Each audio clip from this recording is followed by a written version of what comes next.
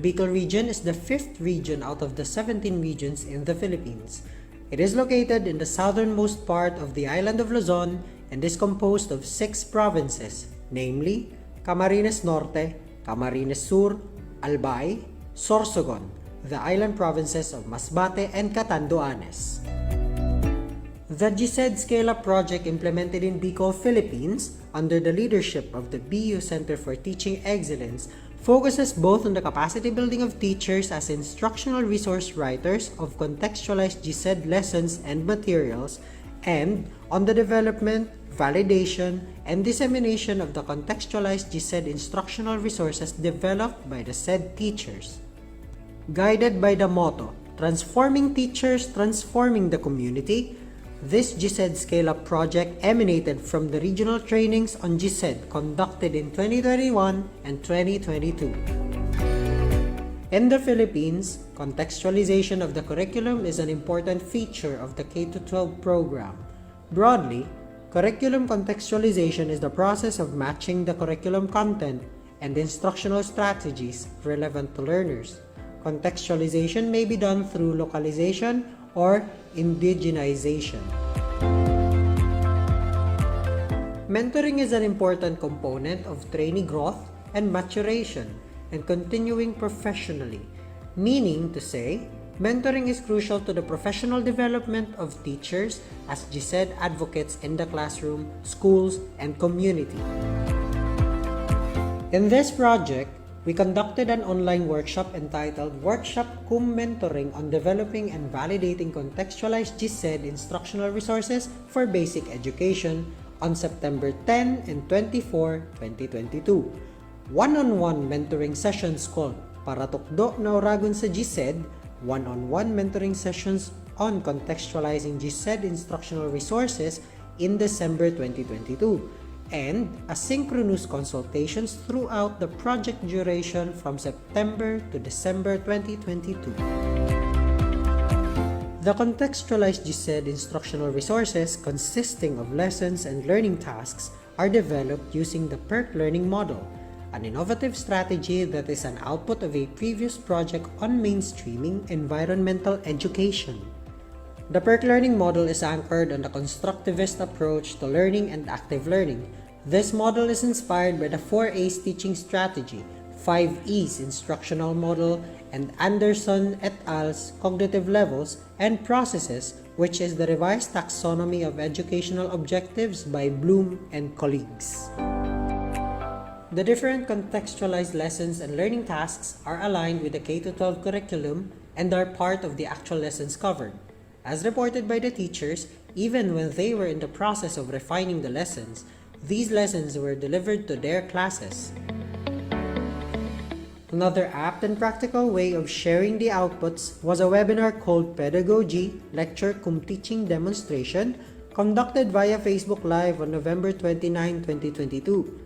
The webinar featured 3 talks on the GSED pedagogy called the PERC learning model, the development and validation of GSED instructional resources, and contextualization of the GSED instructional resources.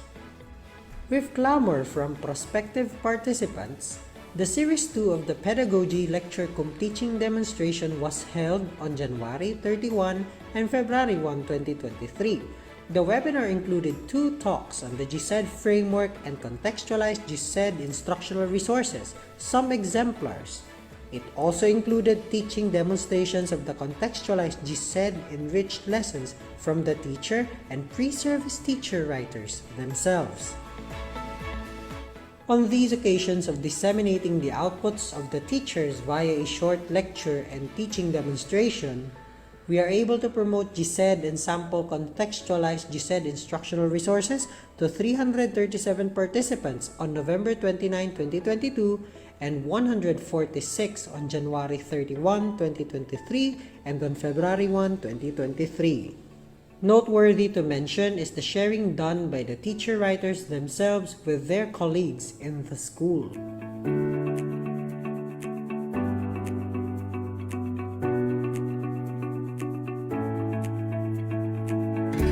The flexible modality of the GSED Upscale project has been an advantage. We were able to work on our pace, and we were able to keep in touch with the project members in a way that we are not being pressured by the time constraints. We are not being pressured to present this right away, and the flexible modality allowed me to multitask.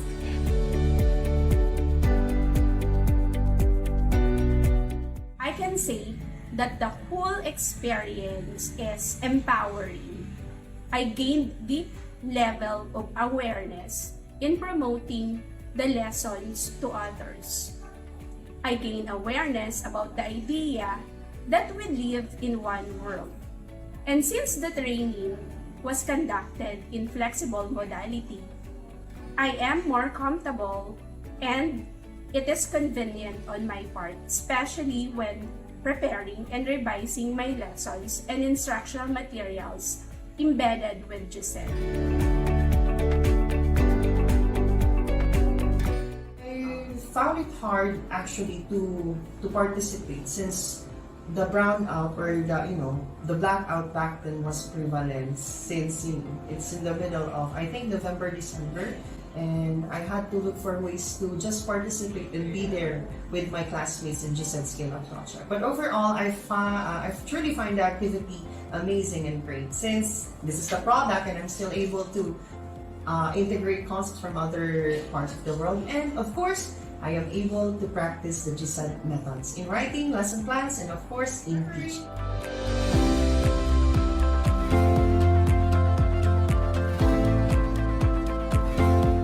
So as a teacher, I want to integrate GSED in my lesson through engaging my future learners in the global challenge of being active global citizens. And I also want to share what I have learned from this training to my friends who are also aspiring teachers. I was really able to apply all the concepts, all the lessons that I learned in the training to my actual lessons. Last week, I was able to have a performance task related to culture, the gender equality. We had this literary booths wherein the student made a booth about certain literary piece that discusses world peace, equality, and some other GSED concepts. GSED integration was really easy for me to do because that topics there is already, as you said, kumbaga, GSED is already there. I just need to refine and enhance how can I integrate GSED to a more, how can I present GSED more to my students, to my co-teachers, to our departments, and how can I use GSED to at least uplift yung learning abilities ng mga bata.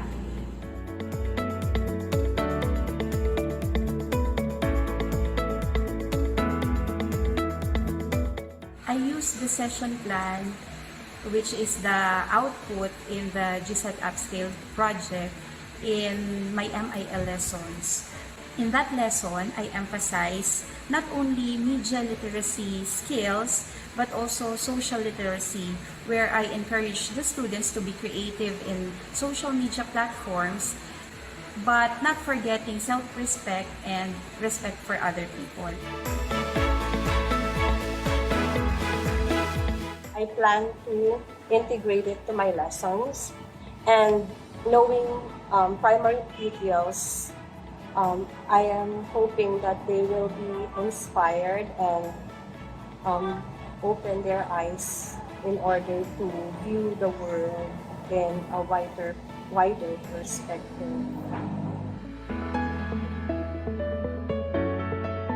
Definitely. I have cascaded my learnings from the training and from the workshops and mentoring into my own classroom instruction. One thing that Dr. Bercasio told us that she hopes that the learnings doesn't stop from the trainings alone.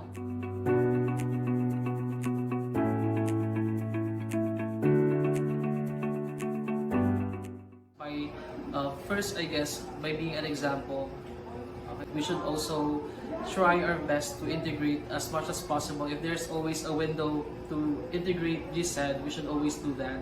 And by doing that every day, I think that is one way for me to contribute to sharing GSED to my students. And also, if we have trainings, since I guess I'm already qualified to train and share information about GSED, I'd like to take the opportunity to share it to my co-teachers as well and outside the school. In order for me to continuously practice the GSED methods in writing lesson plans and in teaching, there is a need for me to communicate with other students. So at this point, some of the students would ask me to validate their lesson plans. And one of the things that I would integrate into their lesson plan is to actually look for a topic that is somewhat similar with their topic. So in return, they would not be only learning about this specific topic, but there is also a bonus, which is a topic from outside the field they are actually teaching. And yeah, I plan on focusing more on teaching my juniors in writing their lesson plan.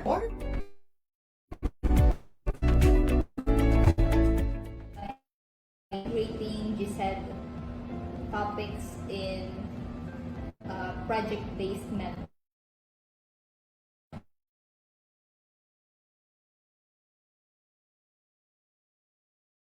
That is with the GSED objective, and I think I can doing school-based research.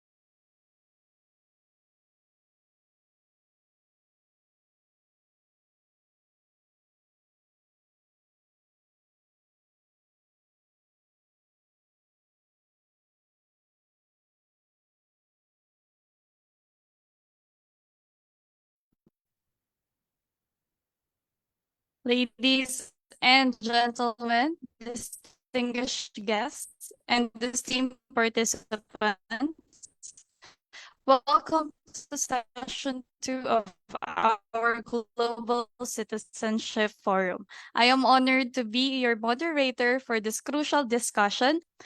So let's now go into our first speaker. Our first speaker today is Dr. Russell Arnaldo. He is an assistant professor at the Philippine Military Academy and an alumnus of the Regional Training on Global Citizenship Education Batch 1. Please join me in welcoming Dr. Arnaldo as he shed light on the complex issues surrounding diversity and discrimination. For his message, Dr. Arnaldo provided us with a recorded video. So technical team, please play the video provided by Dr. Arnaldo.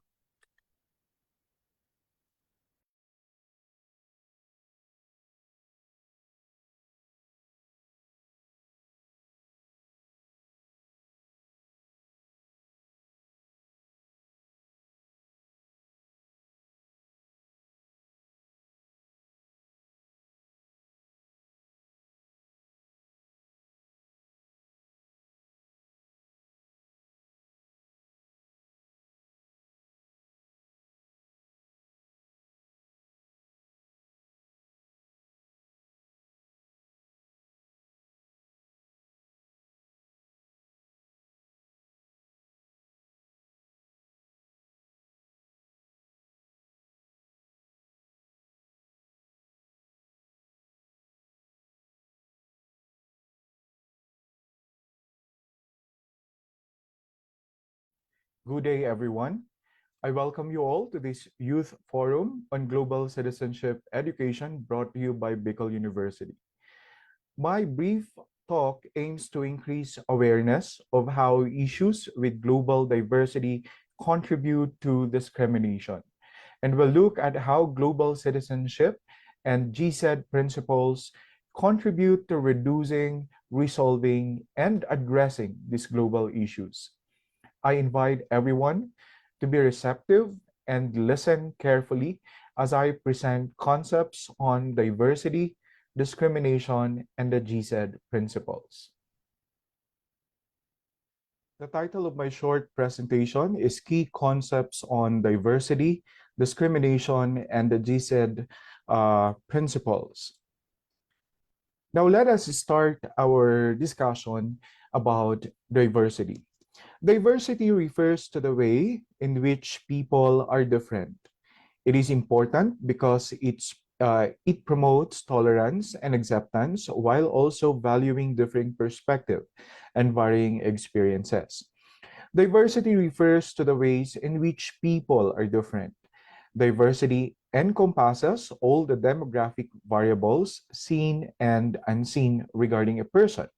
Now, diversity happens when individuals and groups from wide range backgrounds come together for a common goal. Okay, this means if a person actually values diversity, it means that they are making a proactive effort to be tolerant, non-biased, or show any prejudice to others.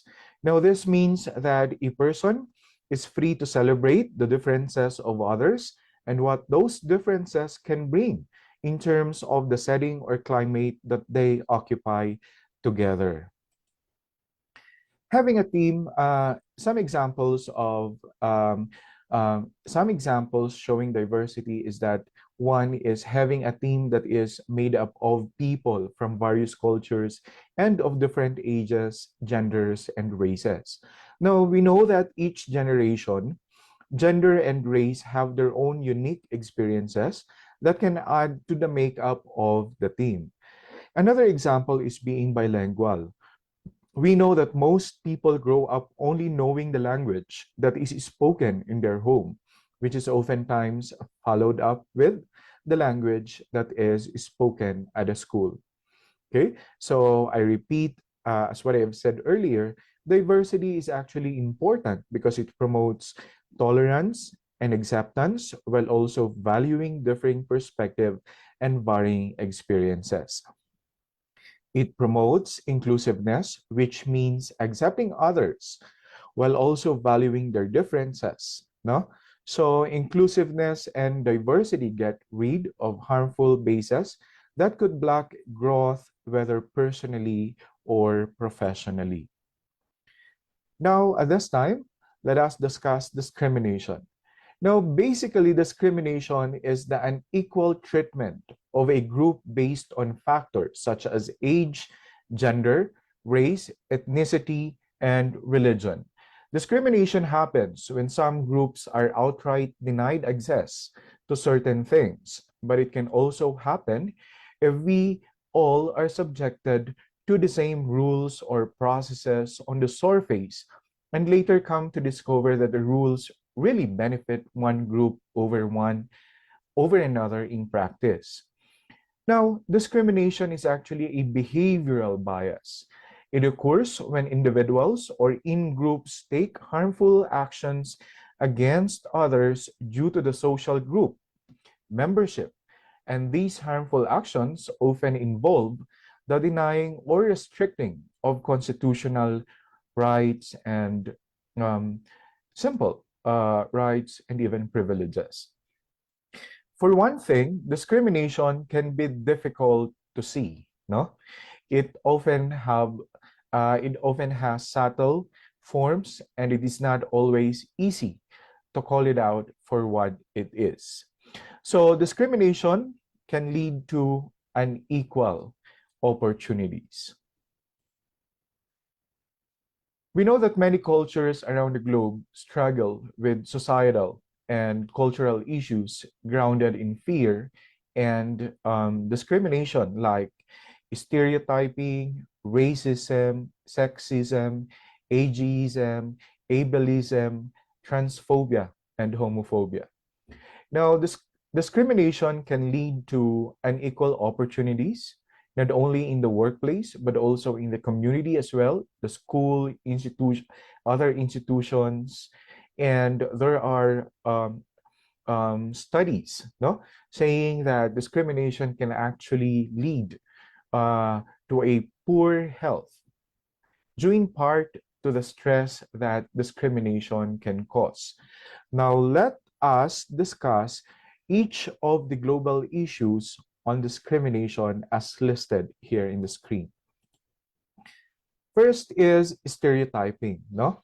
What happens when we have a preconceived perceptions of people who are different than we are? What makes people different? Do we celebrate diversity, or is something that can cause us discomfort? What kinds of things do we believe about groups of some people who are different from us? No? Stereotyping actually happens when we attribute a certain trait or characteristic to an entire group of people. It's really a process of categorizing people in broad ways based on things that are not usually true. So here you can see that stereotyping looks at individuals or people as generic representations of a certain group and generalizes them without thinking about any individual differences. It is harmful because it reduces people to their outward differences without any recognition of the nuances that make up individuals. Some examples of stereotyping are Asian people are good at academics, men being strong at management positions, women are more emotional than men, younger employees are being unreliable. Um, yes, okay. Now, as what I'm saying, stereotyping is harmful because it reduces people to their outward differences without any recognition of the nuances that make up individuals. Now, stereotype make us unable to see the individual differences within a group of people. We lump everyone together as if they are all the same.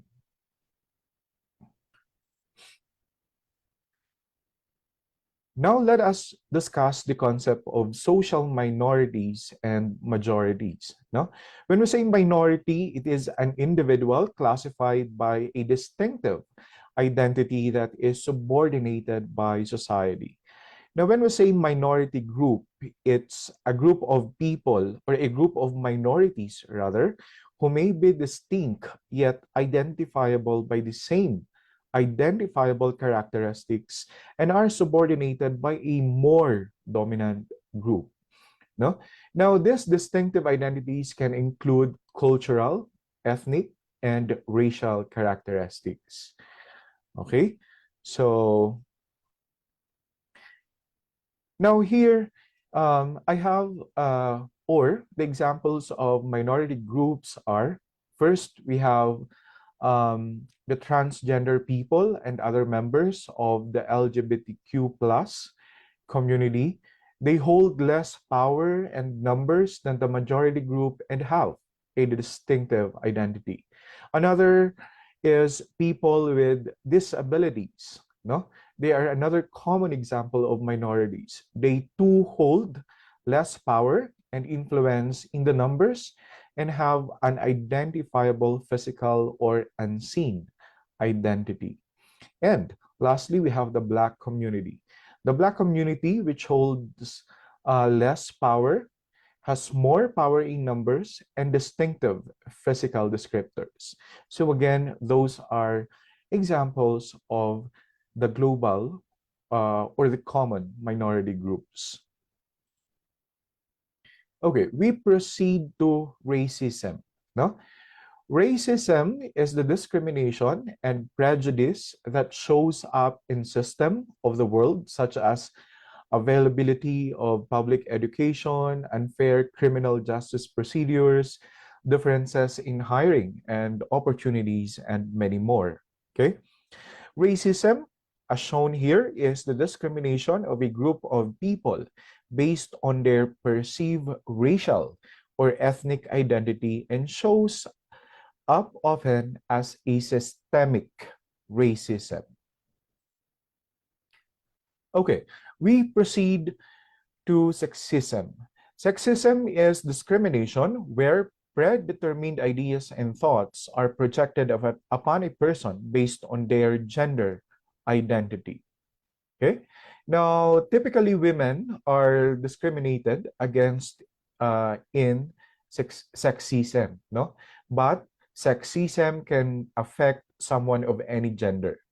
What are common examples of common notions or common perspective or examples when it comes to sexism?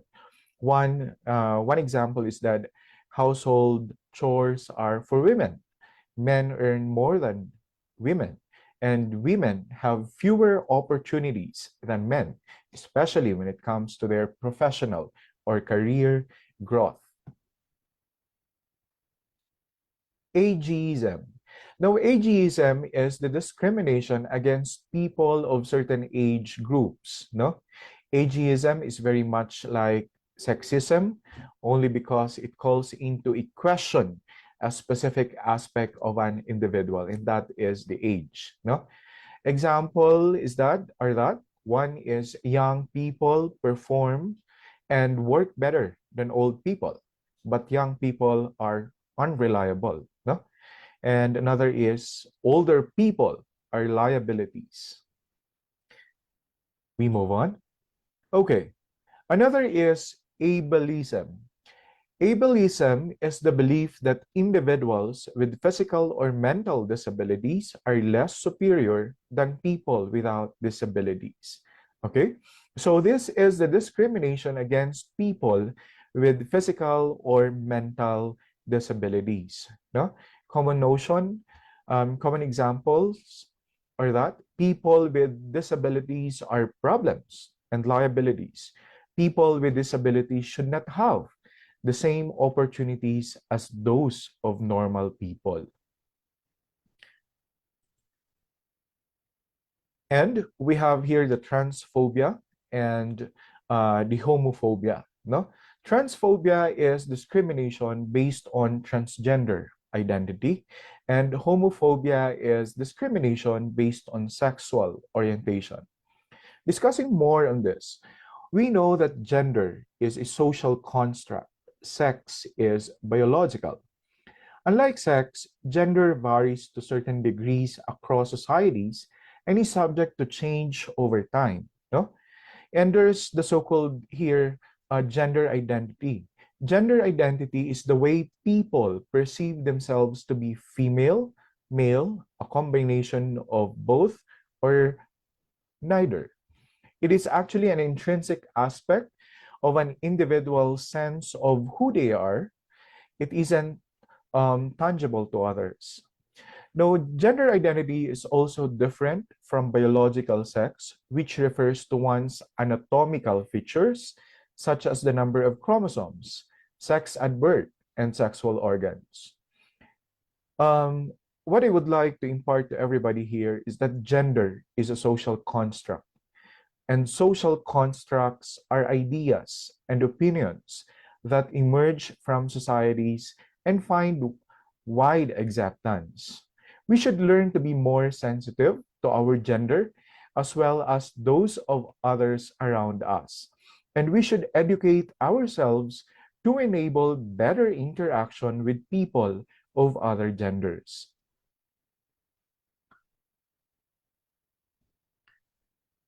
So, there are a range of consequences that result from stereotyping and discrimination. Research has found that people tend to perform worse on tasks if they feel that doing so will confirm a stereotype about a group that they belong to, a phenomenon known as stereotype threat. Okay? Now, discrimination can lead to unequal opportunities. in the community, and poor health due in part to the stress that discrimination can cause. And thus, it is everyone's duty to put an end to the discrimination and diversity challenges that everyone is facing in a world that is changing dramatically. How? By ensuring justice and equity, by building an environment of inclusivity and acceptance of individuals for all their qualities beyond a label or identity.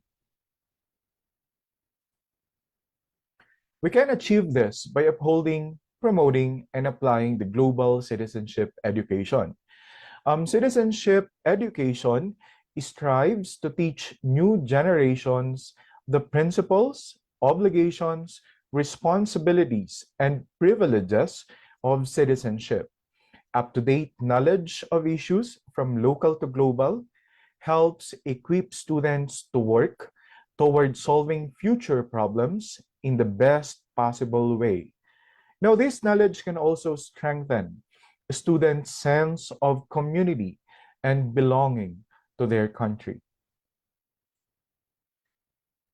Global citizenship is the idea that everyone is part of a worldwide community.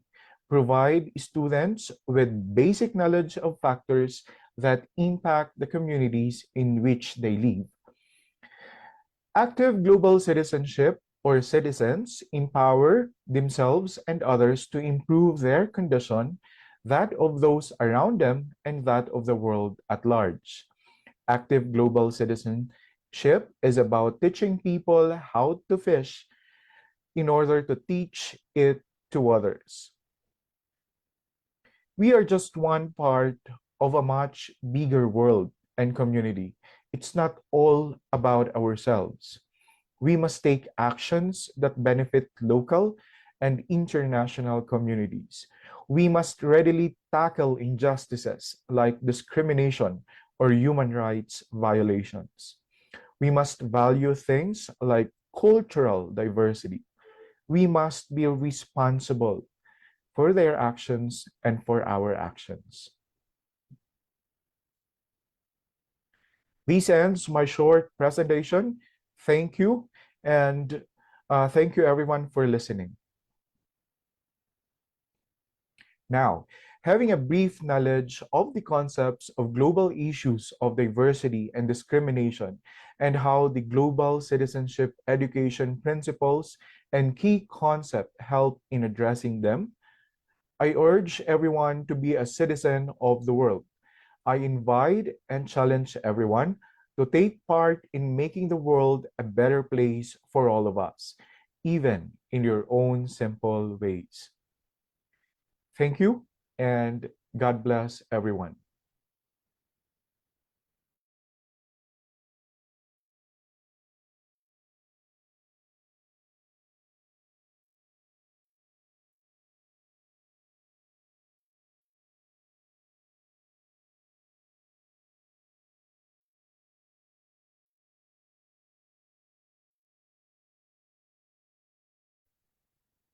All right. So thank you, Dr. Arnaldo, for that an enlightening perspective on the critical issues of diversity and discrimination. Dear participants, feel free to save your questions and clarifications for later because we are going to have our open forum. For those using this Zoom platform, you can also type your questions on the chat box. And for our participants using the Facebook platform, you can also leave your questions using the comment box. Now we move on to our next topic, which is about, let me just share my screen for a while.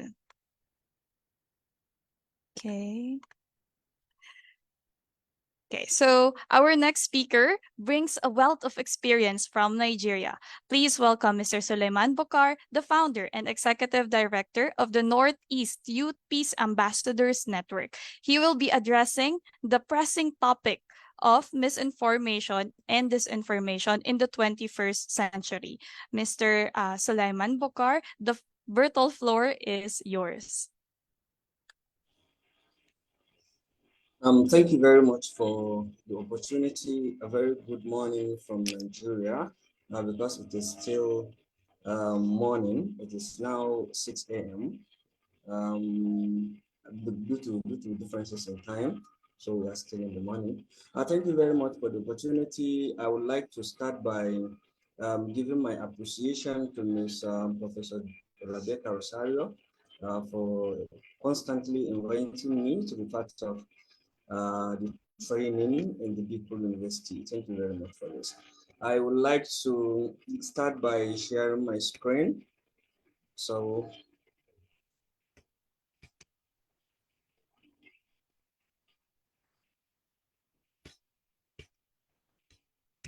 sure.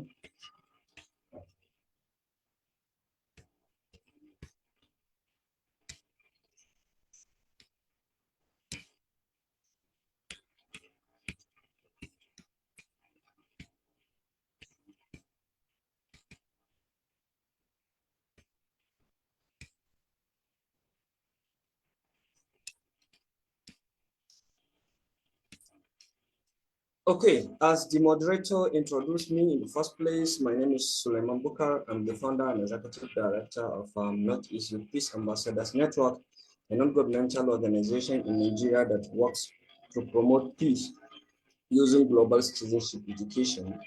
Now, it is my singular honor and privilege to once again talk to you about misinformation and disinformation in the 21st century. Now, misinformation and disinformation being one of the critical issues that disturbed the world, I would like to start by defining the concept of global citizenship education because the topics relate to global citizenship education and it requires global citizens to take action on the topic. So by global citizenship education, we refer to the education that equip people with the skills, knowledge, ideas, values, principles, and competencies to be actively engaged in addressing the issues that relate to our world.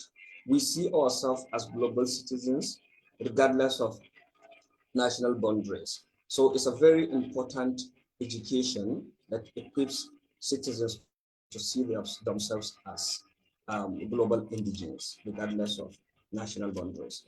Now, the major aim of global citizenship education is natural respect for all, building a sense of belonging to a common humanity to actively and responsibly engage in all aspects of societal development with the major aim of building a culture of peace. If you look at all these issues, all the dimensions of global citizenship education, the major target is to build a culture of peace. While the target of global citizenship education is building a culture of peace, there are several factors that always disturbs the peacefulness of the world. One among them is misinformation and disinformation, which is the topic we are going to talk about. Now, 21st century is characterized as an era of digital age. It is an era of digital age because it's an era that is dominated by digital communication. And it has ushered unprecedented access to information, transforming the way we communicate, work, and access knowledge. So, by looking at this, we can understand that our world is has changed into a digital world now. So, however, the abundance of information on the internet has led to a phenomenon commonly known as information overload. The, the, the internet is being overloaded with an information, both the information that is needed and the information that is not needed. The reason why I call it the information that is not needed and the information that is needed is because some of the information is harmful. Some of the information ignite a culture of being violent. So all those kinds of information are not needed. So there is need to look at In this context, individuals encounter a surplus of data that exceeds their capacities to process and make sense of it effectively. This is the reason why I said there are information that are not needed, and our internet, the digital platforms have been overloaded. So, since it exceeds the capacity of many individuals to process and make sense out of those informations, this leads to some problems. And this is what we are going to look at today. As a matter of introduction, there is need to look at what is called misinformation. By misinformation, it refers to a false or inaccurate information that is spread without the intention to deceive. It may result from errors, misunderstanding, or the dissemination of information without proper verification. Now, here, under misinformation, we are referring to an inaccurate information that is being spread, but the intention of the person that is spreading the information is not to deceive. It might be resulted from errors or lack of adequate knowledge of the person that is disseminating the information. So this leads to some problems. Misinformation leads to some problem, even though the intention of the originator of the information or the person that is sharing the information, the intention is not to deceive. Even though the intention is not to deceive, but it has its own consequence. So this is what we call misinformation. On the contrary, there is what we call disinformation, the one with DIS. So this disinformation refers to deliberate spreading of false information with the intention to deceive, manipulate, or influence people's belief or action. It involves a conscious effort to create and disseminate misleading content. Now, under disinformation, the originator of the information or disseminator of the information, as the case may be, is trying to deceive, the people that will consume this information. So under this information, the originator is having an intention, is having a reason at the back of his or her mind why he or she is disseminating that information for public consumption. Now, there is need to look at the difference between the two because they look similar, because both mislead. Well, the major difference between misinformation and disinformation is the intention, the intent. The intent is the major point of disparity between misinformation and disinformation, because it might be same content, but the intention of the person that is spreading the information matters a lot. So the spread of misinformation is often unintentional, and individuals sharing such information may genuinely believe it to be true. It can occur due to lack of knowledge, confusion, or misinterpretation. So somebody might look at another information that seems to be beneficial to public and decide to share it. Unknown to the person that is disseminating the information, that information can mislead others. So this is what we call misinformation. So the major difference is the intention. The intent is the major point of disparity. While the disinformation, on the contrary end, is characterized by a deceptive intent. It's deceptive. This is because those behind disinformation campaigns may be political, ideological, or malicious motives, seeking to show confusion, discredit individuals or institutions, or achieve specific strategies. So these two, despite the fact that misinformation, the disseminator or the originator of the information doesn't have the intention to mislead people, but both mislead. So this brings us to this point where, as you can see at the right hand side, misinformation is false information that is spread regardless of intent to mislead. So under misinformation, from this side, the disseminator of the information doesn't know that the information is false, doesn't know that the information is having some aspect of the information can lead to some problem. So if you look at the second cycle of misinformation from the left hand side, it is based on fact taken out of context. So while the first one is not based on fact, the second one is based on fact, but taken out of context to mislead, harm, or manipulate. So here, the information is being taken out of context. In a different context, it might not be harmful, it might not mislead others, but in a different context. For example, somebody wants to share an information from, let's say about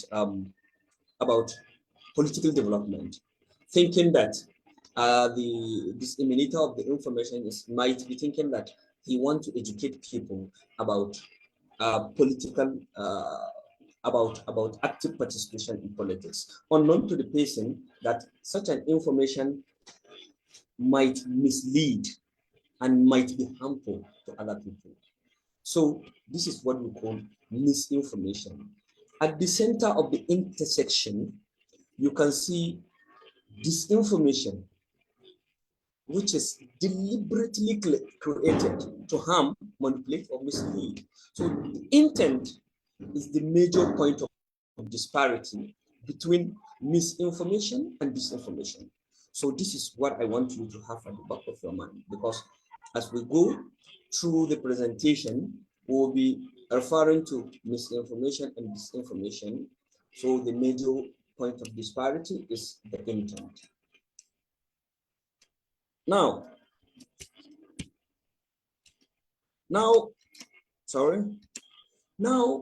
the causes of misinformation and disinformation. You see, social media dynamics is one of the major causes of misinformation and disinformation. While due to some echo chambers, a particular information might mislead. And due to virality, those information that goes viral on social media, at times, it can mislead. So it's one of the causes of misinformation. And again, algorithms. Algorithms usually filter what the user can have access to. So algorithm might select some information that can mislead the end user of the information. So it's one of the major causes of misinformation. Another factor, one of the causes, is psychological factors, cognitive biases, the way we perceive things, and our belief also have can influence the way we understand some concept. So the way we believe can easily influence the meaning of some information. For example, somebody who believes that you can never get something good out of somebody that maybe a transgendered individual, you can never get something good out of the person. So whatever that person is sharing will give it a wrong interpretation, which might mislead others. So it's one of the major factors. So another major cause is motivations behind disinformation campaigns. So as you can see, this, while the first two is more related to misinformation, this third category is directly related to disinformation because is the intent behind this one is the motives. That's the motivation, the reason why the person want to disseminate this information. Maybe it might be for political reason. Politicians may decide to manipulate some information that might be harmful to their co-contest, to their opponent, because they can get some benefit out of misleading people to believe that their opponent maybe is not a good person. So it's one of the motivations behind this information campaign. Another one is economic. There are what we call conflict entrepreneurs that are very good when there is conflict. At times they are very good in igniting conflict on social medias or other medias. They are very good in igniting conflict. And the conflict, at the end of the day, they benefit out of the conflict. For example, they share a content that leads to disagreement between two people, and at the end of the day, because of the people, the number of people that visited the information, they stand to gain some profit because of the number of people that visited the information. So it's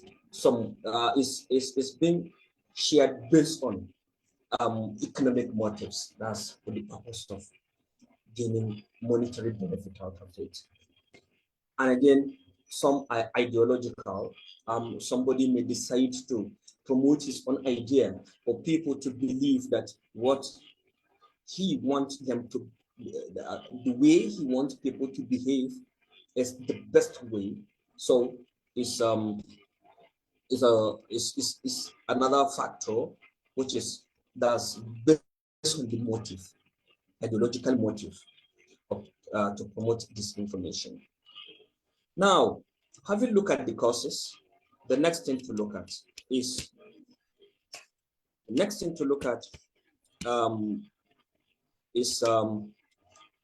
the effect.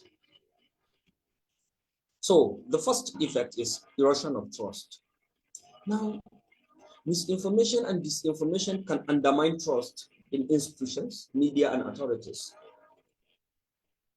For example, a media house that shares a particular information that mislead and misguided people, when people come to understand that this information is misleading, regardless of the intent of the media house, people will like a kind of lose trust on such a media platform, for example, for such a media house.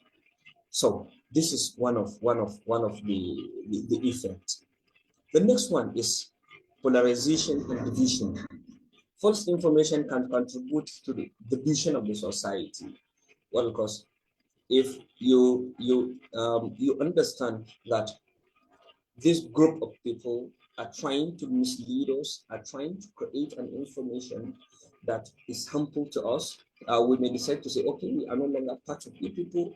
We will not believe in whatever you people are sharing. We will see you as opponent all the time. So it leads to division. The next one is manipulation of public opinion. Hate speech campaigners and complete entrepreneurs are very good in manipulating public opinion. You see, somebody might say his or her own opinion, and they may try to manipulate the information to give it a different interpretation and for public to like believe in what they want the public to understand. So the hate speech campaigners and the complete entrepreneurs are very good in manipulating public opinion, which is not good.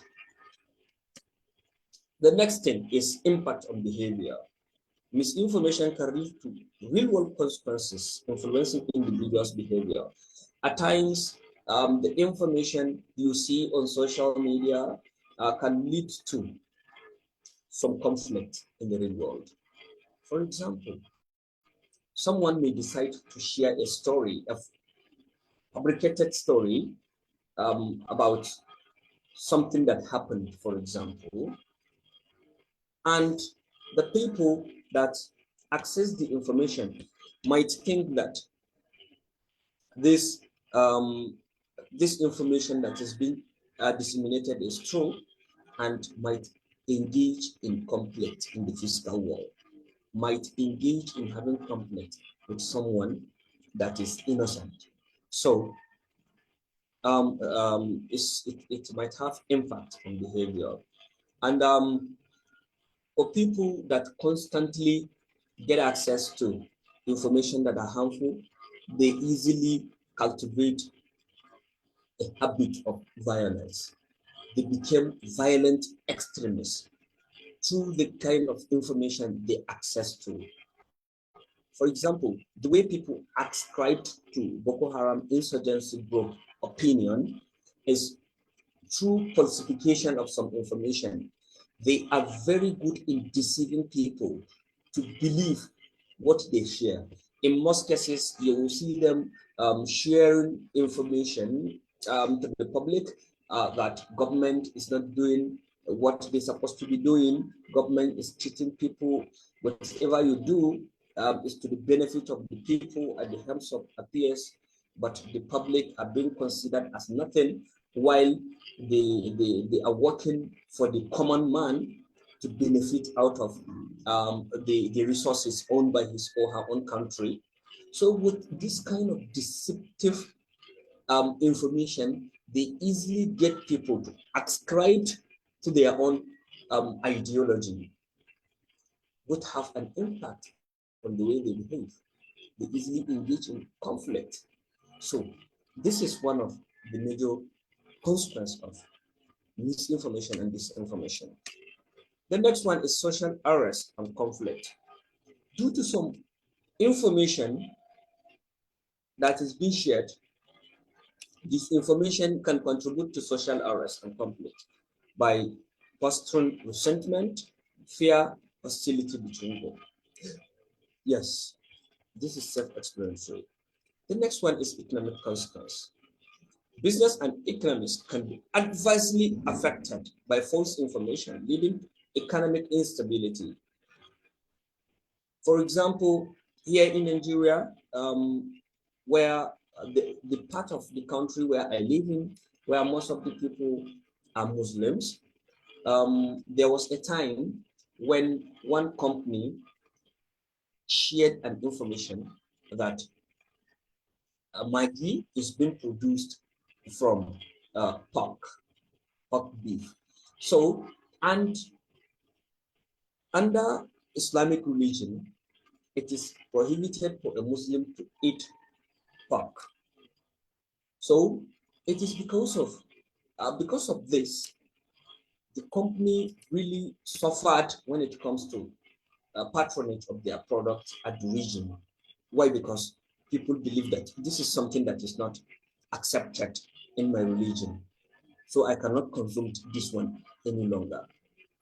It takes a lot of money, a lot of fund for the Maggi company to counter the false information. So it has economic consequence. The next effect is loss of credibility. Individuals and organizations that become associated with the spread of misinformation risk losing credibility and reputation. Any media house that is being accused of sharing misleading information, such a media house will lose credibility from individuals. It will lose trust. Individuals and organizations that are end beneficiaries of their information, or I can say end users of the information, can lose confidence on such a media house. So this is one of the major effects. The next one is public health risks. Misinformation related to health, especially during crises such as pandemics, can pose significant public health risks. For example, there was a time when there is this outbreak in Nigeria called Ebola virus outbreak. A particular girl decided to write something, cracking joke with her own friend, wrote to the friend that, you see, as a vaccine for Ebola virus, you can take a half cup of water with a salt. It's a very good vaccine. Before you know it, it goes viral. And as a result of this, some people that are suffering from hypertension died because of the fear of contracting the Ebola virus. People get irritated and begin to take the salt in a half cup of water, and because of this, many people lost their lives. Some people were hospitalized, and so on and so forth. So this kind of misinformation, even though her intention is not to deceive, but she's like trying to create joke with her friend. Before you know it, it goes viral, and people keep on adding to the content. Before you know it, it comes to something else and lead to some people losing their lives. So now, as global citizens that live in an era that is dominated by digital communication, what do we do? What do we have to do then? So, the first thing we're supposed to do is to have media literacy. Let's have some media literacy initiatives where people will be empowered, the general public will be empowered with media literacy to know what this disinformation is, what misinformation is. How do we react when we see a message? Before we share, what do we supposed to do? Because people are good at sharing other people's posts. Unknown to them, in some cases, they mislead, they disinform. So it is good to have media literacy initiative where people will be empowered with the knowledge to on how they use media. The next is collaborative effort. Industries, academia, and government should have to put head together because this is everybody's business. It involves everybody's.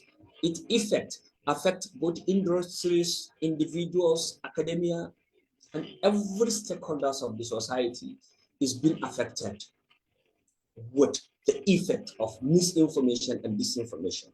So it's a collaborative effort. The next thing, there is need for legal and ethical consideration to balance between freedom of expression and regulating harmful content.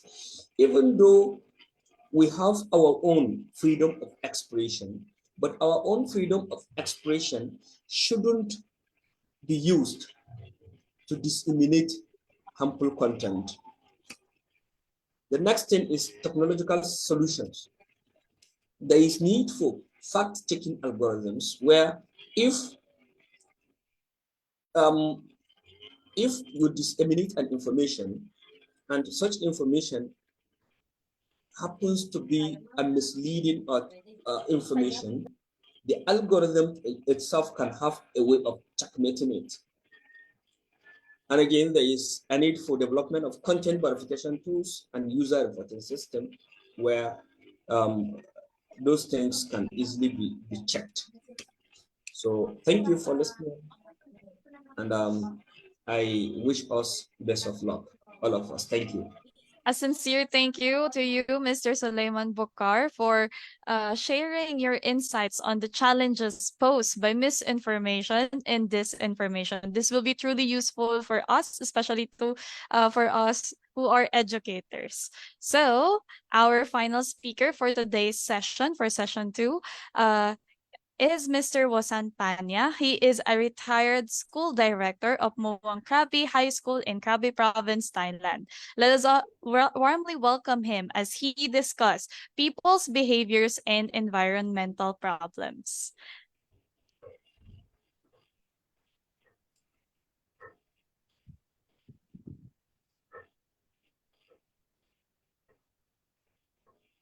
Good afternoon, sir. The virtual floor is now yours. Yes, Sawadee and good afternoon. Everyone hear me? Yes. Yeah, Makadang Hapon from Krabi, Thailand. My name is Wasan Panya. I am the retired school director from Muang Krabi School, Krabi Province, Thailand.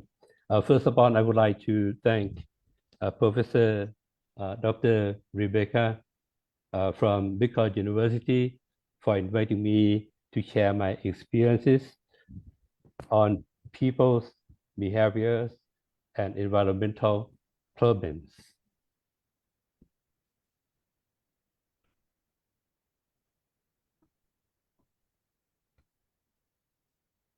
I come from Krabi Province. I share this slide to welcome you all to visit my hometown. Krabi Province is in the south of Thailand. It's about 1 hour from Bangkok by plane. Krabi is one of the most famous tourist spots, which are on the mainland, on the islands, and under the sea, waiting for your visit. As we are the global citizens, we perceive that the Earth's climate is changing. It is continuing changing over this century and beyond.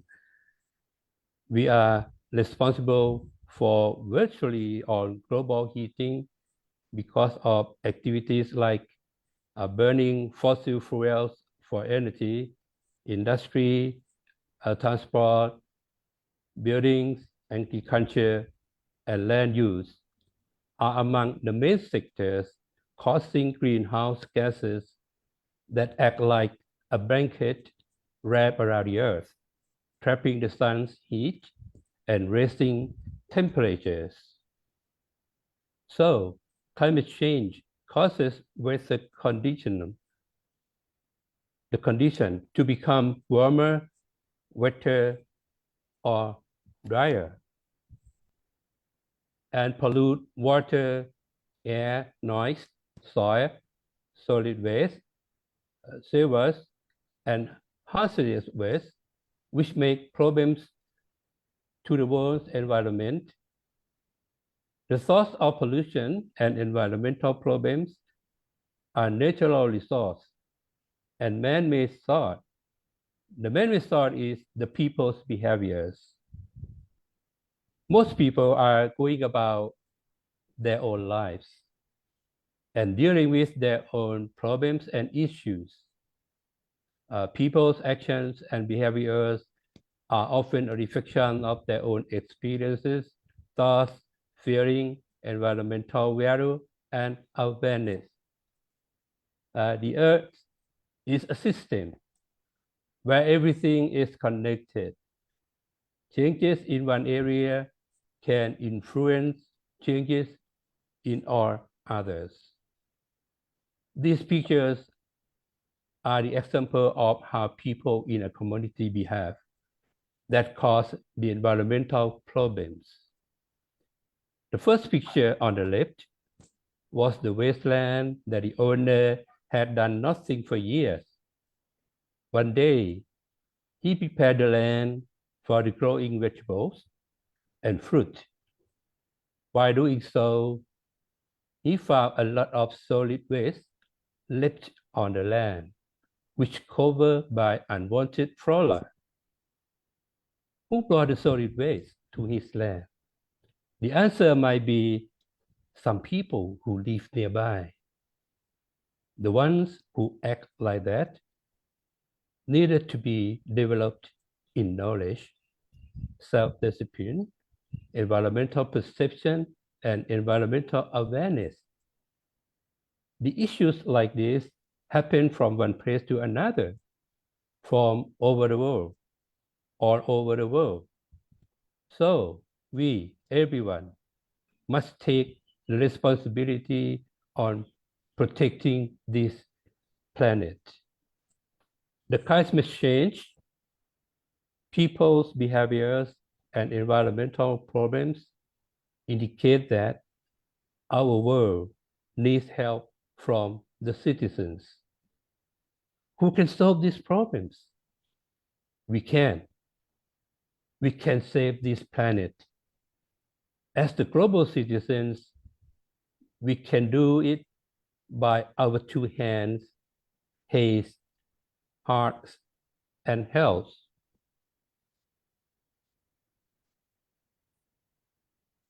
The easy way to help save the earth is waste management and waste separation.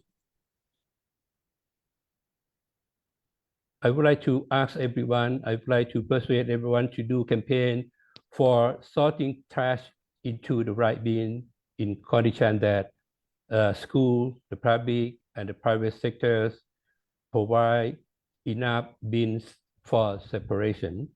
Then bring the trash from each bin to the managing process. The people's behaviors and the environmental problems can be solved by education.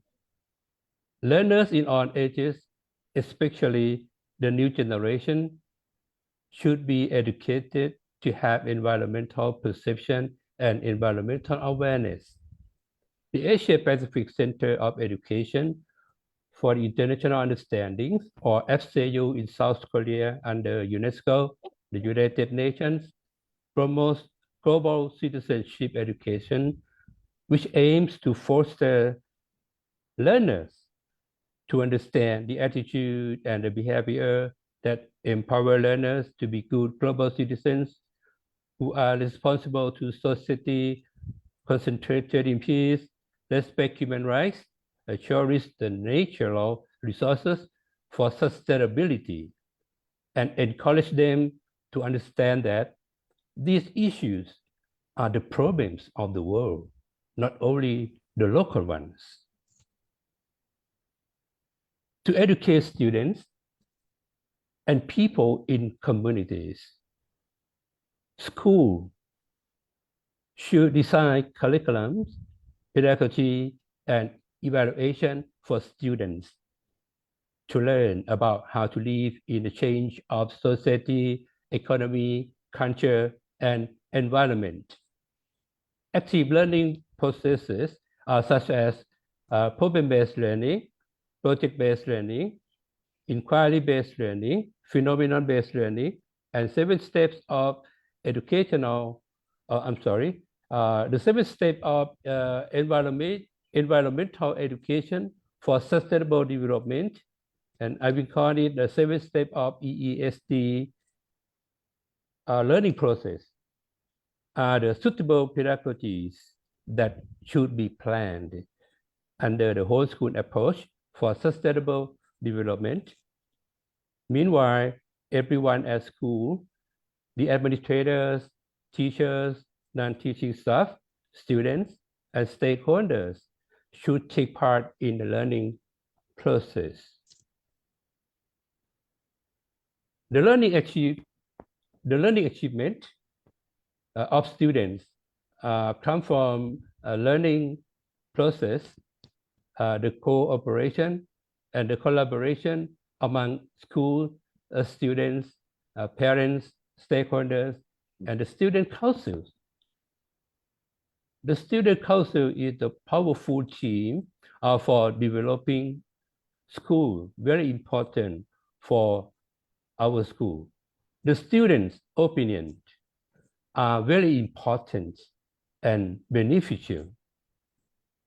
The member of the Students' Council participate in the school administration and management.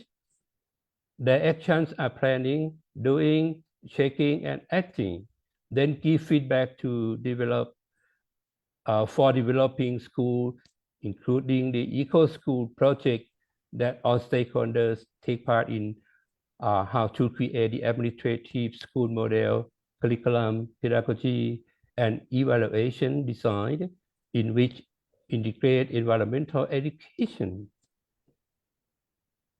including one classroom, one learning base, or OCROP, OCOLB, OCROP activities that takes 2 periods a week.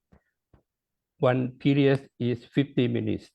2 periods are 100 minutes a week to develop students to have life skills and to be environmentally friendly by using 7 steps of EESD learning process.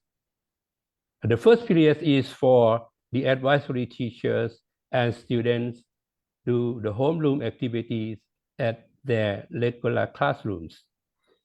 The second period is for field studying in learning bases in the school areas.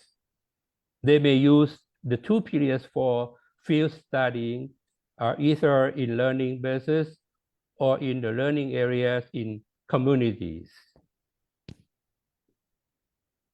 The teacher and students in one classroom take responsibility in one learning base. There are 51 classrooms at school, so there are also 51 learning bases in the school areas. These pictures show you that what happened in the classrooms before running one classroom, one learning base activity. Many classrooms were destroyed by students. The atmosphere and environment were not good for staying and learning. The school faced the challenging situations at that time.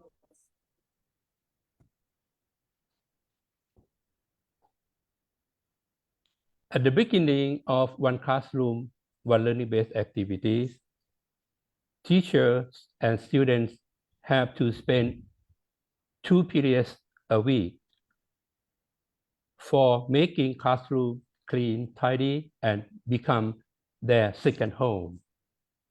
These activities develop the students to be self-disciplined and take responsibility with trust and care. Then they go to the learning areas in school and start learning by using 7 steps of EESD learning process.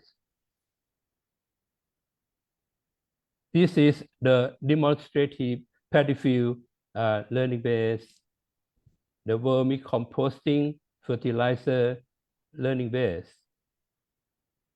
the water bike learning base that the students try to put the oxygen for the fish in the fish pond. This is the ecosystem learning base. This learning base is for cleaning the dirty water from the school canteen before we leave it to the nature. This is the recycled waste bank learning base, a pandan learning base, fairy mushroom learning base, mulberry learning base, the learning base of souvenirs from colorful bees, and colorful school ground learning base. This learning base got a reward from UNESCO under the Happy School project.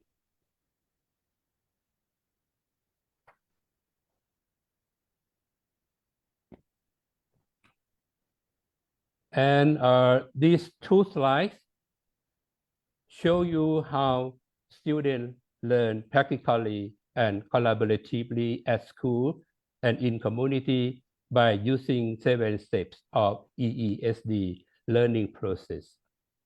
They start from step 1, exploring issues.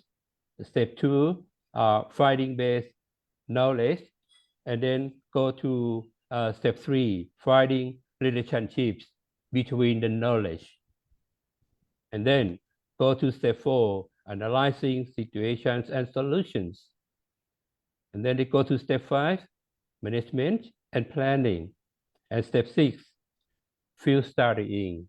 And then go to the last step, 7, sharing knowledge.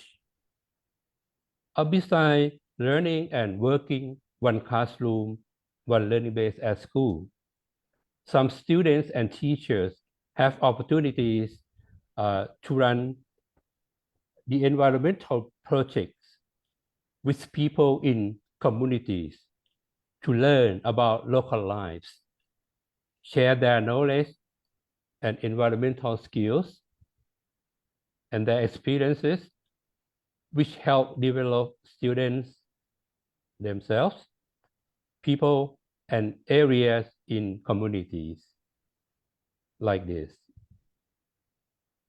Our students have the opportunities to join the school networks in Thailand and abroad, in Malaysia, Japan, and South Korea, to learn and share their experiences on environmental activities.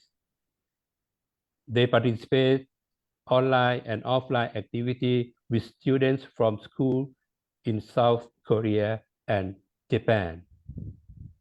The representative of students of our school was chosen by Ministry of Education Thailand to participate in Asian Youth Development and Network Building Program in Okinawa, Japan, to share his experience on environmental activities. The Boy Scouts and the Girl Scouts from our school learn and share their knowledge, environmental skills, and attitude with students in Malaysia. Because of the activities that students did at school to people in communities and students abroad, they all were developed to have growth mindsets, change. They changed their behaviors to become self-disciplined. They conserve the natural resources and aware of the environment to protect the world from the crisis that it faces.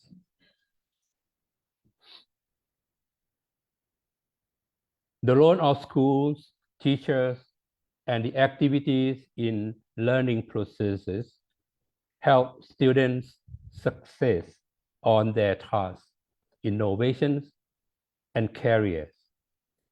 The reasons of their learning also achieve the 17 Sustainable Development Goals. For schooling, we start from SDG 4, quality education, focus on SDG 4.7. Last but not least, the world is our home. Parents, teachers, the owners, the youngers, and friends who are global citizens must listen to one another in deep listening with open-minded, kind-hearted trust and care for saving our world, our home. This will make the gap among people narrower so that we, as the global citizens, will live happily in the peaceful world. The power of harmony, especially the power of youth, will build the better home for us all. Thank you very much. Salamat. ขอบคุณครับ Okay, thank you, Mr. Wasan Panya, for that wonderful message, especially about the power of harmony. So we will now proceed with the open forum. So, sir, this would be a question for Mr. Sulaiman Bokar for your topic, misinformation and disinformation in the 21st century. Mr. Sulaiman, are you there? Yes, I'm wrong. Sir, so here is my question. So, how can schools adapt to better equip students with critical thinking skills to navigate the complexities of misinformation in the digital age? Yes, thank you very much for the question. Um, sorry. This is a very relevant question because teachers are the most critical stakeholders of the society. That every problem, if you want to address it, if you use teachers can easily address it and can cut it from its. Now, in schools, for teachers to act against misinformation and disinformation, and the first thing to do is to educate their students about what this misinformation is and what disinformation is, and how they can identify misinformation or misleading content on social media or what have you, or print medias, because misinformation and disinformation can be anywhere, and it might be at times it might be verbal information given, but anytime students see or come encounter a particular information, let them know that this is a disinformation or this is a misinformation, because without having the knowledge of misinformation and disinformation, students cannot understand that this is misinformation or this is disinformation. So media literacy is the key. There is their need for teachers to organize media literacy programs in their school so that the students can become an empowered individuals that knows about media and have literacy on utilization of media. So that is it. Okay, thank you, sir, for that answer. I really asked that question that is reserved for our educators. So, this time, can I ask Mr. Wasan Panya, sir, what could be the use of technology in order to mitigate or to stop our environmental issues? Uh, Thank you very much. That's a very good question.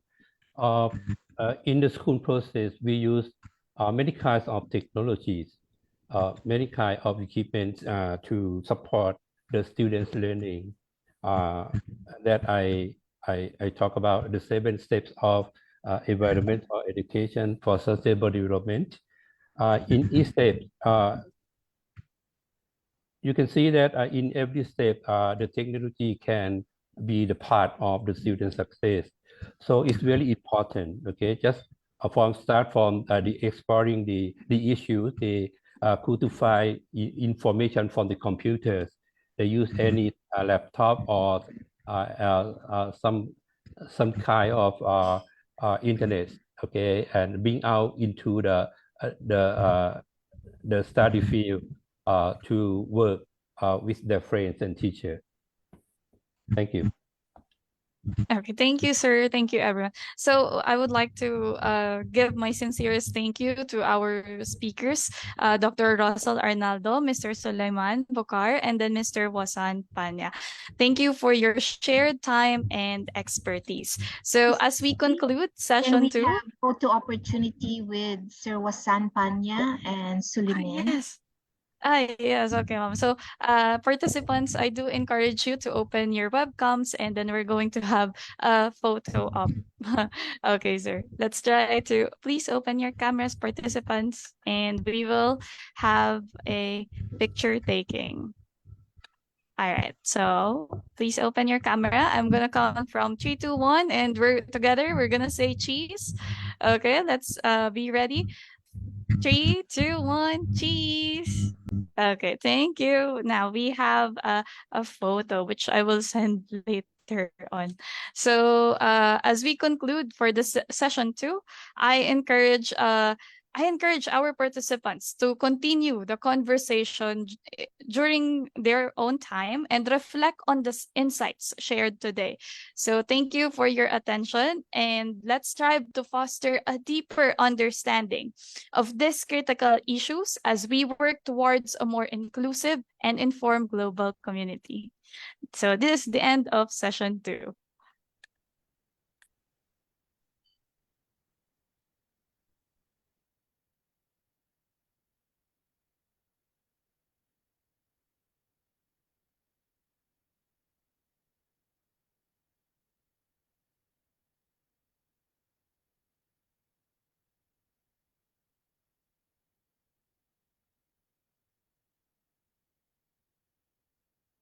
Hello, everyone.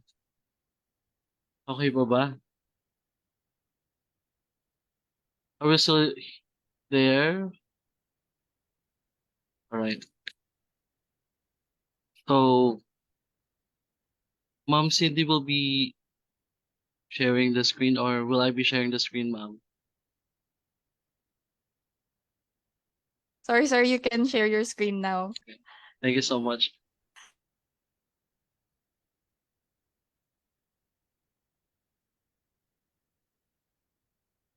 The screen up. May I ask what am I showing?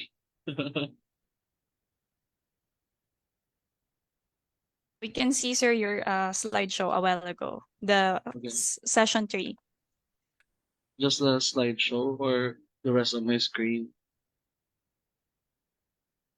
I mean, a while ago, just your slideshow. Yeah. Right now, it's just the PowerPoint. Thank you so much, ma'am. By the way, everyone, my name is David Bernardino. You can call me Dave. I'm one of the alumni of the first batch of GSED, hosted by or initiated by Dr. Rebecca Rosario Obercasio. And again, I would like to thank Ma'am Becky for giving me the opportunity to be one of your facilitators for this afternoon's 2023 Youth Forum on Global Citizenship Education. We've come a long way, right? From a simple um, presentation of the concept, and now we're here on the Youth Forum. And I know that Ma'am Becky and the rest of the team will not stop, right? All right. So I know that some of you are kind of sleepy, or maybe it's a bit challenging right now to listen very well. So I have prepared 5 riddles for this afternoon, and then I'll just be showing the riddle, and then all you have to do is give me the answer in the chat box. Okay?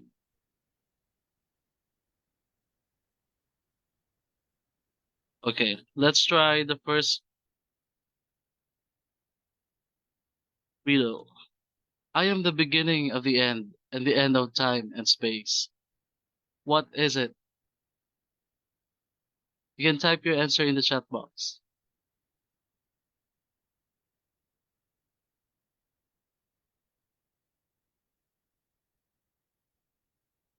All right. And Anton Ray answered. All right. Mary Elaine, Ellen, sorry.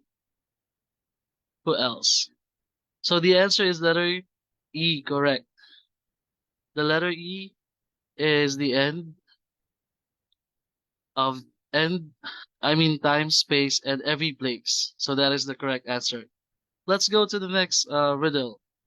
The more you take, the more you leave behind. What am I?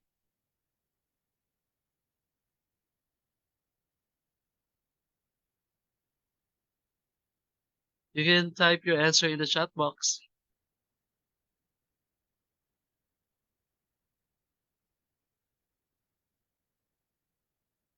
The more you take, the more you leave behind. What am I? Anyone?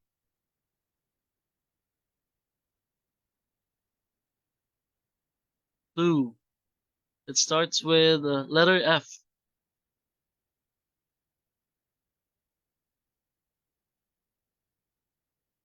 Right. Very good. Mary Antoinette. And Mary Ellen got the answer. The correct answer is footsteps. Okay, very good. Let's go to the next. This one.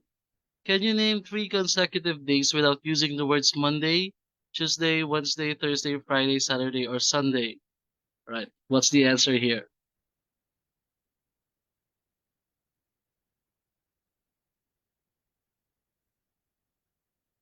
Three consecutive. Nice. All right. Yesterday, today, and tomorrow. Very good. Okay, next. What belongs to you but other people use it more than you? What's the answer here? What belongs to you but other people use it more than you? All right. So Mary Antoinette got the answer, John Philip as well. The correct answer is name. Okay.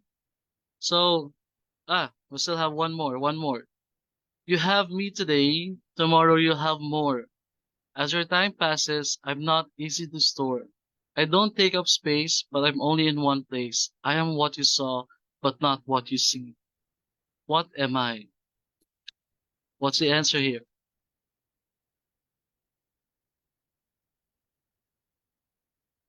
You have me today. Tomorrow you'll have more. As your time passes, I'm not easy to store. I don't take up space, but I'm only in one place. I am what you saw, but not what you see. Okay, good. So, John Philip got the answer. The correct answer is memories. Okay, good job. So that means we're still alive and still interested to listen and finish our session for this afternoon. And thank you so much for being part of this youth forum. And I hope you're learning a lot from this session. And we're gonna go now to the next session, which is transversal competencies toward global citizenship. Right. So we have 3 speakers for this afternoon. Without further ado, let's start with our first speaker.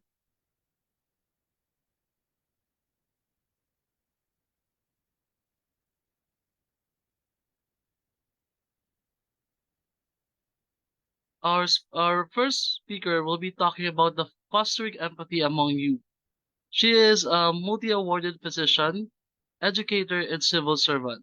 She is also the dean of the College of Medicine of Bicol University here in our region.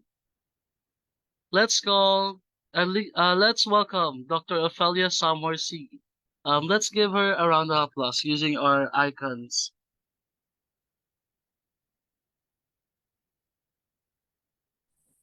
Yes, thank you so much.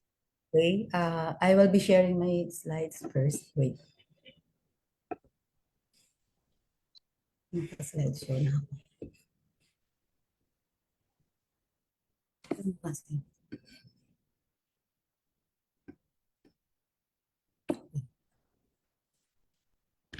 Can I have? Can I share my screen? Yes, ma'am. Yes, doc, you can.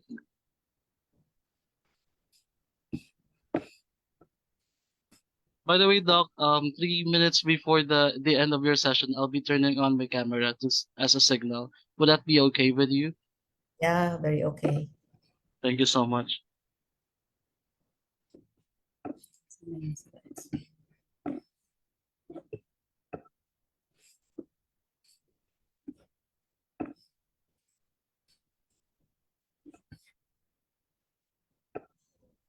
Next slide.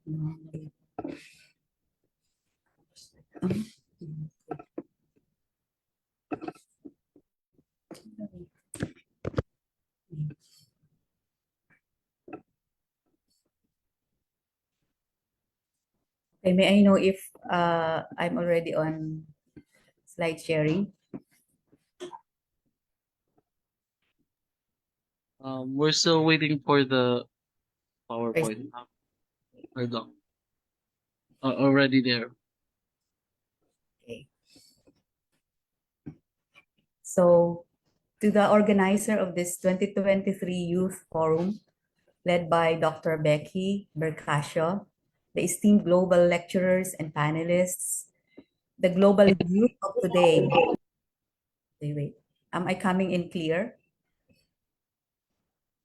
Yes, uh, yes, the global youth of today, who are mostly our audience.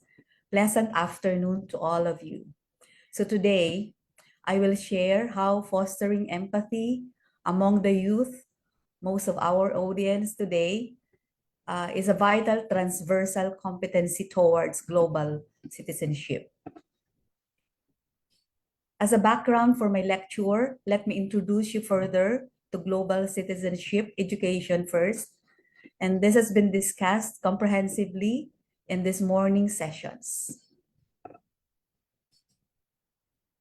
So GCED or GCED is a crucial program promoting global unity, highlighting the connection between local and international issues. It is a vital one for inspiring students' passion and compassion for global transformation.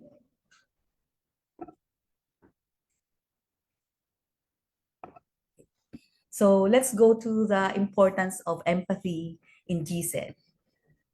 What is the importance of empathy? Now, so that you can understand that, let's create a visual metaphor to illustrate empathy's role in global citizenship, which can be a very powerful way to convey its significance. So one approach could be using a Venn diagram where one circle represents empathy and the other represents global citizenship with the overlapping area, symbolizing now the interconnectedness of the two concepts. So this visual representation can demonstrate how empathy is a fundamental component of understanding and relating to others on a worldwide scale. So incorporating diverse cultural perspectives into the visual metaphor can actually further highlight the universal nature of empathy and its role in fostering a sense of global community. Understanding empathy is crucial for all of us to internalize its meaning and its purpose. So we need to have this lecture. Let's define what is empathy. It is the ability to interpret, understand, and share the feelings of others. So that means it involves seeing things from another's perspective and feeling with them rather than just feeling sorry for them. Empathy is essential in the workplace as it helps in recognizing emotions in others and understanding their perspectives, ultimately now contributing to building really strong relationship and being a good colleague. Now, this particular slide tells us the different types of empathy. So we have actually, that can actually be brought about or strengthened by empathy. We have negotiation, collaboration, creativity, feeling safe, emotional connection, identifying needs. And these are the different types of empathy, which are cognitive empathy, which involves understanding someone's perspective, and also compassionate empathy. Now, I want to share with you historical examples of empathy. Just for a review, we know very well that Mahatma Gandhi was known for his tremendous empathy and his commitment to nonviolent resistance. He dedicated his life to fostering empathy and understanding among people, ultimately contributing to India's independence movement and inspiring civil rights and freedom movements worldwide. I think Filipinos have also been inspired by his teachings and by his examples. So we also were able to do our own people power. The next one is Harriet Beecher Stowe, and she's an American novelist who is very empathetic, had an empathetic portrayal of the plight of the slaves in her influential novel, Uncle Tom's Cabin. Her work contributed to the abolitionist cause and raised awareness about the inhumane treatment of enslaved individuals. And then, well, of course, our favorite, the Nelson Mandela story, actually is something that we can never forget. He gave remarkable capacity for empathy and forgiveness and played a really pivotal role in South Africa's transition from apartheid to a multiracial democracy. His empathetic leadership and commitment to reconciliation continue to inspire people globally. And I think he will have an influence on my children, which I will also tell you later. Of course, Eleanor Roosevelt in the United States was a driving force in the civil rights struggle. Roosevelt utilized empathy to advocate for marginalized communities and promote social justice. Her unselfish attitude and empathetic approach made a lasting impact on human rights and equality. And then my most favorite is Mother Teresa, known for her unwavering compassion and empathy. Mother Teresa dedicated her life to serving the poorest of the poor.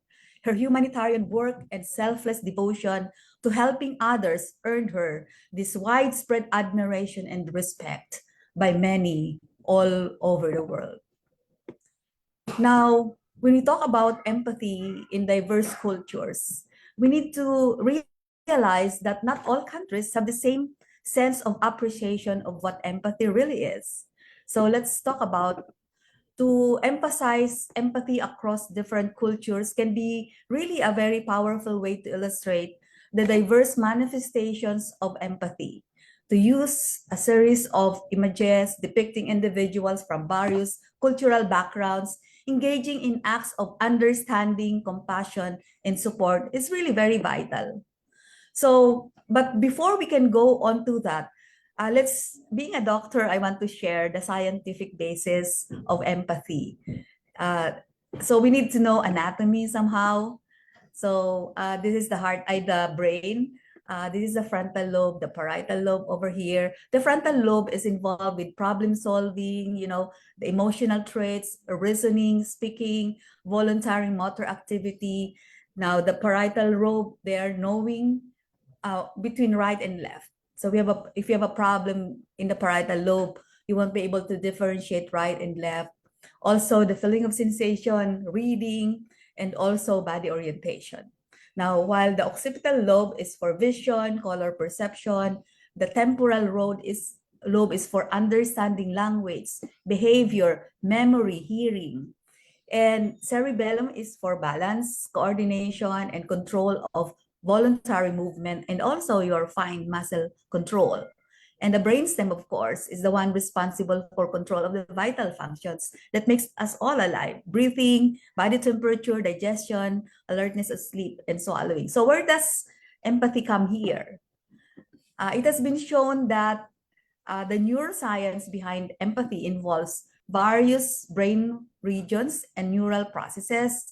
So we have here the prefrontal cortex, which is actually an executive function for cognitive empathy. While we have this area, that's the parietal area, or the back of the motor cortex, which mirror neurons for reflexive empathy. This is the insular cortex. This is the temporal lobe, which also commands memory that plays role in perspective taking or perspective thinking. And of course, very important for empathy is the limbic system, because that's where emotional empathy emanates. So there are mirror neurons, a particular type of motor neurons that play a crucial role in enabling individuals to recognize and understand emotions in others. The anterior insular cortex, so this one, has been identified as the activity center for human empathy, where the feeling of empathy originates. Now, the somatosensory association cortex, which includes mirror neurons and the supramarginal gyrus, works together to help individuals identify postures and gestures of others and feel what others are feeling.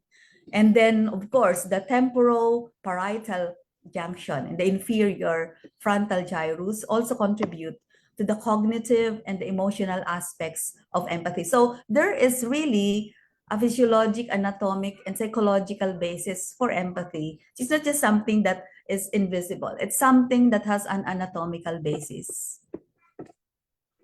how do we differentiate sympathy versus empathy? So when you talk about empathy, this picture tells it all. So this one is just saying, I'm sorry, that must hurt. But this one does not only say, I'm sorry, but is really crying with the one who is crying. So when someone cries and one you show empathy, you should also show that you must be crying.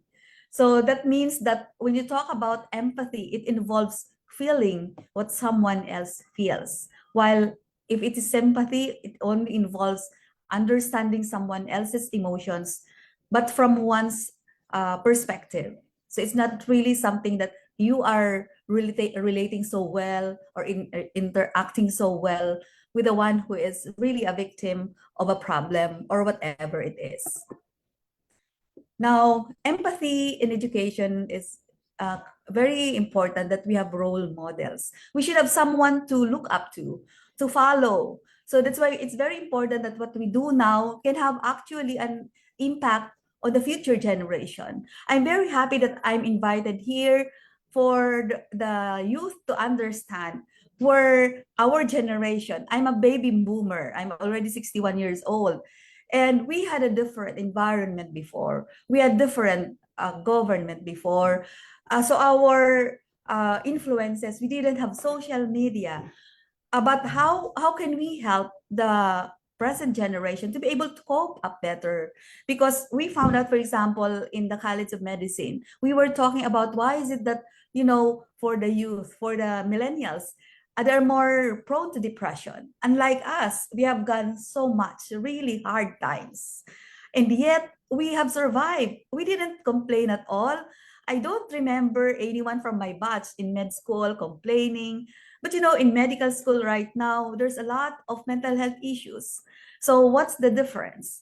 So now being the one that are now the seniors, we need to serve as role models. So positive role models who demonstrate empathy, integrity, accountability, and resilience. Particularly resilience is what this world really needs for the future generation, for the youth to really remember or to practice and be able to imbibe the power of being resilient. And I think in Bicol region, in this part of the Philippines, resilience is something that is a power that we have actually acquired because of the many typhoons that we have had, the so many calamities that we have had just today. We didn't have that much, stable connectivity, but still we are here. So resilience can have a significant impact on the development of our future leaders. So by role modeling empathy, future leaders can learn how to lead with purpose, with compassion, and really authenticity. So that kind of love that is sincere. People will know when you are not sincere, when you tell them that I care for you. So that means there should be a way for us to be able to look back and then try to dissect ourselves and then find out where do you think you will be able to help them. Do you need to share what you have experienced? Let's not ignore what they're feeling right now because these are real feelings that the present generation of millennials are really feeling. So empathy in education varies according to the country. It depends on what is the government policy on this. Will they make it as part of an educational program or not? So this particular program that we're having right now, this is really a positive, this will give a very positive impact among the youth because it tells them that we care, the government cares, different countries care as one. So I'm so touched by the fact that, Bicol University has done what is seemingly an impossible thing wherein you have invited other countries. And I've been so much touched listening to all of them. So it's really great to be able to listen in the perspectives of one that lives in another country. So what does Denmark have to actually show when it comes to teaching empathy? So in Denmark, teaching empathy has been really mandatory in schools since 1993. So long time ago. So about 30 years ago. And in US, of course, they will always be ahead. Studies have shown that empathy education. So if you involve empathy in education, it promotes the traditional academic success and also cooperative learning skills. Another country is Australia. So there is a trend of teachers there being deterred from teaching explicitly about empathy, largely because they feel it is not prescribed in the state's English syllabus. So that means that the government is also important to, take the step to be the prime mover in enhancing the empathy, the skills of our youth and our students. So on a global perspective, the Empathy Museum, the world's first experiential space dedicated to developing the skill of empathizing, emphasizes the importance of developing empathy as a key life skill for our young people.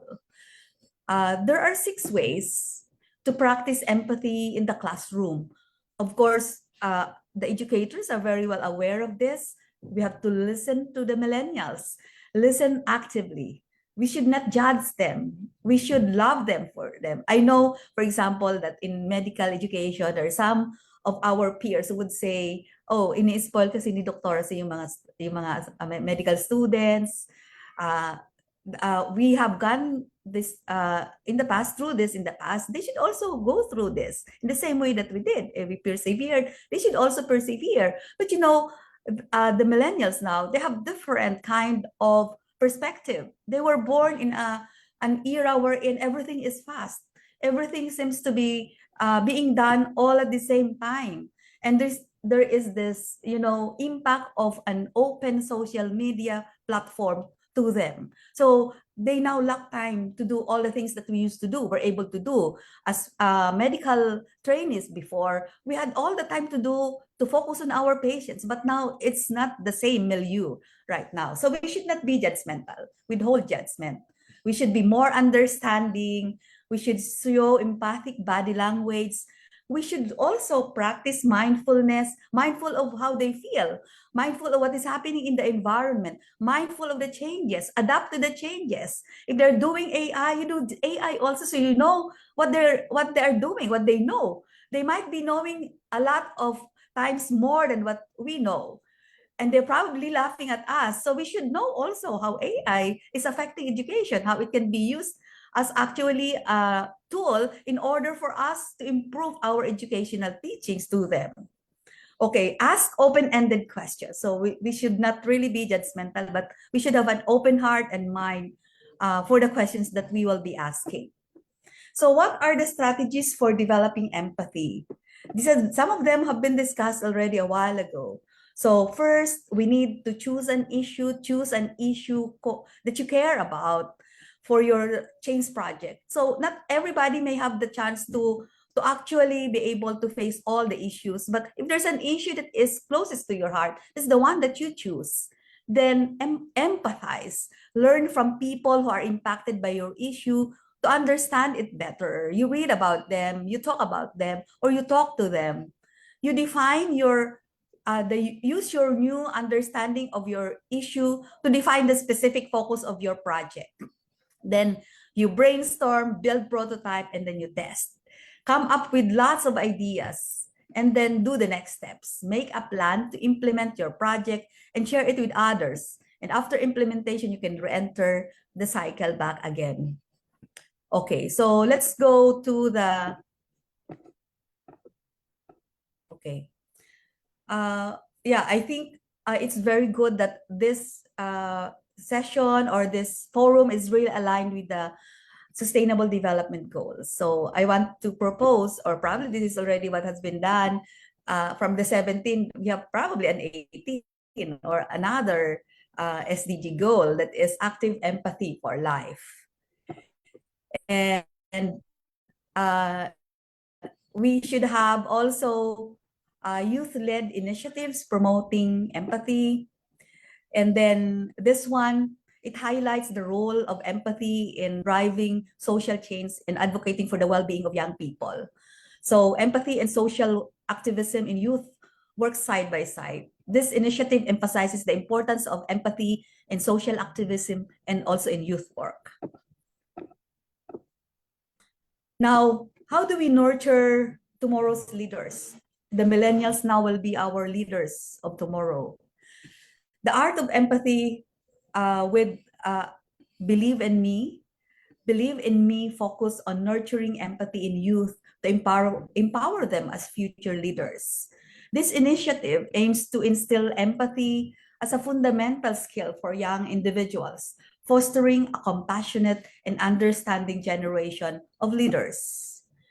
It emphasizes the importance of perspective taking and offers practical guidance for strengthening empathy in youth. And the imperative of empathy in the 21st century education. This is a project which highlights the urgent need for empathy in education. It advocates for an empathy-driven education system to prepare our youth to thrive in the face of 21st century challenges, emphasizing the importance of integrating empathy as a core skill in learning environments. And I want to quote Barack Obama, who said that learning to stand in somebody else's shoes, that's empathy.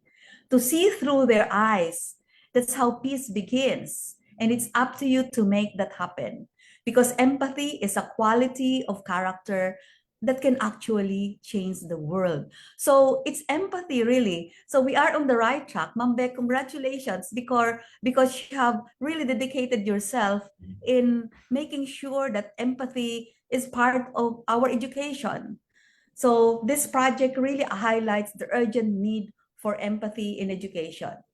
So at this juncture, may I share with you my own experience, my own personal story, highlighting my struggles and how empathy helped me rise from all the challenges that I had. Probably if no one helped me, no one had empathy to what I had before, I would not be a doctor right now. I would not be in the same shoes as them. So because a lot of people helped me, I'm here to really share. I have a lot to share, and I have all the strength and energy and the heart to give back and return all these blessings that God has given me. So to start off, I want to tell you that in my experience, I have come to realize that the road to success and the road to failure are almost exactly the same. It is how each step is made along the way that actually makes the difference. And I want the audience right now, the youth, to take the road to success and not failure. Even if it's the same, you have the control of what particular path or outcome you want to be, and that is success, I'm sure. Now, you may not believe it, but in a nutshell, my life's equation of developing empathy is expressed in the following formula, and that is success is directly proportional to zero. From nothing, we can achieve the greatest heights. So in order for us to be successful, one has to be in a state of deprivation, zero. We must start with a clean slate. So that means that we should not be spoiling our children. Our students, the youth, should understand that in the state of incapacity that you might have, of poverty, whatever it is, that's something that is a blessing, because that means that you will learn doing something about the nothingness that you will have. So to achieve this, one must have determination, discipline, and the drive to succeed. And most of all, it is important for us that this formula of success, which is the product of drive, discipline, and determination, must be divided by kindness, which is the constant. K is constant, so that means it's kindness. So this formula has been the cornerstone of my journey, because this is what will give us the best drive to soar, the discipline to score, and the determination to roar, so that we will achieve success in lives. To share my story, I was born into poverty. I started from nothing, both physically and financially. At 2, I could not walk, I could not talk. And this slide shows the stark reality I faced and the determination that I had to change even at that particular age. So my mother at the time thought that I was abnormal. I would be carried daily to my kindergarten class, and my parents patiently trained me to walk. My mother, who failed to study due to poverty, dreamed of me to study in a reputable school, even if I was having difficulty talking, walking, but he still dreamed of me to be able to study in a reputable school. So my struggle with speech was a mountain to climb, but with perseverance and my parents, especially my teachers who guided me, I learned to communicate effectively and excelled academically. From a remote elementary school in Nabua, Camarines Sur, where we often lacked even the basics. I think I was enrolled at grade 5 because they lacked enrollees. So even if I had difficulty speaking, in fact, my teacher would teach me in front of a mirror to speak when I was in grade 1. But I learned the value of education. So this slide shows the humble beginnings of my academic journey. My grade 1 teacher patiently taught me how to speak in front of the mirror and in front of the class. And at the tender age of five, I would abide with our daily practice and speaking exercises regularly.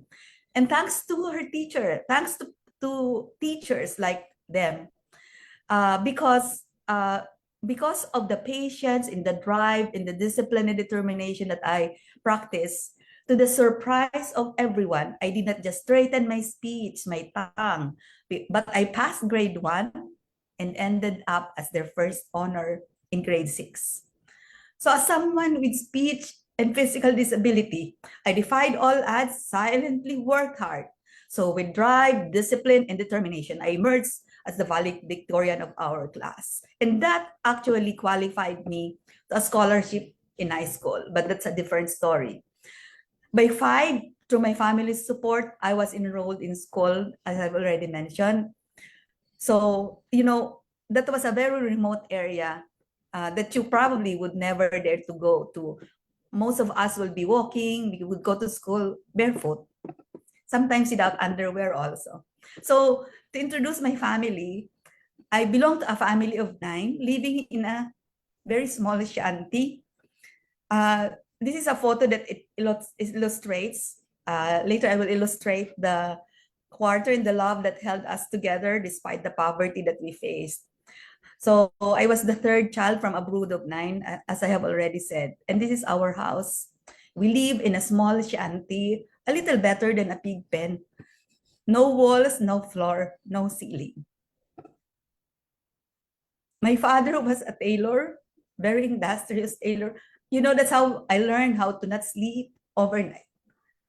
I was able to actually practice that.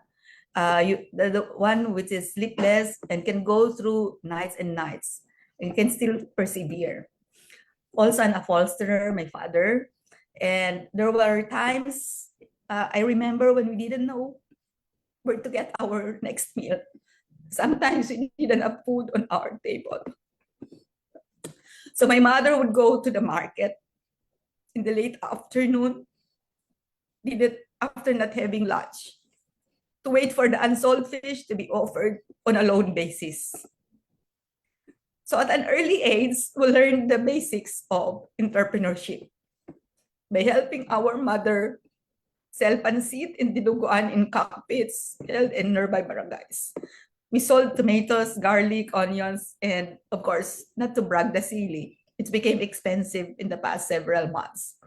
We peddled Bicolano-made blankets and mosquito nets in my mother's hometown in Isabela in exchange for garlic, which is sold back in Bicol. We also experienced child labor in a sakada fashion when my stern grandfather would force us to remove weeds in the farm, fetch sugar cane, and that was really hard work. Now, in high school, I would go to school without socks. If you will see here, ako lang yung walang medyas, no socks. Because I was poor, my teacher deprived me of the chance to take the most prestigious admission exam to the country, the OPCA. even if I was one of the top students.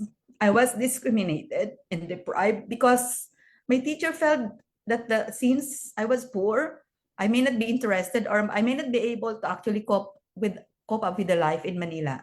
So I felt at the time in an emotional fiasco and failure. I felt so down and dejected.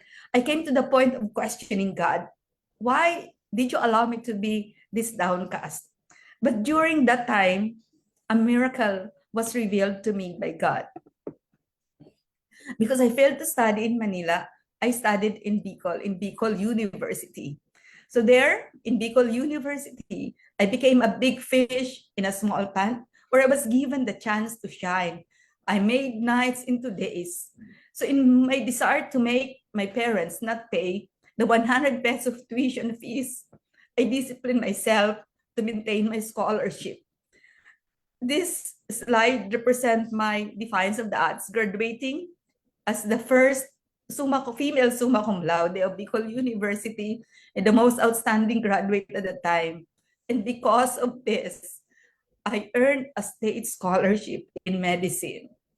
I didn't know that God really wanted me to be a doctor by making me enroll in Bicol University, giving me deprivation so that I will really strive hard to achieve to become a doctor. So I got accepted in the University of the East Ramon Magsaysay Medical Center, one of the country's top private medical school, as a state scholar. That means I was being paid for by the government. Ironically, when the door closed on me studying in the University of the Philippines, after graduating from UERM, I was readily accepted in UPPGH, where I took my internship, my residency in internal medicine, and my fellowship in cardiology. So medical school was a testament to my determination. This is a photo of my graduation day. Nanay at tatay ko, mukha na silang mayaman dyan. They look rich here, but they just borrowed those dresses. And I was able to step into the portals of the UPPGH, which was denied of me 4 years earlier. So God really works in mysterious ways. It is true that when a door closes on you, God will open windows or even rip off the roof to pave the way for what He has planned for you. So one thing I learned in life is never to be shy, never feel frustrated. Receiving a no for an answer should not be one of the things that is in your choices, and always be resourceful and optimistic. So when I came to Manila to study medicine, I had nothing except 100 pesos, which I borrowed.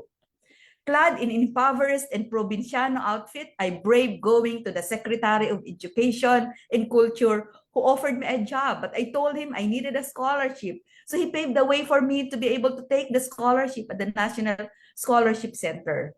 I got that scholarship, free tuition fee, and books.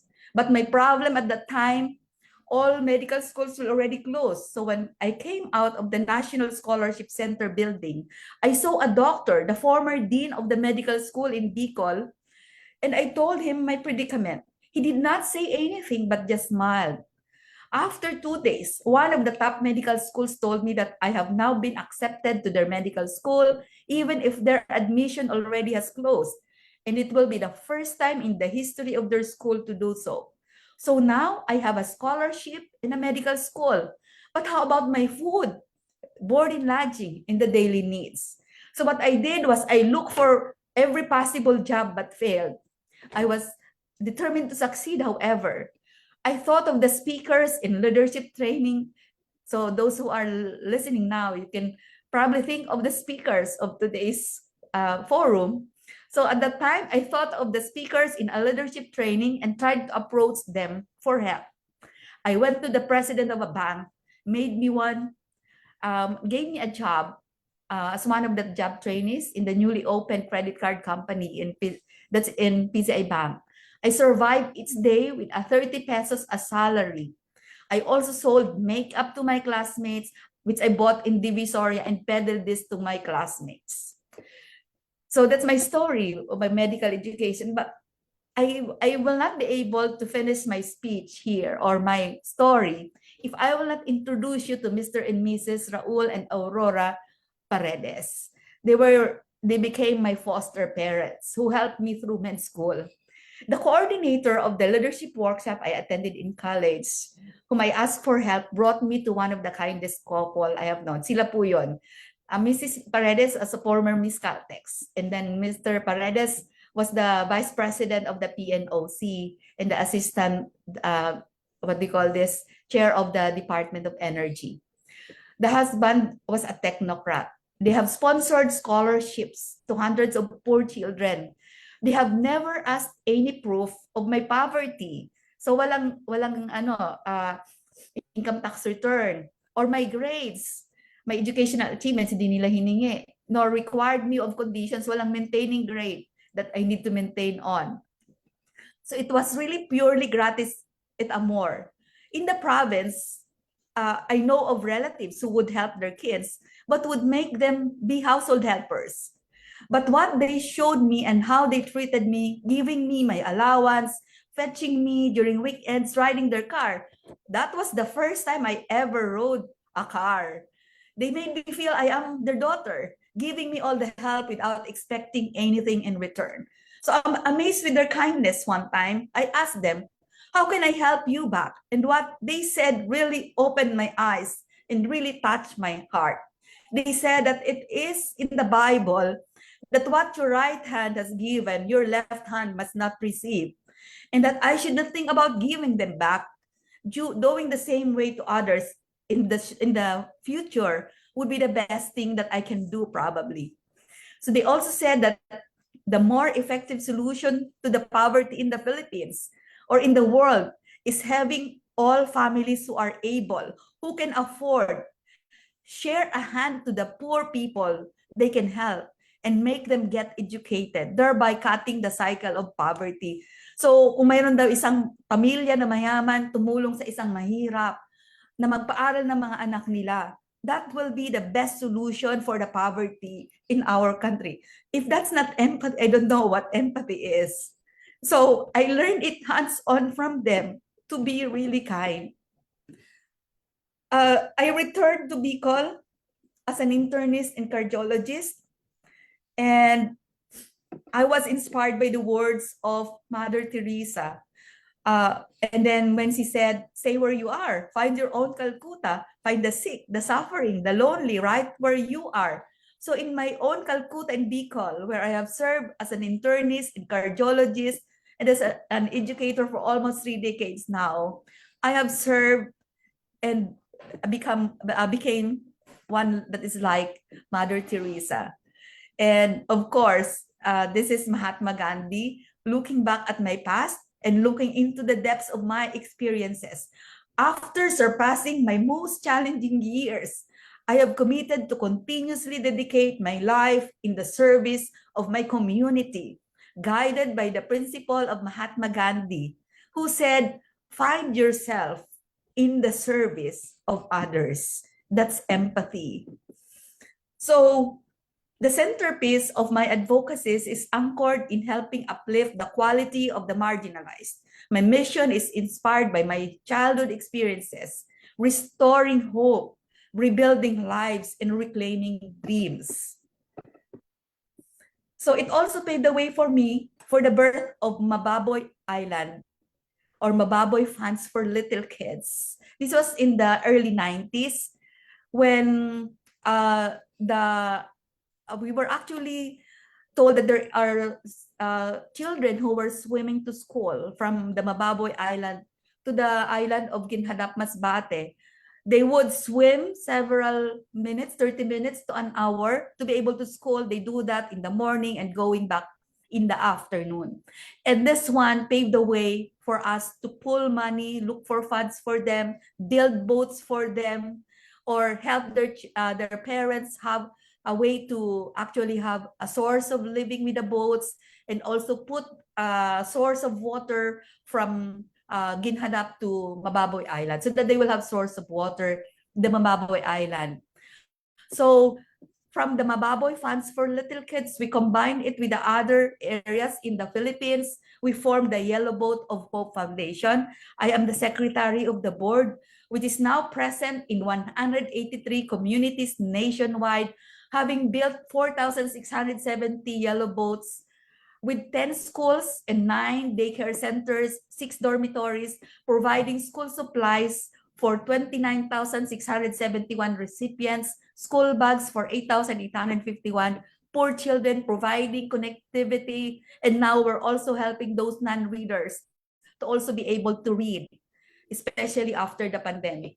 So what started out as a simple desire to help became a ripple that spread globally because we are now also present in the US, helping our poor people. The Yellow Boat of Hope Foundation depicted here started really as a simple desire to help. It became a national initiative, changing thousands of lives. It has also spread global with donors coming from abroad, and our members are the poor children, poor young leaders in the different remote areas of the Philippines. So, also, leading the AGA program, Aklat Gabay tungo sa pag-unlad at pag-asa, we built over 100 classrooms in Bicol, complete with library, teacher training, and community projects. Now, each classroom stands as a monument to the power of education. So, educating future doctors in 1995, up to 2014 when I became the dean, I was appointed the dean of Bicol Christian College of Medicine, the PLT College of Medicine, and now I'm the dean of the Bicol University. And one of its facets is perfectly aligned to my advocacy, which is searching for scholars and future doctors. So in this journey, I have met amazingly memorable students. Some of them are poorer than my poorest state in the past. So what started out as a desire to survive, overcome disability, and acquire a noble profession transformed my family's life. So as the dean of the 3 medical schools, I sought to find and nurture future doctors. So I want to share with you an advocacy that we have in the Bicol University. This is ongoing. Actually, this is the Bicol University College of Medicine Landmark Extension Program, which promotes equality in acquiring medical education regardless of financial and social status. So this is Medisina para sa lahat, meaning in English, it is luck or blessed, mapalad. Through the Philippine government, Doktor para sa Bayan Law, Bicol University supports poor but deserving students through this program to become doctors, regardless of their financial capacity, by going to the grassroots. So we go to the grassroots so they can study medicine through full scholarship grants, free tuition fee, miscellaneous with allowance of 177,000 per year or 16,000 a month. And that is for 5 years, including allowance for internship and for their what do you call this, when take the board exam. So they will have ready job as soon as they pass the board exam. So this will really help the government efforts in the whole world to solve the lack of doctors, especially in the countryside. So may I announce that our application period is starting already this December. So I hope that you will spread the good news. So this is now what happened to my 9 siblings. 3 of us became doctor. My husband, my wife, all with husband or wives of our respective siblings, and their children also becoming doctors, with a total of already 11 doctors in the whole family. So these are all the doctors in the family. My 3 nieces are there. These are also my nieces, my children, and my brother there. My sister-in-law. So lastly, I want to share with you my family, my children. This is a true picture of global citizenship education. Global citizenship in my family will be depicted in this subsequent slides, showcase the global educational pursuits of my children, shaped by the same spirit of empathy that guided my path. From reading international books to studying abroad, my family's story underscores the transformative power of global education, which we'll see in this particular slides. So my daughter actually started it all, who studied in the Bicol University. So I want to introduce you to the United World College. United World College is an educational program that actually caters to young people from each country around the world. 155 countries are selected through a system to pursue an international baccalaureate degree diploma, which is same as our grade 11 and 12. So this is the largest scholarship program in the international secondary milieu. And the current president of the United World College is the Queen Noor of Jordan, 1995 to present. At that time, actually in 1995 to 1999, president along her, side with her was former South African President Nelson Mandela. And yung si King Charles is also a former president of the United World College. I hold the record of having 3 children studying through this program from the Philippines on full scholarship. So with our eldest, Julian Moira, studying in Hong Kong, and qualified to study in law in the UK, interned in the United Nations, and is now working at the WHO in Geneva and married to a French. And may I further walk you through the United World College. So today, United World College consists of 18 colleges on 4 continents. My 3 children actually went through different countries. So my eldest, this is Moira, Julian Moira, talking about empathy. Allow me to share my bragging rights by introducing my global children as an example of how global education can foster empathy and world understanding. At a time when the world was not yet wide open to everyone to mingle with through social media and global, there was still no global trade liberalization, my family of 4 charted their own path to globalization through education. So pinuwersa kami, we were forced. My daughter, after graduating from Bicol University Laboratory School, the Philippine Science High School, after probably reading pocket books with international settings, have been obsessed with studying abroad. So luckily, they became scholars of the United World College. This international network of schools and educational program with a shared aim of making education a force to unite people, unite nations, unite cultures for peace and sustainable future, founded on the principle of German educator Kurt Hahn in 1962 after the World War to promote intercultural understanding. So parang during this time, after the World War II, they want that the youth will participate in, preventing another world war. So they send these young ones representing each country to be united in high school, in senior high school through the International Baccalaureate degree, develop their empathy, develop their mutual understanding with each other, so that if war erupts, there will be a network of people, of young children, of young individuals who will be networking with each other to prevent wars. So what an amazing mission and vision by the United World College. And this is our second, Kendra. As a scholar at the age of 16, imagine at 16, she traveled by herself to Netherlands as United World College scholar, and later, because all the graduates of the United World Scholar program, they become scholar also from 90 plus universities in the US. They also become scholars. So she became a scholar in the US with classmates from different parts of the world as scholars as well.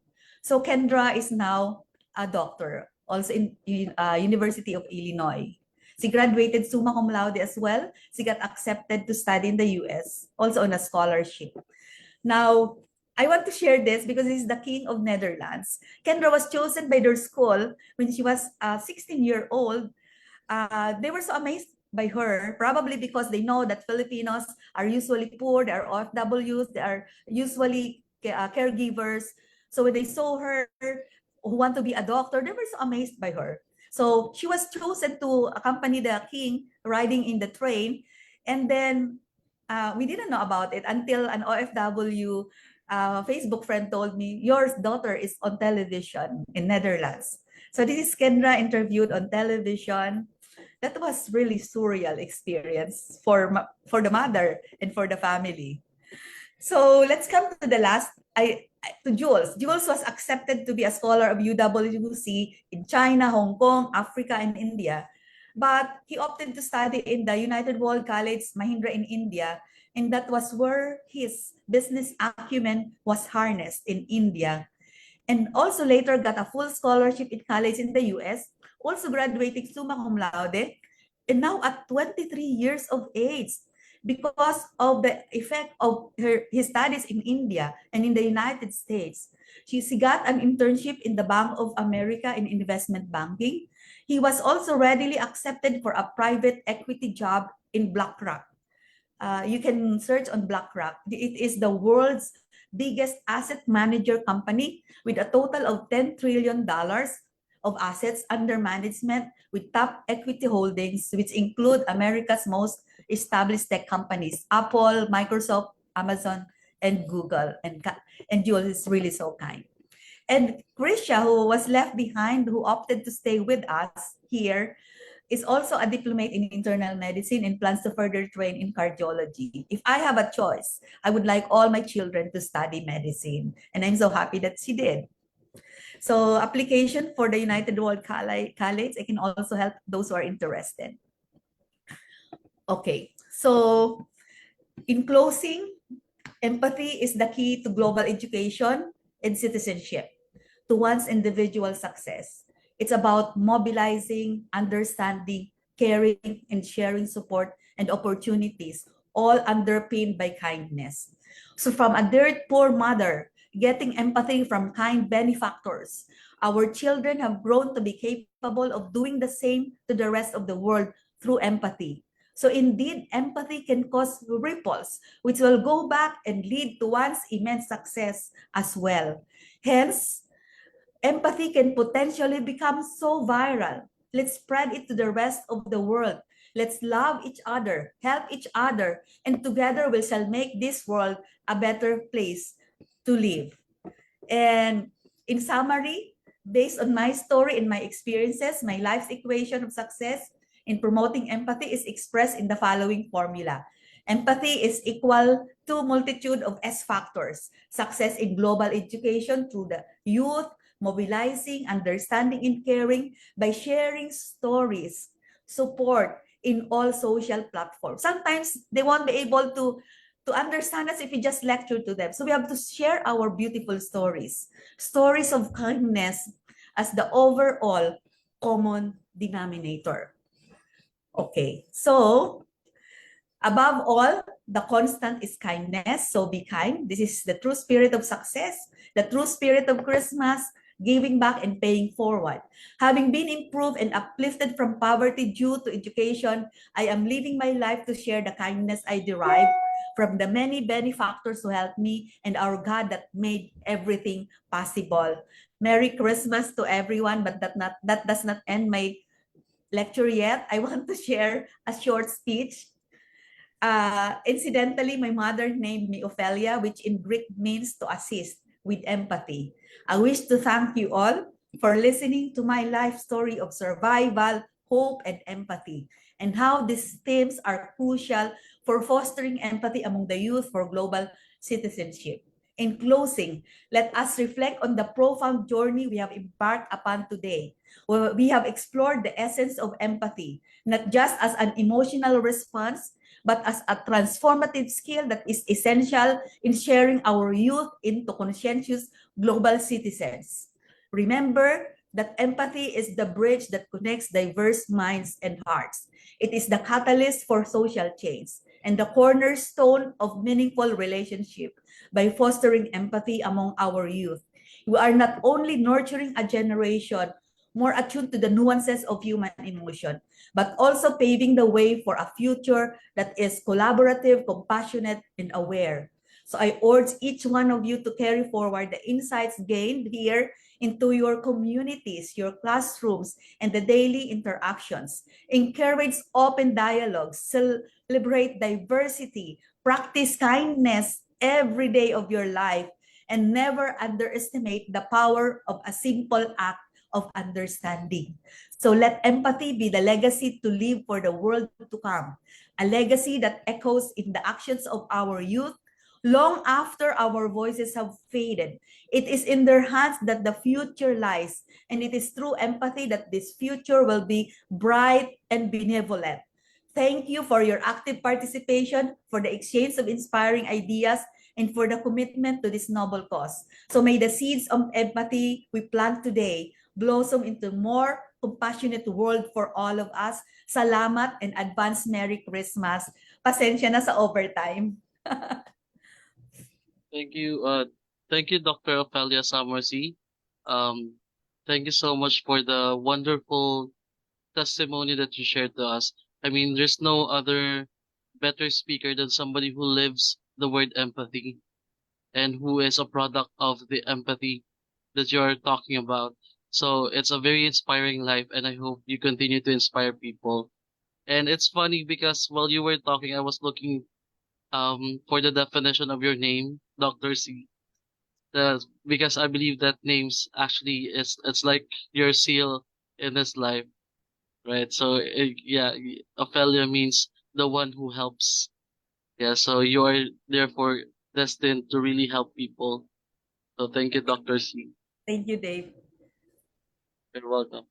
Um, does anybody have questions before we proceed to the next speaker? Or I while you were sharing your story, Dr. C, somebody from the audience commented or sent a message from Blessing Awamba. What an amazing story you have lived through, dear Dr. Ophelia. Yeah. And then Suleiman Bukarnipan also said, very educative story. Yeah. Is there anyone else? Will entertain one or two questions? I think those who commented are foreigners, and I want to tell Yes. them that, yeah, I'm very close to other nationalities as students. I have taken care or taught those from India, Pakistan, Nepal, from Thailand, also from Africa, US. Yeah, a lot of students. And I would really love to mingle with them if they have any needs also. And you have amazing kids as well, Dr. C. All achievers. And Mom Rhoda also from Masbate said, what a beautiful story. Thank you, Dr. C. And our next speaker actually commented as well, inspiring. Thank you. So, is there anyone else who would like to say something or uh, one question from the audience? No one. I have a question, just one question though, because this is like the stereotype of doctors. When I mean, is there really a training of not really being empathetic to your patients? Or I mean, separating your emotions and just doing service. And how do you deal with that, especially for someone who is an advocate of empathy itself? Yeah, we have a training for that. For example, in the Bicol University College of Medicine, our focus is the community. So we are different because we are not just a medical school that studies anatomy, physiology, and all those sorts. But we wanted them to be grounded, go to the area where the poor people are really living, so that they will be able to develop their empathy. And also, with regards to empathy, we have a lot of our students are very good at their organizations. Even without telling them, they do initiatives during the pandemic on their own. They were able to really help a lot. So I think that's something that has been derived from their leadership, from studying in universities like Bicol University, in University of the Philippines, where we have a lot of students as well. So they are able to really develop or practice what they have learned from those schools.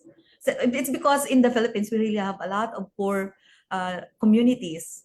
So that's in essence a milieu already for empathy. By the way, aside from the Mapalad, we are actually into closing a program with US group of doctors also, the Nuvans Global Health, wherein we will be exchanging students and also faculty members. They want younger faculty members to also go there, and then they will in turn send their faculty and students to us.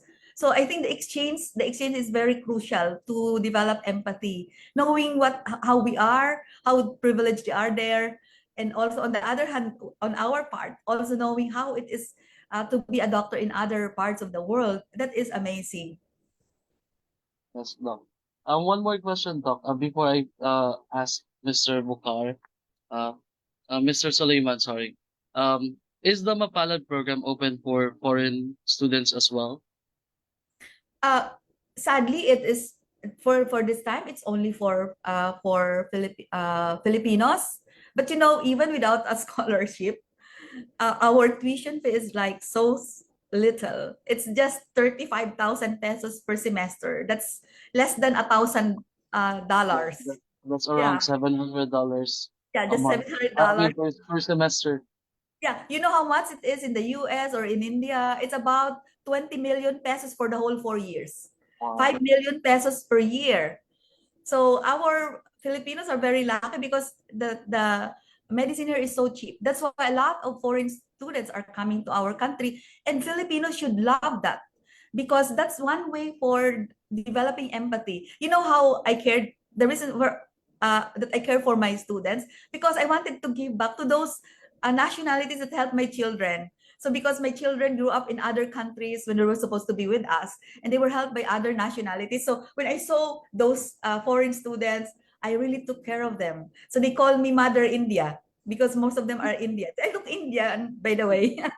So they came very close to me because I realized that Indians, they will never follow you as a teacher, for example. They will not attend your lecture or they will not follow what you are teaching if they don't trust you. So very important that they really trust you. So that particular empathy that you develop with each other is very important for them to be able to open their hearts and their minds to what you are teaching them. Thank you so much, Dr. C, for that answer, for the detailed answer. Before we end, Mr. Suleiman, do you still have a question? You're raising your hand. Yeah, it's not a question. Thank you very much for the opportunity. And I want to thank you, Doctor, for the very inspiring and educative presentation. Empathy is a very relative term when it comes to addressing the problems that our world is facing.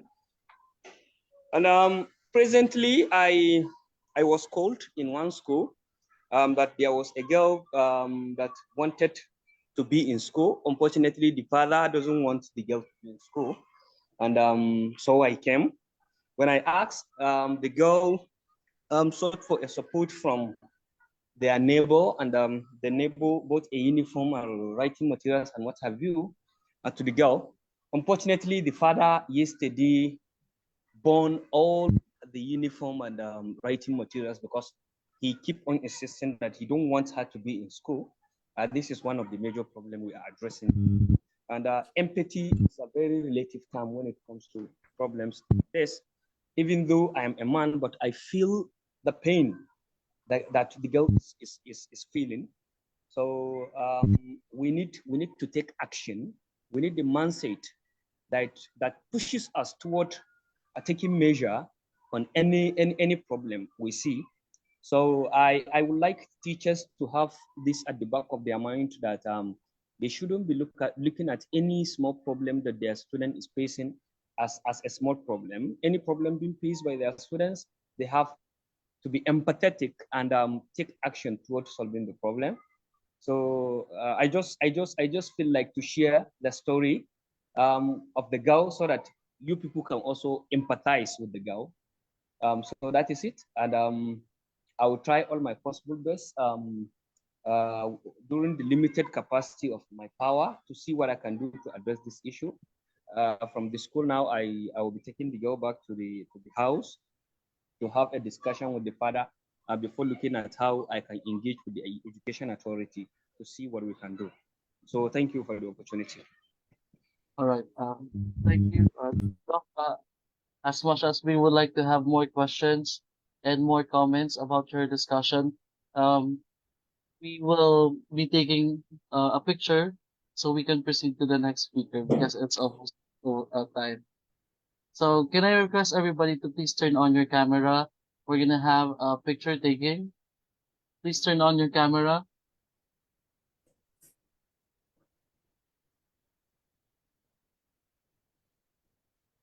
All right.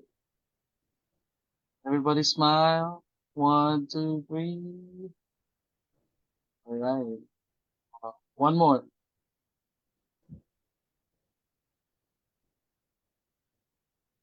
Smile. 1, 2, 3. Okay.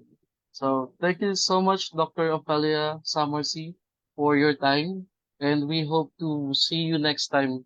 And hopefully we can listen to you in person. And it was a very emotional and passionate story you told us. Thank you so much. So we will now proceed to the next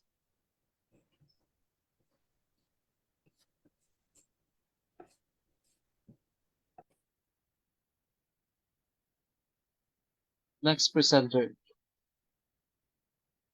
Our next presenter is a project and organization head of Manan, Introspection in the World of Internet in India. She is Ms. Shruti Bepari. Hello everyone. I hope I'm audible. Yes. Would you like me to share your PowerPoint presentation, or will you share your Yeah. PowerPoint presentation? If it is possible with you, then kindly share it, or else I'll do. Okay. All right. Thank you so much. Okay. So hello everyone. Myself Shruti Bapari, and I'm just pleased that the previous speaker, she was inspiring enough, and she actually have I was inspired by the story of that Mother Teresa, the Mahatma Gandhi she was talking about, and I loved your story, ma'am. It was really really inspiring.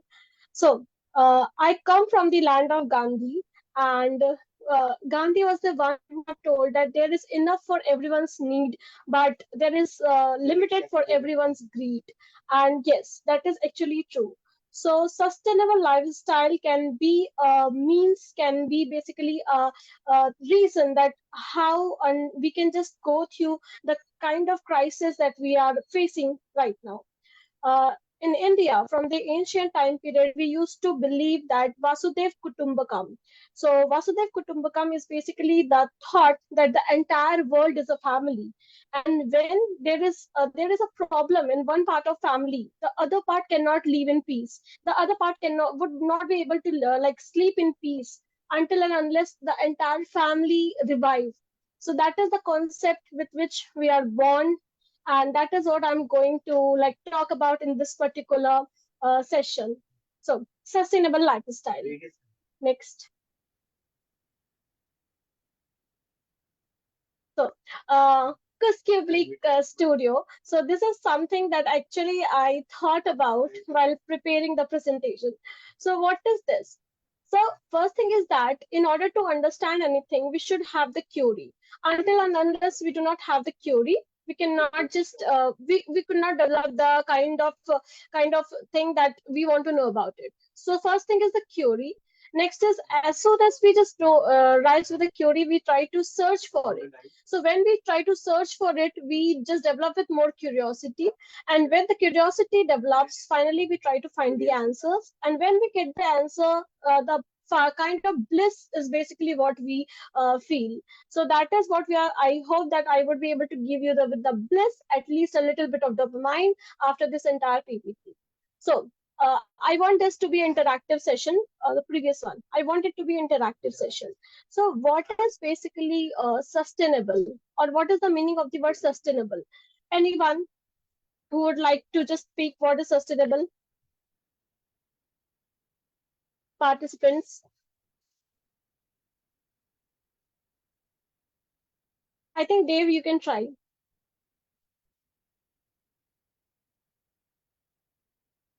Previous slide, please. Previous. previous. So sustainable is basically something that we are studying since childhood. That sustainable is how we are going to use the present thing that is available with us so that we can preserve it for the future generation. So who exactly coined the term sustainable? So it was Hans Vaughan who actually coined this term in 1713. And what is the meaning of the word lifestyle?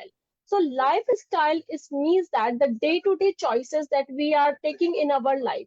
For example, when we talk about lifestyle, usually we think about the fashionable things, the fashionable clothes. But no, lifestyle is much more than that. Lifestyle is basically the kind of choices that we are having in our life. For example, the kind of like if we are throwing some plastic, so that is a lifestyle. When we do not switch off the lights, that is a lifestyle. When we just see the poor but we do not feel the empathy, that is a lifestyle. So lifestyle is much more than wearing clothes. Lifestyle is much more than having a luxury car. Lifestyle is how we are leading our life, how the small things that we are, the small steps that we are having is impacting the entire world. So that is lifestyle. So now we are going to read in much detail about this. Next. Next. Before knowing that what is a sustainable lifestyle, it would be much beneficial to know that what is unsustainable lifestyle. Like before knowing that what is good, we should understand what is bad. So simultaneously, unsustainable lifestyle means the overconsumption, overproduction, increasing demands, growing carbon emission, deepening the inequalities. So these are basically something that comes under the unsustainable lifestyle. So I would like to talk about this much more. According to the HDR report, as planetary imbalances grow, so do social imbalance. When faced with resource depletion, food insecurity, and growing inequality, societies become more prone to political unrest and social instability. So, unsustainable lifestyle. So, how do this unstable lifestyle grows? So, right from our childhood, we have this feeling that we want to have a good life. What is a good life? Good life is like when I see somebody is moving in BMW. What I think is that I want to grow enough. I want to have so much amount of money that I want the same BMW. Right? That is what thing we have in our mind. So the concept with which we want to earn is to have more and more. Do we think that I can just save the money for a good cause? That is, I think, the last thought we are having, right? So overconsumption is something. So I think that Karl Marx is the one who actually talk about the consumption thing, the consumerism thing, that we are actually developed in our mind that we need to consume more. And as the consumption rises, the production automatically rises. When the production rises, automatically the pollution rises because we tend to throw more. For example, right now, I think the girls would be knowing it much better that the Black Friday sales have been going on. So people tends to move toward purchasing the new clothes. Instead of purchasing the new clothes, we can just make it a new fashion by repairing our old clothes. That could be a thing. But no, we tend to purchase new things. So that is the kind of mindset that we are developed with. That should not be there, but that is the mindset we are developed with. So this is one of the example of unsustainable lifestyle. So we can say that the falling towards the concept of good life is the prime source or the prime reason, the root cause of unsustainable lifestyle. I would like to give a little bit of data over here. So according to the World Bank, 650 million people lived in less than US dollar 2.15 per day. Like I think in order to purchase a dress, people just throw away $1,000, and there are people who do not have even $2 for sustaining a life, like 650 million people, which is certainly huge, right? Then almost 40% of the poor people lack the access to safe drinking water and sanitation. When I used to go to the airport, so once I forgot my water bottle and I have to purchase a water bottle of 100 INR. Like in INR, I know this. So 100 INR, I have to purchase that. So at that day, I realized that when I just keep the tap open, what I'm doing with myself, right? So we tended to learn the things when we make mistakes. But when this is mistakes grow in such a large way that other people start suffering for my mistake. When we tend to realize this thing, we like at that moment, we can just understand the pain of others, right? and I hope that now I would have given a good idea of unsustainable lifestyle. So after this, understanding unsustainable lifestyle, we can just now read through or go through what is sustainable lifestyle. Next. So, what is sustainable lifestyle? It is basically an agenda that comes under SDG 4 and SDG 12.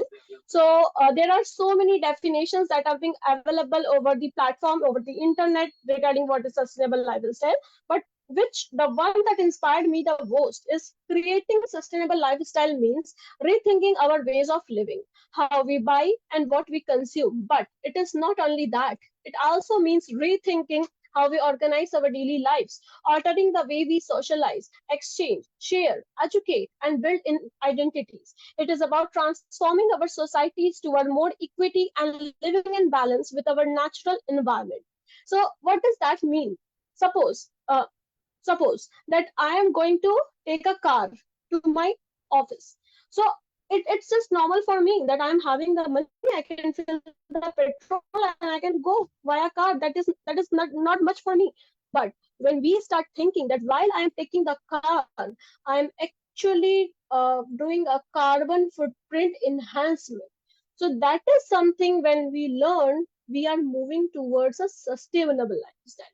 So instead of taking the car, I can take the public transportation, right? That could be one thing. For example, while I am while I'm just taking a cab, instead of cab, I can do the carpooling. So very small steps when we take in our day-to-day life, how we organize our day-to-day life. So that is something we can make a big impact. So it's not like you cannot think like, okay, today I'm just feeling motivated, I can just change the world. No, it's not going to happen like this. Small things can do that. For example, once a person gave me a flower, right, out of a person gave me a flower. So what I have done is that I just gone through that how to create, like how to grow a plant after that flower. So that's how.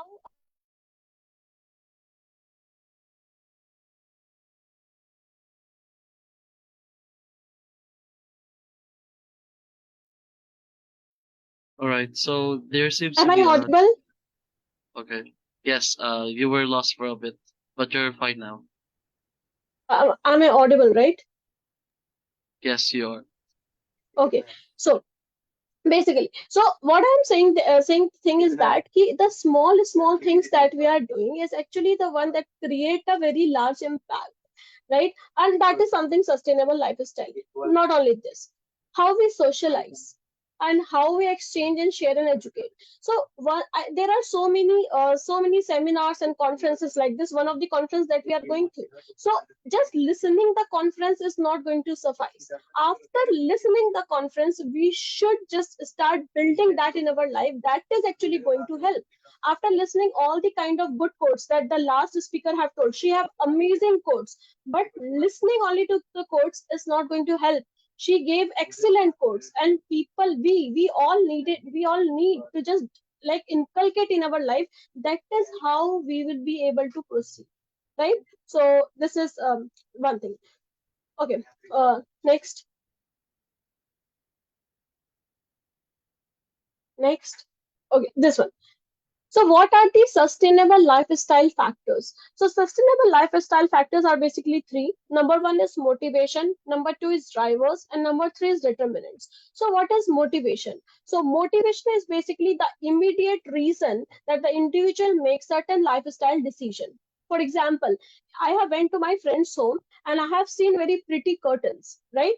So I have saw pretty curtains, so I went and purchased those curtains. Do I analyze if I am already having curtains? Do I analyze that this much costly I should afford? Have I analyzed that this curtains worth it? No. Just because I wanted those curtains, because I have seen those curtains, I want to purchase those. So that is the motivation. That is the immediate reason that why we are doing that particular thing.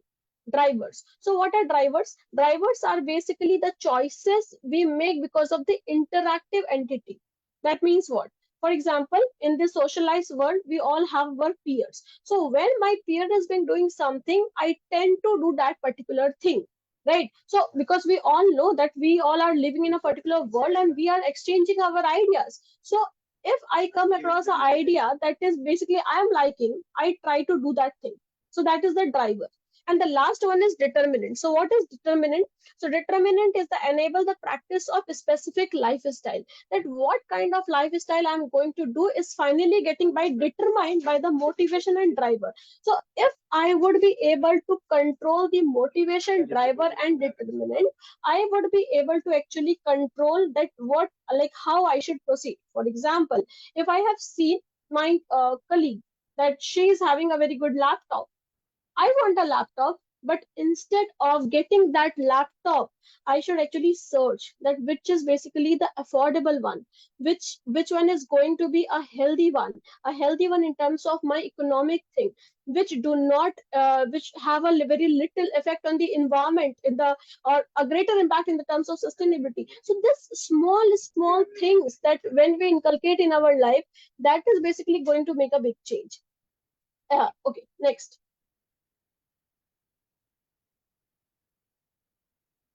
So, enough of like speaking about sustainable lifestyle and sustainable lifestyle. Now it's time to understand that how we can do it in our life. For example, there I can just simply say that the government should this thing, the government should that thing, or the basically the people who are in power should do this and that. I can easily say that, but instead of saying all this kind of thing, we should actually understand what are the things that we can do, right? So the first thing over here is reduce. So what is the meaning of the word reduce? So reduce is something that is being derived from three words. R is for basically refuse, E is for basically effuse, and D is for basically diffuse. So what is the meaning of the word refuse? Refuse means that we should actually refuse the negative behaviors. What is the meaning of the word effuse? So if I think I see that there is something positive that has been going on, so I should inculcate in our life. So that is effuse. And the last one is diffuse. That is if I understood that this is something positive, so I should just try to spread it as much as possible. So that is diffuse. Like if I know that while I am taking a private transport, I am taking a car, so that is something negative, I should refuse it, right? If I know that public transportation like a train or a tram could be a better option, I should actually effuse it. And I should just tell the other people also the positive things of basically using a public transport. So that is diffuse. So reduce means over here the refuse, effuse, and diffuse. So that is the first thing that we can actually include. Second is the choice editing. So choice editing is not being mentioned over here. So what is the meaning of the word choice editing? Choice editing means that we can edit out the negative choices, we can just include the positive choices, and we should ensure, okay, we should ensure the equitable access to more sustainable alternatives. For example, while we are just purchasing the cosmetic, so while we are purchasing the cosmetic, even if I'm having a single cosmetic, I should suffice myself with that. So instead of running after more and more kind of cosmetic, that it not going to make me more beautiful, but rather if I try some kind of meditation and yoga, is basically something inculcating that in my own life is going to help me more. So choice editing means that we are inculcating more of a positive thing, and we are leaving, or we are basically choosing editing out the negative things. So that is something that could actually help us. The next one is the EFI. EFI means that attitude, facilitator, and infrastructure. That means that the pro sustainability value orientation, institutional arrangement and enablers, and the physical infrastructure and services. Like we can just create an environment that is more sustainable. I'm going to an office, and my office consists of all the kind of bricks, all the kind of cement, all the kind of plastics. My room is filled with all the files. No, it's not going to help. Instead of that, I can just plant some small plant, right? I can do that. I can just make it more of breathable. I should inculcate yoga and meditation as one part of my office work style also. So that is something we can do in terms of infrastructure. But obvious thing is that if I'm going to my office, I cannot just command that please remove those bricks. I don't want those bricks. No, I cannot do that. But what can I do that is planting trees over there so that it can be made a more breathable place. Next is the ESL, that is the Education for Sustainable Lifestyle. So, as I have told you, only just listening to the things is not going to help. After listening the things, we need to impart those in our, like, to others and inculcate in our life. There are, like, for example, you have done anything good, you just make a video, put it. In initial time period, one people will like, two people will like. At least you are going to impact life of two people. I would like to share a story of my own. So I am doing yoga since last 10 years. For the last 10 years, I'm doing yoga free of cost. I don't charge. I do it free of cost. Sometimes it happens that 10 people come. Sometimes it happens that 100 people come. Sometimes it happens that no people come, zero people along with me. But I do regularly, because what thing is that I should go on doing the good thing. It doesn't matter anybody is being there with me or not. So I comes from a country whereby we say, যদি তোর ডাক শুনে কেউ না আসলে তাইলে একলা চলো রে. Means if nobody is coming, even you're asking for, you should walk alone. You should walk, because ultimately the people will follow if you're walking in a right path. So that is something. That's the main motivation, that why I'm doing yoga without taking any cost, because people get healthy is my objective, apart from anything. So that is something that educate the people. Even if one people is getting influenced, yes, you are creating a change. That one people is going to change 100 people. You never know. So just create the change.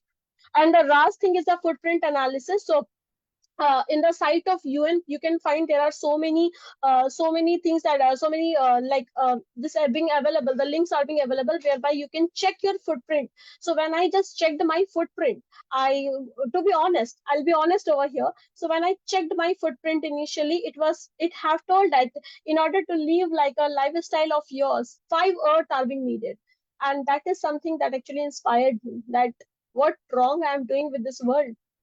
For a person like me, 5 more earth are being required. That much pollution I'm creating. What I'm doing with this earth, what I'm doing with my fellow people, that actually changed myself, and that is how I entered into this path of sustainable lifestyle. Okay, next. So the 5 lifestyle domain. So now we are going to see that what are the lifestyle domain that we are working upon, and what kind of change we actually can do. So when we talk about food, here I would like to give some of the data that is being available. So 1.9 billion people overeat, 1/3 of the food is being wasted, and 33% of the soil are being degraded, right?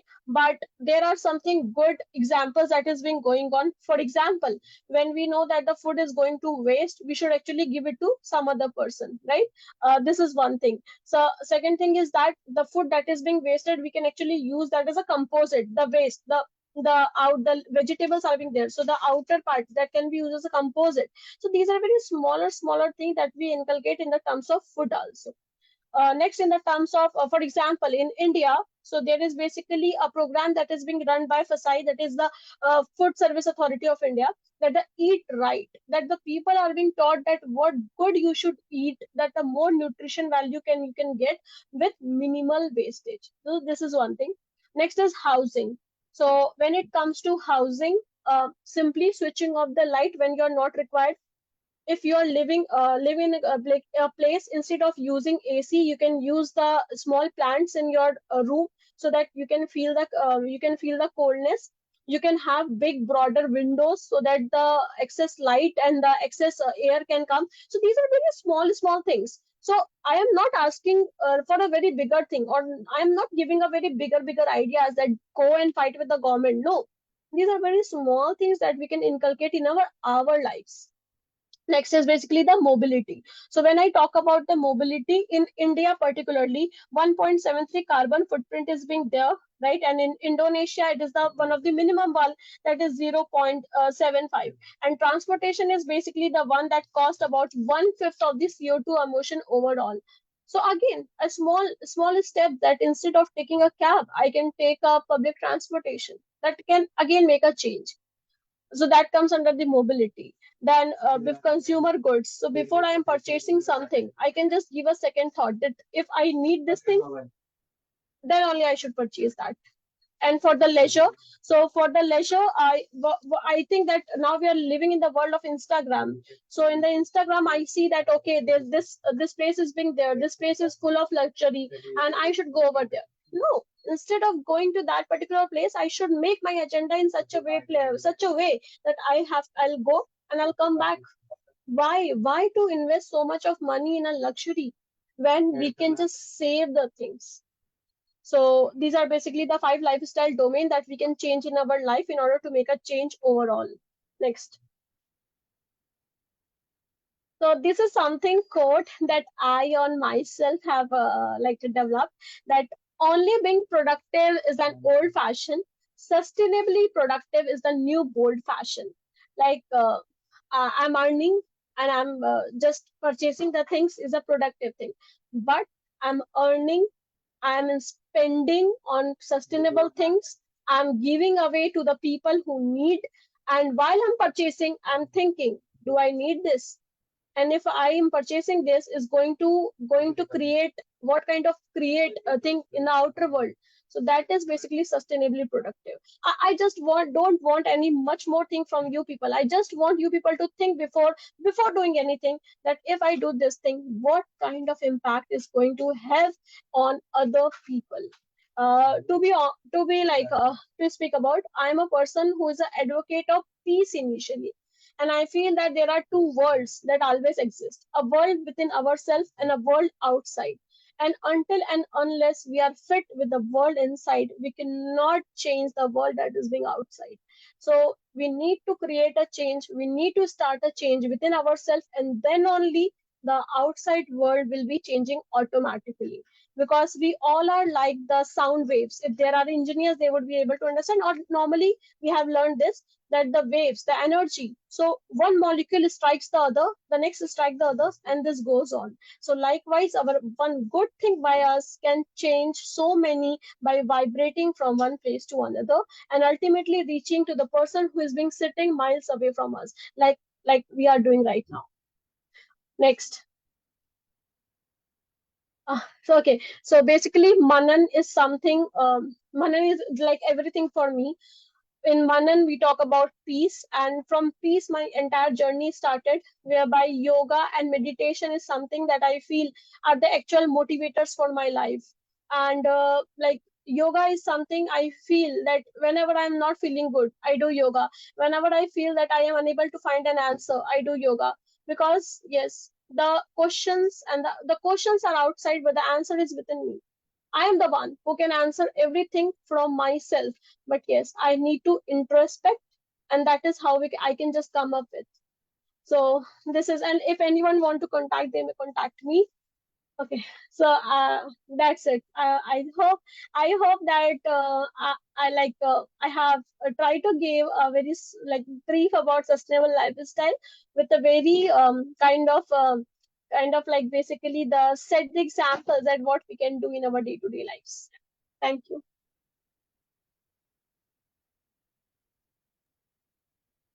Okay. Thank you, Miss Shruti, for that very informative discussion about sustainability and how you apply it in different aspects of life, especially in fashion. And is there anyone who would like to ask just one question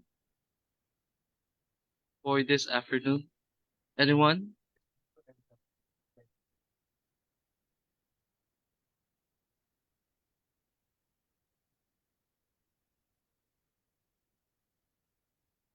You can type your question in the chat box, or you can turn on your microphone and then ask a question.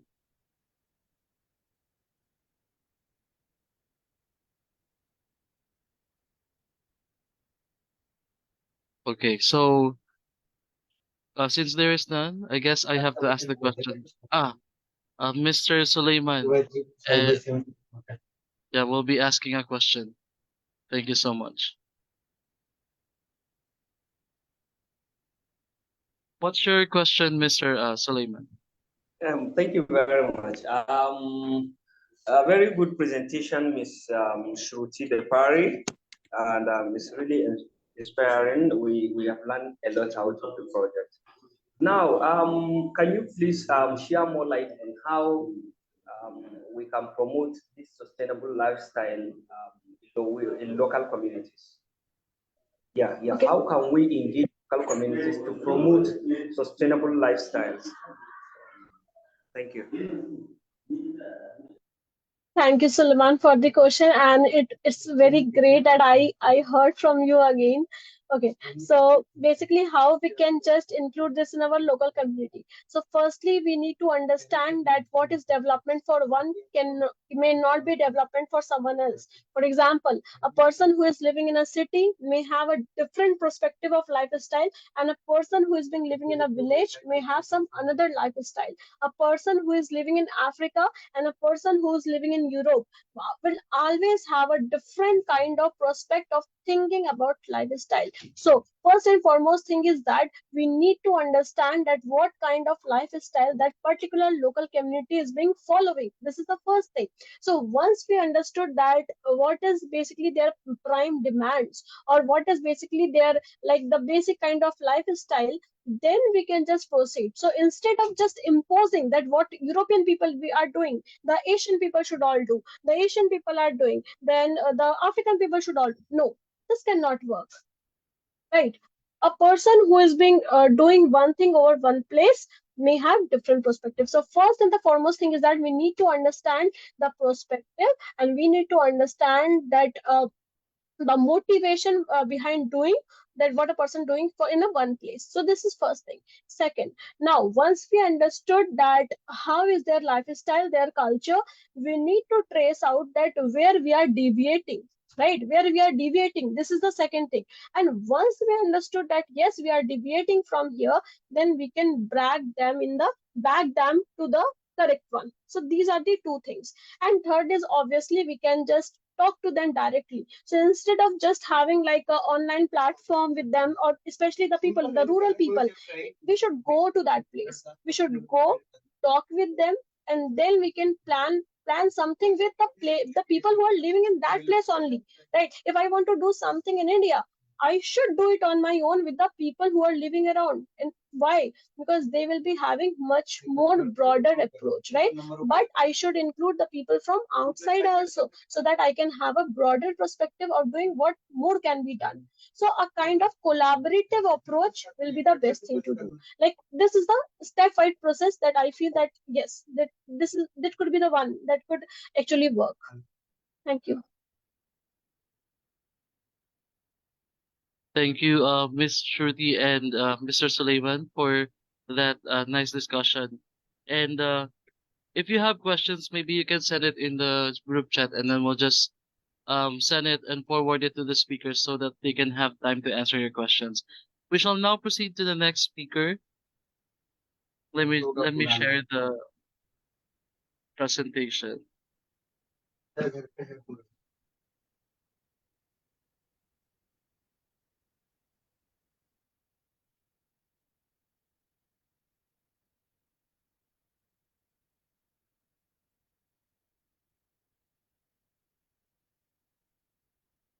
Oh.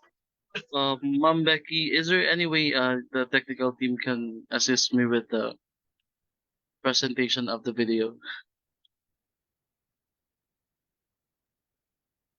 Yeah. May we request the technical to show? Thank you so much.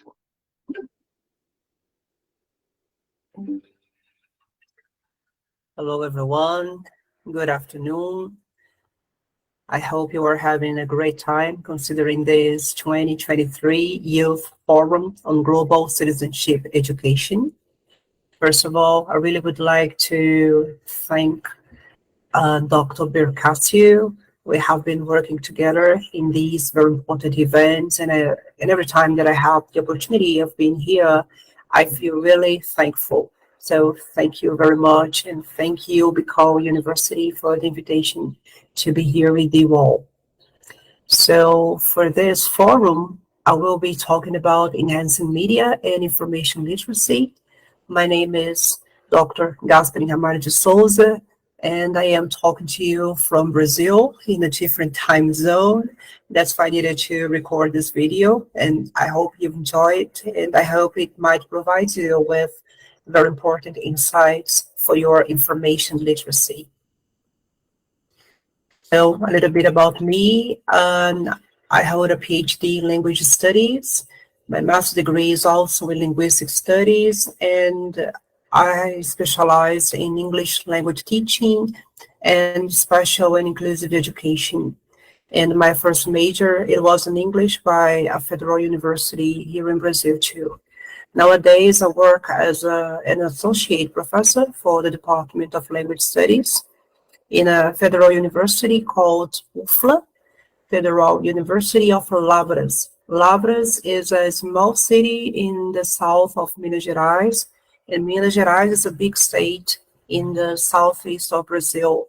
It is considered the land of milk and pão de queijo. Pão de queijo is a very famous cheese bread we have here in Brazil, especially in Minas Gerais. I have also been working as a general coordinator at the Language Center in the Federal University of Lavras, and I'm also a member of the Brazilian Association of Black Researchers, and I coordinate some researchers in a group called Zacimbagaba, which is about African studies. So just for us to know how this conversation will be like, and I have organized this presentation in 7 sections. So the first one is about the definition, right, considering literacy and critical literacy. In the second section, we will talk about the role of media as main source of information in critical literacy. In the third, the critical media literacy as a ground for information literacy, critical media literacy and global citizenship, examples of activities which promote critical media literacy, a never-ending conclusion, and there will be a moment for question and answer, the audience interaction, which will be asynchronously, so you all have my email so that we can be in contact. For us to get started, I like this quote by Daniel Bernstein. Daniel Bernstein, he is a very famous researcher in the United States. He has been dedicating much of his time to the studies of how media impacts people's lives. And he says, the greatest obstacle to discovery is not ignorance. It is the illusion of knowledge. So we live in a world, especially in a moment where information is everywhere. Sometimes we feel like we are overburdened, overwhelmed with so much information. So we have the illusion that these information, they are knowledge, and most of the times they are not knowledge themselves. So literacy, what is it? Brian Street, he's one of the most important researchers on the area of literacy. He defines literacy as the ability to read and write, considering the roles they have in our society. So we know that we live in a literate society where reading things and writing things is part of our routine, and sometimes even for keeping our lives safe, we need to know how to read and write. We need to read, for example, the visual language around the streets, where we know if we can cross the road or not. We may be in danger if we don't observe these signs. We receive, for example, documents that decide what we're going to do, if we are going to do something or not, considering some, for example, medications, prescriptions. So our lives rely on reading and writing. And when we understand how all of these taxes we have around us, they are created, designed for different purposes, we are dealing with literacy. And when we know how to produce these taxes to understand, to achieve a certain goal, considering communication, it is also literacy. So basically, when you recognize the power of reading and writing in the society, it is about literacy.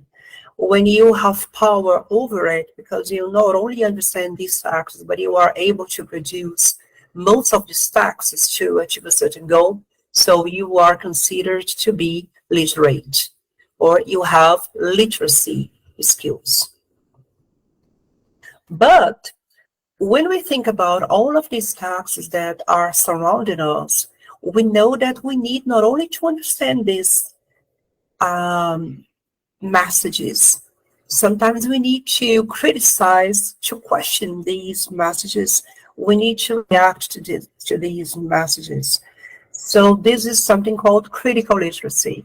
So the word critical, it means that when you deal with the taxes, considering reading and writing, at the same time, you are able to question, okay, the messages presented in these taxes. So the definition for critical literacy, especially thinking about Brazil, we have a very important researcher, Paulo Freire. He is the patron of Brazil's education, and Paulo Freire has been read widely because of his critical pedagogy that he started here in Brazil in the 70s, when he wrote, actually from the 60s, he had written The Pedagogy of the Oppressed, which is a very famous book, basically talking about the power of reading and writing to empower people to identify and to resist social injustices. So this educational movement for social justice, it is the critical pedagogy, and the critical pedagogy evokes a critical literacy. The main idea of critical literacy is to transform individuals' culture, life, through questioning their realities.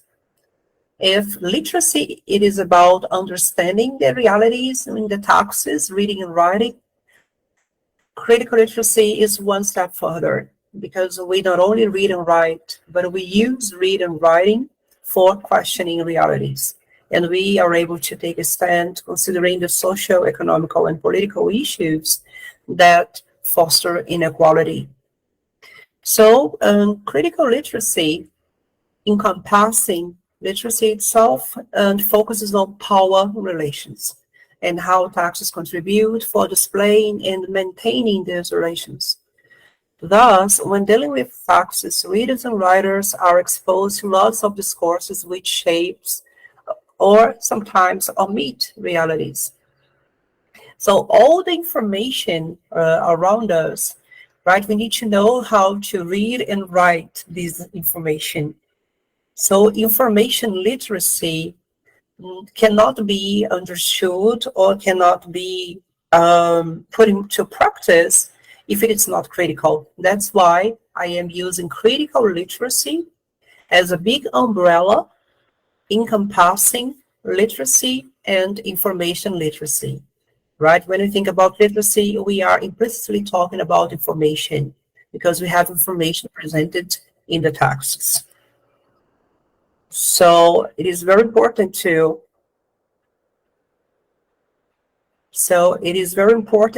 let me go back to this slide.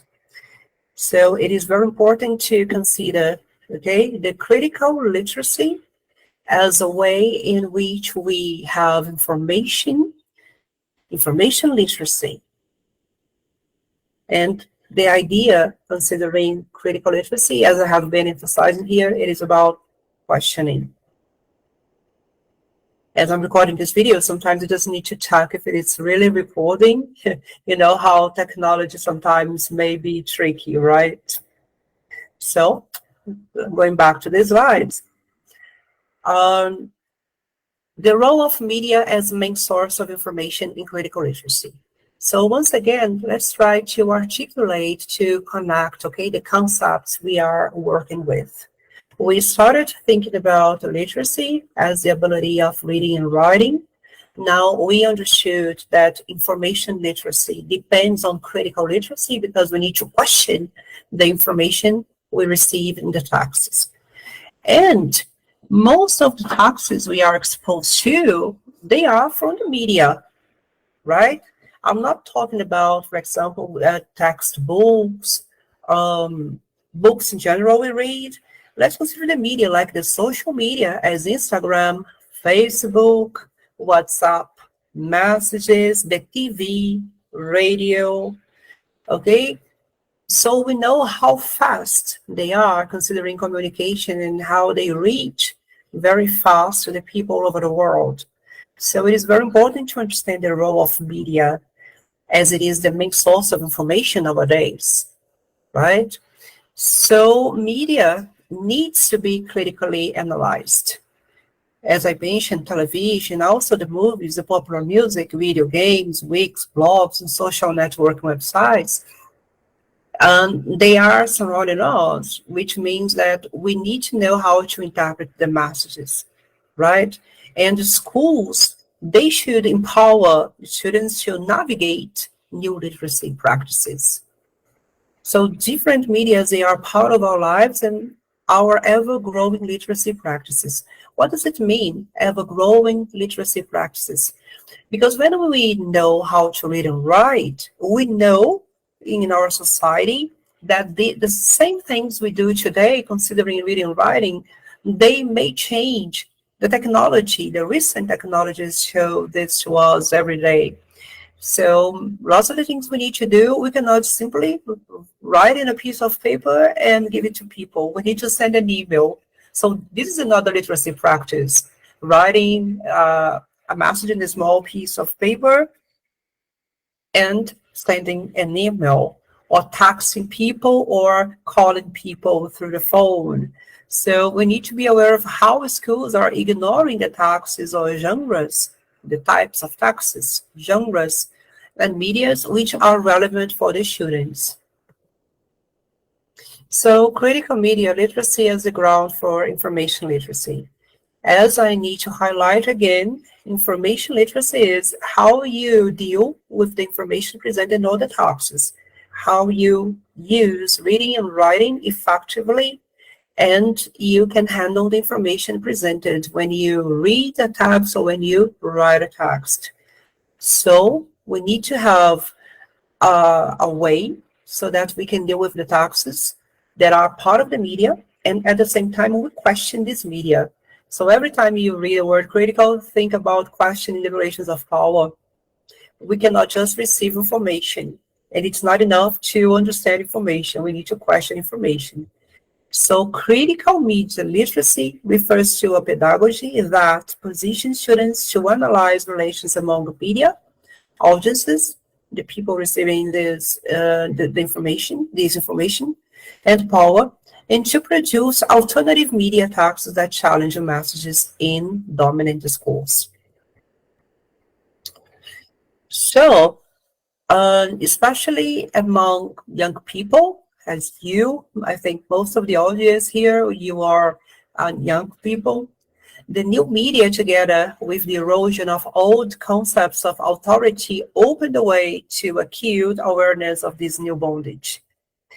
The young people perceive that the right to say their own word has been stolen from them, and that few things are more important than struggle to win it back. And they also realize that the educational system today, from kindergarten to university, is their enemy. This is a quote, an indirect quote from Paulo Freire, the researcher that started the pedagogy of the oppression in Brazil, the critical movement in Brazil. And he said that there is like a huge gap between the media that students consume, they use, and the media that school uses, that school works with. So most of the time, the students, they feel as if they were like, I cannot use the texts that I like listening to the songs that I like. It doesn't sound academic. It should not be used in schools, because even the school itself, sometimes it seems to be like creating a barrier or wall where what students consume, use outside the school is not valid, it's not legitimate. So the internalization of which is essential to the subjugation of the oppressed are presented to them by well-organized propaganda and slogans via the mass communicators, media, as if such alienation constituted real communication. So, as a consequence of the way that schools, universities ignore the media that students are exposed to, and also do not empower them to question this media, they kind of feed a cycle where this well-organized propaganda students are exposed to becomes like a mousetrap. So the students, they become stuck.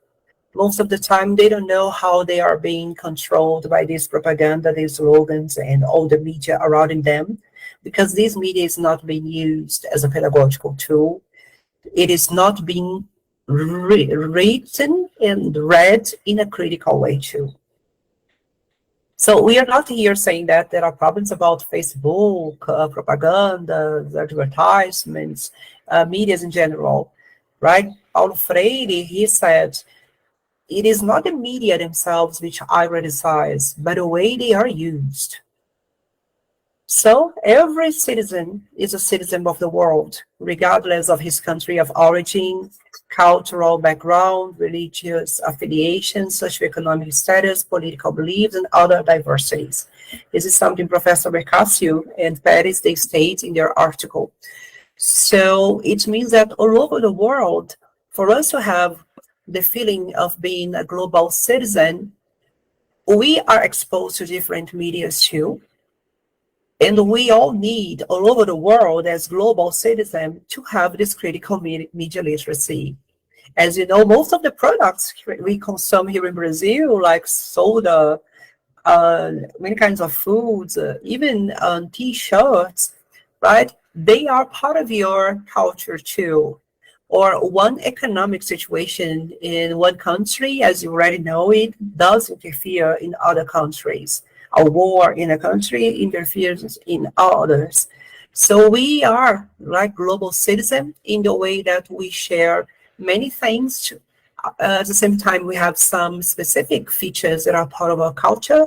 We are interconnected. And new medias, they contribute for sometimes connecting or disconnecting us, considering our human experiences and our claims for sustainable development goals. Probably you are very familiar with these expression, sustainable development goals, right?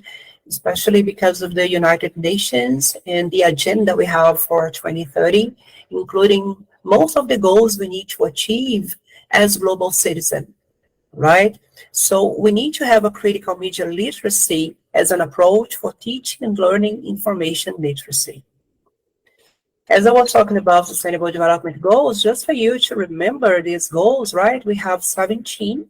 So on the screen, you can see 6 of them, right? So the number 1, no poverty. Goal number 2, zero hunger. Goal 3, good health and well-being. And goal 4, quality education. Goal 5, gender equality.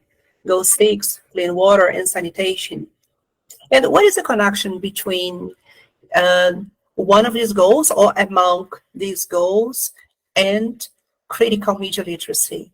So the media, okay, it can be like a power for us to have the sense of urgency, the sense of brotherhood for fighting poverty, for fighting, okay, hunger, starvation. Media can be a very important tool for us to understand the goal 3. So what is it? Good health and well-being. How can we have clean water and sanitation like the goal 6 suggests?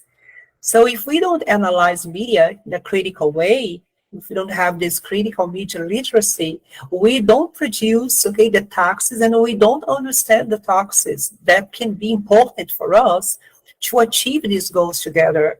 This is a moment for us, right, to make the best out of media, as we not only understand or produce, considering literacy, but as we analyze them critically.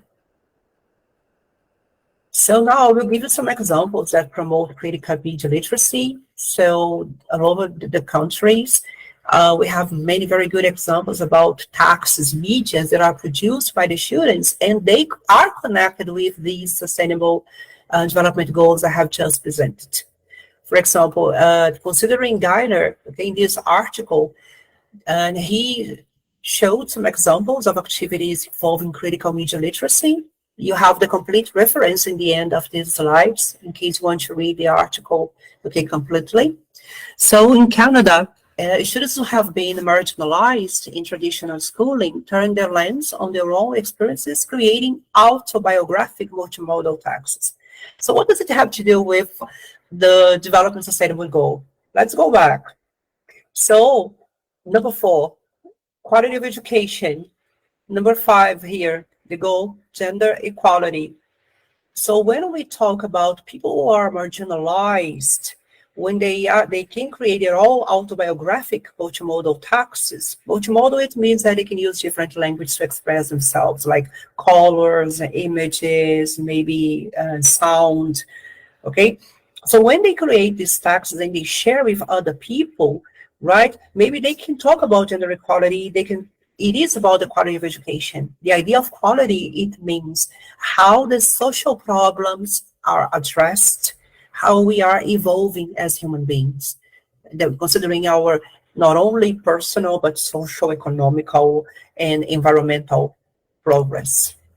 In California, United States, the students use themselves and their communities as subjects of digital stories that reconstruct past events and inspire plans for social change. So the social change can encompass all of these goals.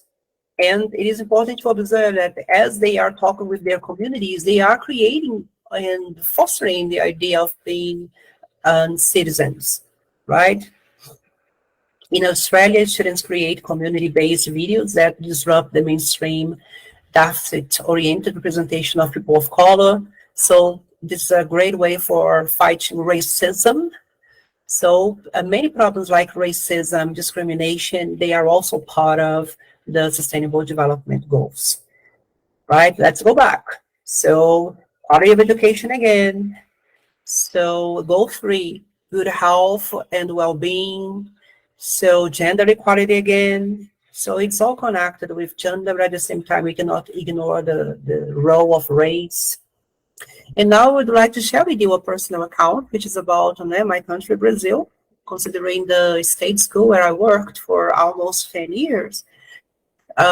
We developed a project called Movie Life. In Portuguese, it is called Vida de Cinema. So the high school students, they could create videos, documentaries, or adapt movies that they had already watched, or even soap opera scenes, representing their own concerns and alternatives for solving social issues. For example, they usually watch many TV series about teens' lives. So they created their own version for one of these Netflix series, for example, about teens. So they decided to create this one called Psycho Bullying. It is in Portuguese here, bullying psicótico. Psicótico, it means psycho in English. So they could create a video. I cannot show you the video right now because of our time here in the connection, but they could create a story where students are having problems with bullying at school and how the student in this story could search for help. Another project is about the Multicultural Festival, in which high school students could investigate multiculturality.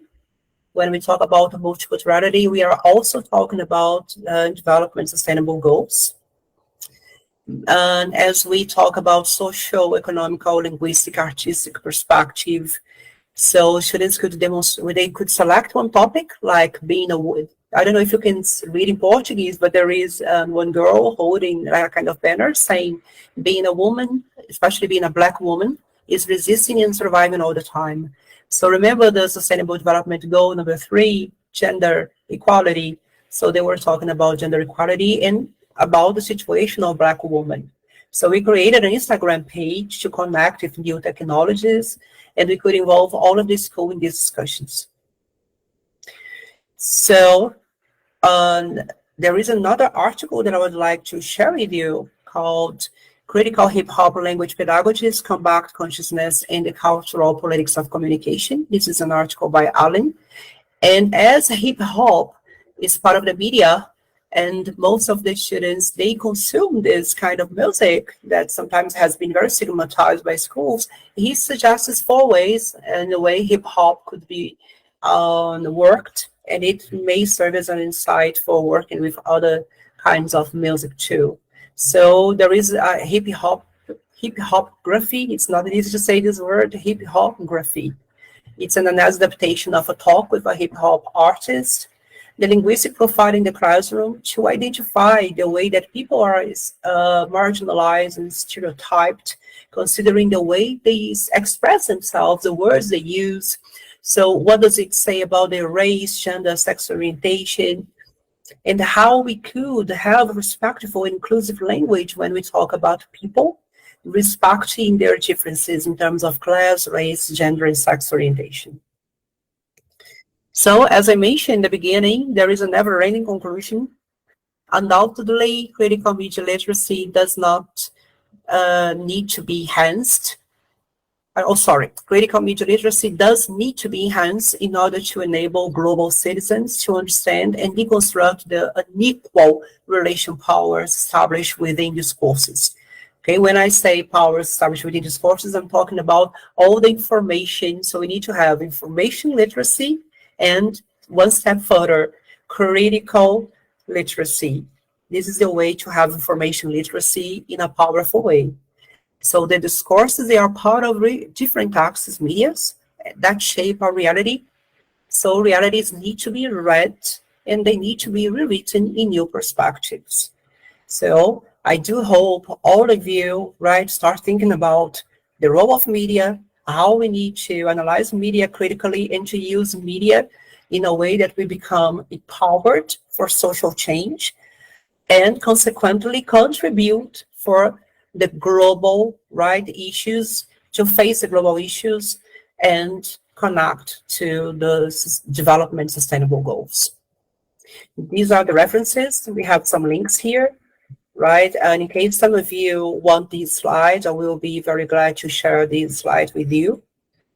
Thank you. Salamapo.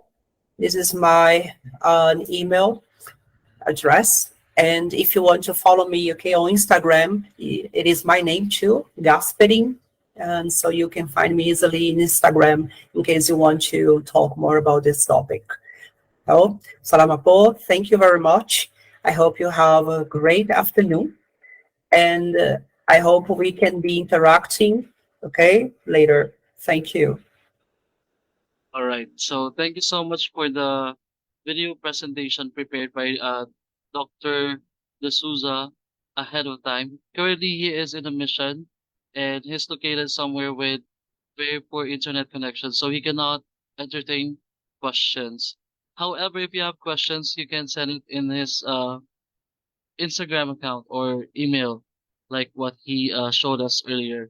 Now, to end this session, let's have a recap of the topics that we talked about. The title of the session is Transversal Competencies Toward Global Citizenship. When we ask what is transversal competencies, these are the transferable skills. Now, since in this first day we learned what global citizenship education is, the question is, does it end there by just knowing? Of course it doesn't. And like the concept of global citizenship, we should also learn how to interconnect everything that we learn. For example, how are we gonna develop empathy? Maybe one of the biggest factors of developing empathy is being exposed in a lot of media resources that actually teach us how to develop empathy. And that is through the help of teachers, for example, or you in the household. What media do you expose yourself to, or what media do you expose your younger siblings to? All right. And when you develop empathy, again, it doesn't stop there. It doesn't just stop in understanding what others are feeling, what situations they're going through. We have to do something about it. And one of the best things to actually do something about it is to promote sustainable lifestyles. For example, just like what Miss Shruti said, you don't have to be grandiose about it. You don't have to um, go big in your first try. You can start in your household. Um, for example, if you're used to using shampoos in sachets instead of doing that because it contributes to a lot of um trash, right? Why don't you just purchase a bottle and then just refill and refill and refill, right? It's a simple act, but I know that it's gonna do something. I remember the story of a guy, an old man, who was um in a shore filled with dead or starfish, right? Lots of starfish, and then this boy saw him picking up one starfish at a time and throwing it back to the ocean and to the sea. And then the boy asked, "Why are you doing it? I don't think it will make a difference, right?" But the old man just ignored what the boy said, and then he said he picked up another starfish and then threw it back to the sea, and he said, "There, I made a difference," right? So, I mean, I wasn't able to narrate the story very well, but the message of that is, making a difference doesn't have to be grand, right? If you can create one difference to one single person, that is already very impactful. And like what Dr. C said, it will create a ripple, and we will never underestimate the power of the ripple effect, especially if it's driven by empathy and kindness. So that ends the session for this afternoon, the third session, which is transversal competencies toward global citizenship. Thank you so much again. Again, my name is David Bernardino, an alumnus of regional training on GSET Batch 1.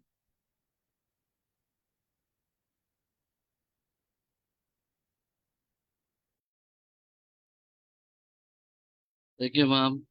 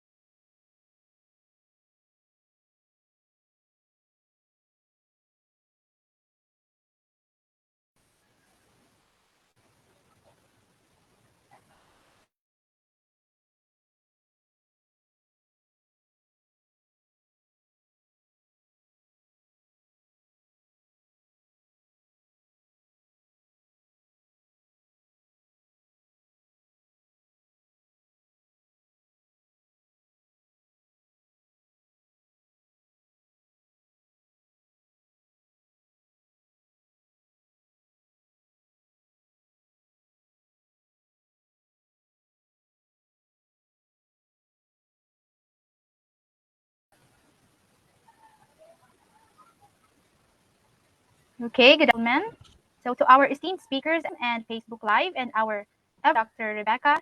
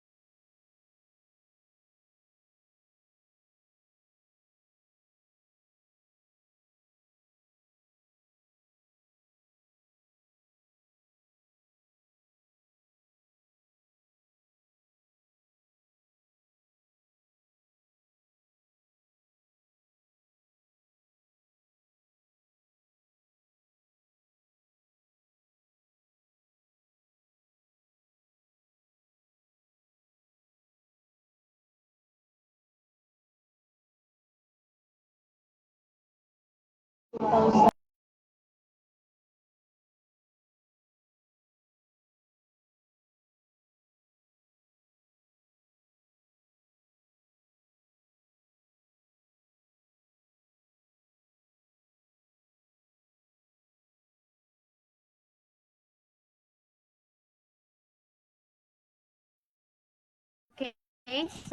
so sorry for the technicalities.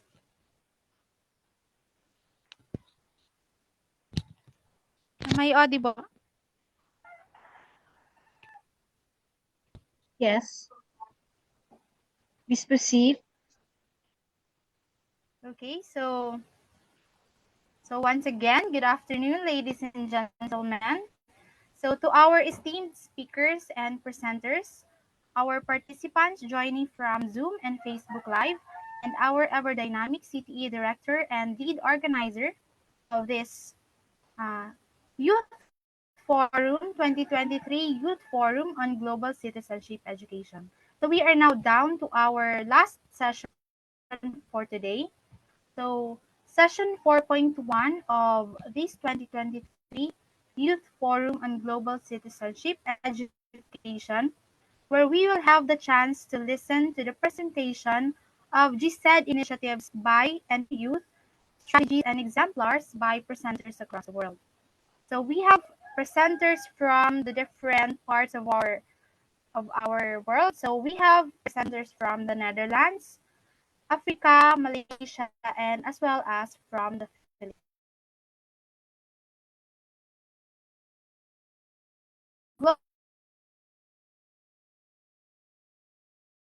Global Citizenship Education Batch 1, and I will be your moderator for this session.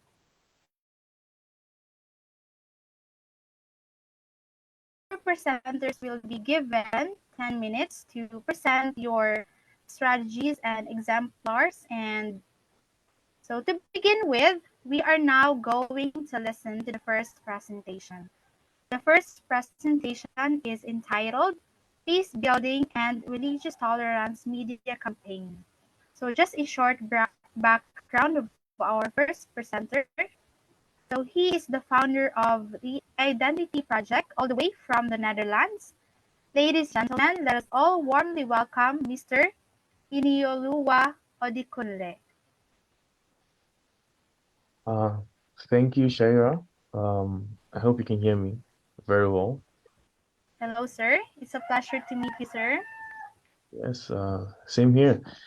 So a quick background. My name is Iniolua, and before I start my presentation, I'd like to just show a short clip from a documentary that my team and I produced back in Nigeria. So just give me a second. I hope you can see my Sure, screen. sir. Yes, Okay. po, sir. You can see it. All right. So I'm going to play this clip is about 1 minute 20 seconds, and I'll just like us to watch it. I hope. Please let me know with a thumbs up if you can hear the sound. I was born here in Lagos. I was Sure. born in Delta State. Yes po, sir. It's audible po. My parents are actually devout Christians. I did my secondary school St. Ignatius Loyola. My memory of growing up is my father was always holding me by the hand, taking me to the mosque with him. We entered Unilager in 1982 to find ourselves in the same room U117.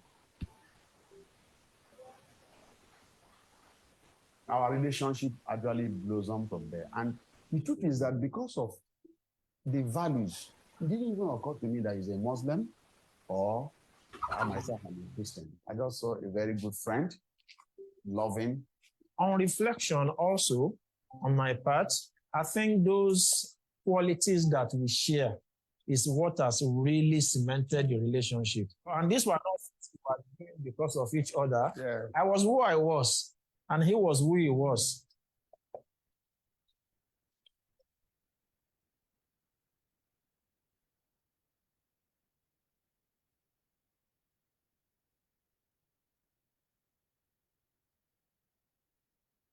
Okay. So that short documentary is a part was from part of the media campaign project my team and I ran in 2021, and it was self-explanatory. It was about promoting religious tolerance and peace um, between youths amongst in Nigeria. Um, so my name is Nyolua, and I lead the Identity Project. The Identity Project, basically, we see ourselves as bridges to connect people together to tackle the issue of marginalization and to promote inclusion in the world. And particularly, we use stories as a medium. So it is very interesting that the last speaker talked about media and the power of media to, transform our realities and to um, reorient us towards the truth. And so it is very important and key. This presentation, I hope that to share some of my experiences and on particularly a project that was run in Nigeria. And so let's go on. But before I start, I would like to just share some of my thoughts, concerning GCD and the way I see global citizenship education, or as a person, how can you display global citizenship? I see responsibility, agency, and competency are the three things.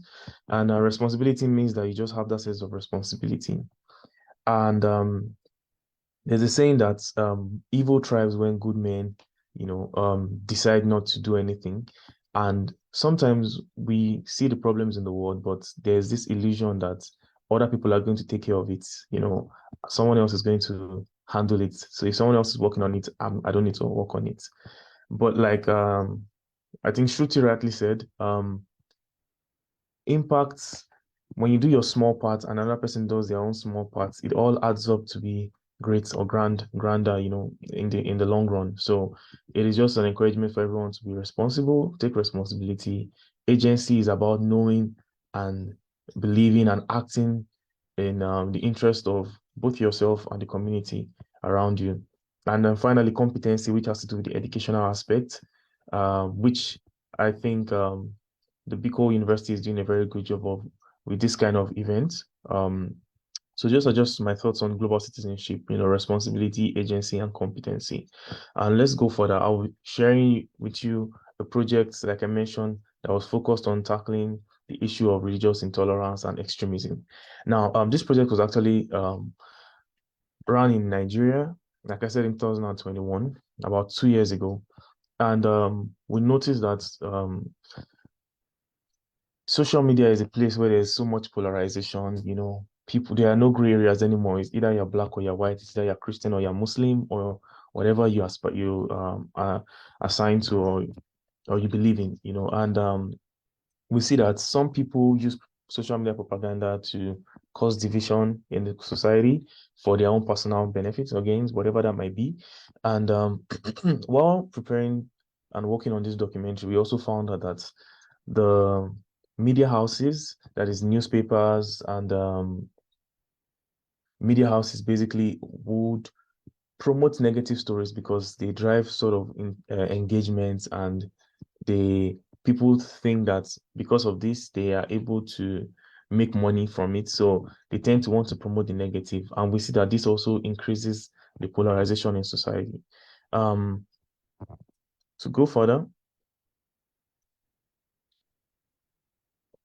yeah, you see some headlines. Common headlines always talk about negative things. When you talk about interreligious interactions in communities, you most likely will hear news and stories about clashes, violence, negative things.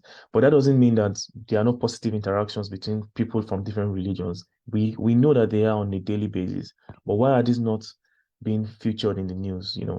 I just have here a timeline, sort of a timeline of religious conflicts in Nigeria from 1997. And one thing of interest is that when we think about religious conflict, we tend to think that only the illiterate communities um, participate in this kind of things. But the first line in 1987, it was actually in a tertiary institution. And so we see people that are educated also engage in religious conflict. And so that gets you thinking that is it just about being illiterate or is it about literacy?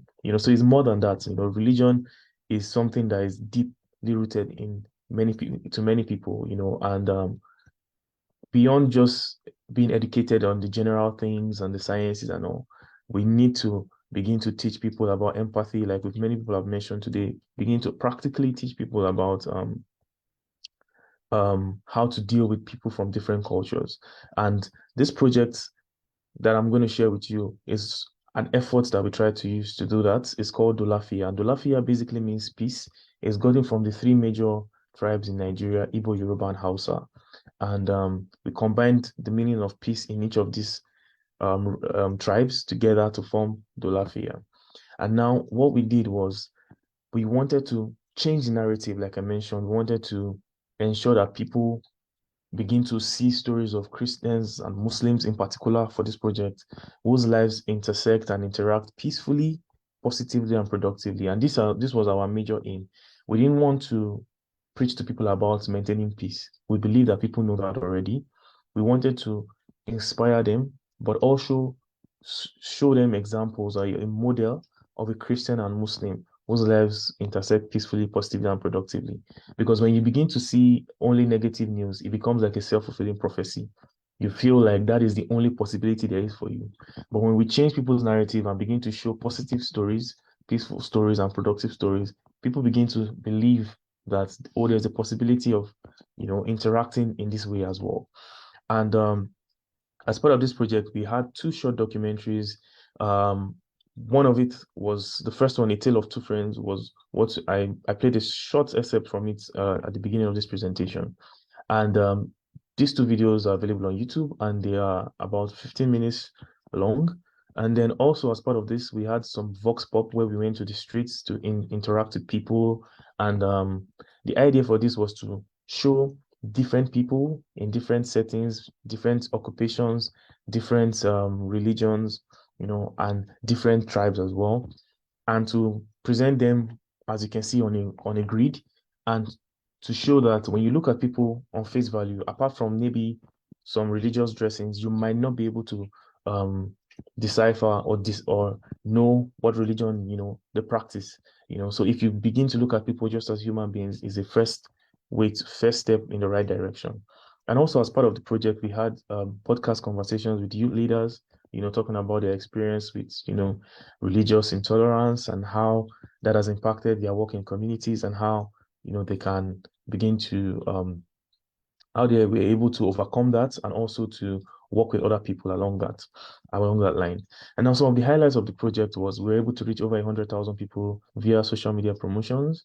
And for us, our goal was to engage people in a new way of thinking and to see that they are seeing a new direction of things. And we found that from the comments sessions, while there were some negative comments, we also saw people engaging and sharing their own stories about how in the past they've tolerated other people, that are from different religions and how they've built friendships like that. And for us, one of the key highlights was we wanted to target an area in Nigeria that had a high rate of religious volatility and violence. And we achieved this because from the analytics from social media, we found out that a certain part of the community we're watching these videos, we're having interactions, and I will now go ahead to share some of the challenges also that we faced. We had community censorship was an issue, because religion is a very sensitive topic. And so when you want to talk to people about it, there's naturally the fear of, reprisal attacks, there's the fear of persecution and things like that. But also, like I mentioned, we were trying to target a particular group of the country where religious volatility is popular. And so it was important for us to also utilize local languages. Now, that was where we found some challenges in trying to translate it. However, we were able to surmount it by, working with some translators and just basically not giving up. Now, I will just share some strategies that we used in this campaign. We wanted the campaign to be relatable. We wanted to share stories from real people and by themselves. So the documentary prioritized people sharing their own personal stories, like you watched in the beginning, in a way that was conversational as opposed to like direct advocacy. We wanted people to relate to it. We wanted it to appeal to their emotions. The second thing was subliminal messaging. which I kind of alluded to earlier by saying that the goal was to encourage self-reflection and critical thinking. So when you watch these documentaries, what we wanted to elicit from people was, excuse me, a sort of like critical thinking and self-reflection to say, how can I embody this message? How can I be like these people? How can I, in my daily interactions with people, move from being, partisan, move from being judgmental or tribalistic, to being someone that can interact with people from that still world a different way than I see it. And that was key for us. We didn't want to just advocate directly and saying, oh, stop this, stop violence, and stop this, because we don't believe that that is very effective. Also, we try to ensure inclusion, which I alluded to also, by trying to integrate the Hausa language, one of the local languages, into the discussion. So we had some parts of the documentaries that were in local languages, so that people from this part of the community, which were majorly affected by religious volatility, can also engage, can connect. Because when you speak people's mother tongue or their language, you speak to is the language of the heart, so to say. Also, we used social media a lot. We promoted across Facebook, Instagram, and YouTube, and videos in particular right now are the most engaging and potent, I believe, form of content to drive engagement. And so it was very interesting to see people. Some people commented, came to fight in the comment sections. Some people were reflective in the comment section. So it was just a very interesting overview of the kind of people that we are targeting. And also, lastly, as part of this project, it was important that it wasn't an intervention from one side. That is, it was not a Christian intervention or a Muslim intervention. We wanted it to be a balanced team. We wanted it to be as dynamic and as diverse as possible. And so we had on our team both Christians and Muslims, and we came together. We were able to share ideas. We were able to refine strategies, and that really, really made it very rich, so that we had deeper understanding of some of the issues in the Muslim community, as well as some of the issues in the Christian community, and how to, channel our message. And I think that these are the strategies that really helped. And here is just an overview of some of the comments, from our YouTube page.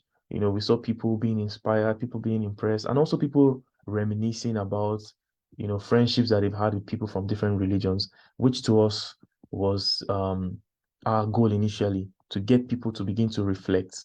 And we believe that we achieved this. In wrapping up, I just want to share this quote. I believe that stories hold the power to spark revolutions, unite hearts, and shape a future where empathy and collective action reign supreme. And again, stemming back to what the previous presenter from Brazil shared, media is very powerful. Media is possibly the singular thing that can change the course of history. And so I just want to encourage us to be, very responsible and deliberate in the stories we share and how we use media, and social media in particular as well. Let us begin to share stories that are positive, stories that are true, and be more empathetic towards our fellow humans. Thank you for listening. And I didn't put my email here, but I will just type it in the chat, and I'm open to discussions and possible collaborations. Thank you very much.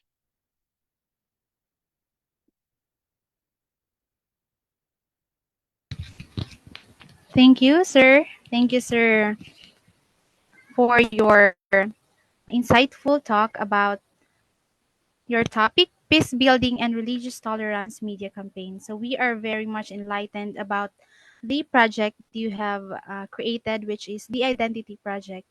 So wherein you use the social media to promote positive stories. So as I've heard from your talk earlier, you told us that nowadays social media is being used to promote or to tell negative stories. But with your project, you use social media to advocate positive stories. And what I like about that is you build bridges for an inclusive world through stories. So it is really true that Stories are a powerful tool to educate the public about what we can do and how we can better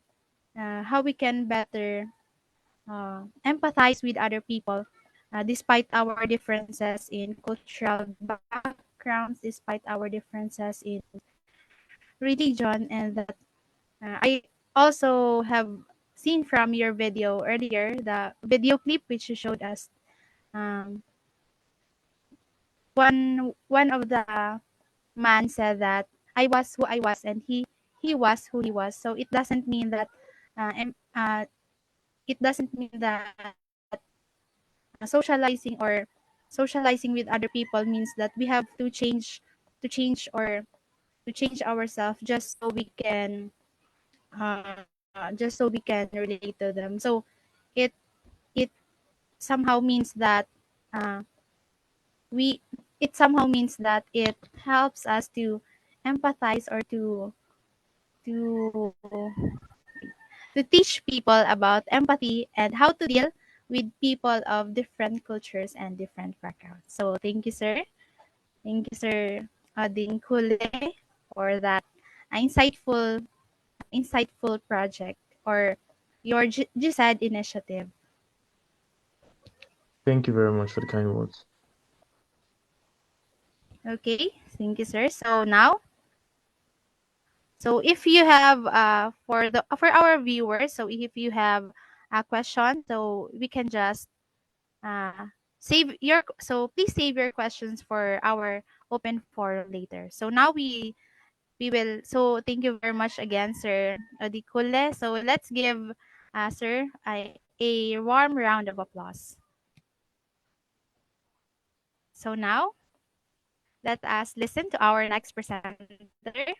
So we have our next presentation is entitled Project Yakap, Fostering Youth Advocacy. So our presenter is a master teacher from Tunasan Elementary School, Division of City School, Muntinlupa. So let us all warmly welcome Miss Greenberg. Good afternoon, ma'am. Yes. Good day to all of our GSED advocates, to Dr. Bercasio. Thank you for inviting me here. May I present my screen? Okay, sure, ma'am.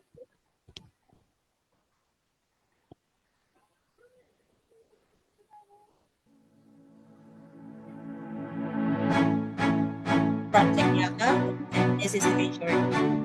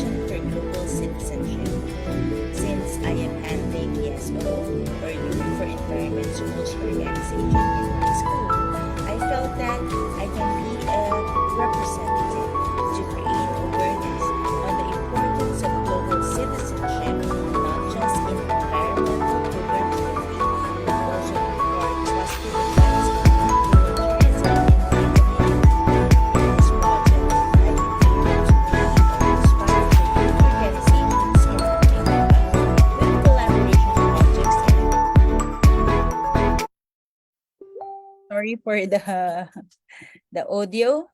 So our philosophy for Project Iraya is to implement and sustain the SDGs We could tap the youth as the frontliners of change.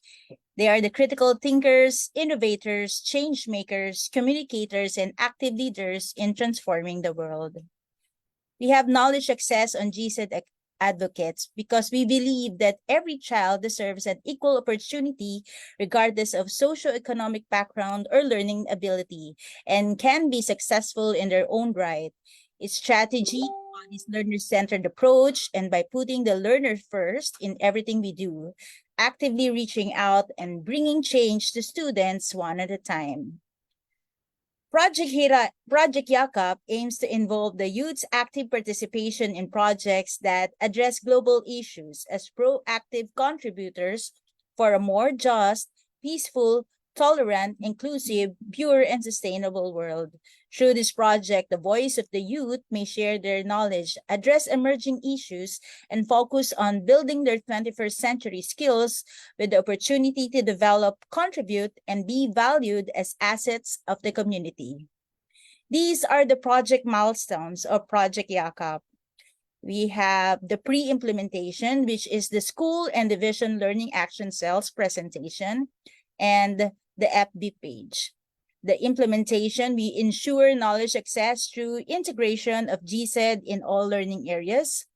And for the post-implementation, we tap community-based initiatives and in support of the GSED implementation at local levels.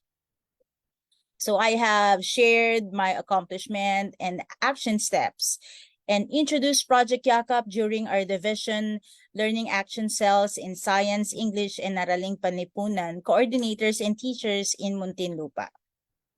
We also have to collaborate of community by our advocacy on global citizenship education. So our emphasis is to empower young people and their community through their own actions in situations that affects them.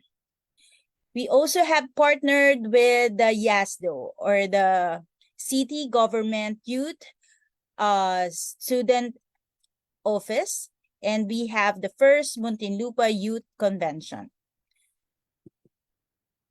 I have discussed to the 200 youth leaders. All of them are school-led, community and faith-based organization, along with the Sangguniang Kabataan. We also have integrated GSED in other learning areas and implemented the SDG advocacy through creating partnerships with different youth organizations in Muntinlupa. We also partnered with the Embassy of Indonesia in promoting knowledge access in GSED. We have signed a memorandum of agreement with them to sustain our GSED projects through them. These are the different discussions and the implementation of Project Yakap. We have Project Yakap for Mongolia teachers. Even in pandemic, we also have implemented Project Yakap through online SDG Youth Action Forum, together with the OSYAP, or Online Youth Advocacy on SDGs. And last August 22, we also partnered with different organizations in the Philippines and across all regions in the world. You have Vietnam, Cambodia, Nepal, Bangladesh, Mongolia, and in the Philippines through the International SDG Youth Action Forum, called You Matter, Capturing Stories of Youth Action on SDGs. These are my presenters. We also partnered with the You Lead Initiative and OSYAP through hashtag Teach Love for SDGs last September 25, 2022. And we have 1,000 and more engagement from different sectors in the youth organizations in the Philippines. And We also partnered with the local government unit in promoting youth advocacy. That is in YASDO, that is the Youth Affairs and Sports Development Office of the City Government of the Muntinlupa. We have select 10 outstanding youth organization and leaders. These activities showcase the works of the youth organization from different sectors that led initiatives ranging from poverty alleviation, health, education, environment, and active citizenship, which is also served to inspire other young people to take action in their communities. The implementation of GSED using a research, and these are the action document for youth volunteerism in featuring the leaders in different youth organizations in Muntinlupa. Let's watch this. Hi, I'm Rans, and I'm a student leader from the Philippines, particularly in the city of Muntinlupa. I am currently the Supreme Student Government President in our school, which is the highest student governing body that there is. Our organization has participated in various activities throughout the years. We basically follow 5 core values, which are makajos, makatao, makakalikasan, makabansa, and anti-drug prevention. And then from there, we create projects where we can inculcate them to our students and inspire them to become better individuals. But we don't just help our school and their fellow students. We also extend our service to the community and people in need. We even go to prison to help inmates strengthen their faith. Leadership is important because we are making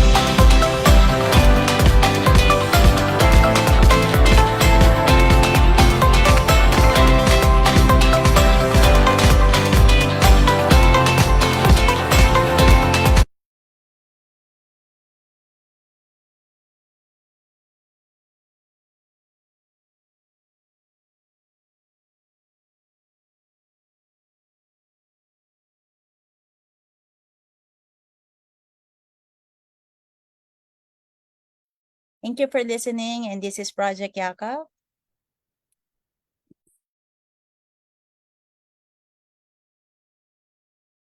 Okay.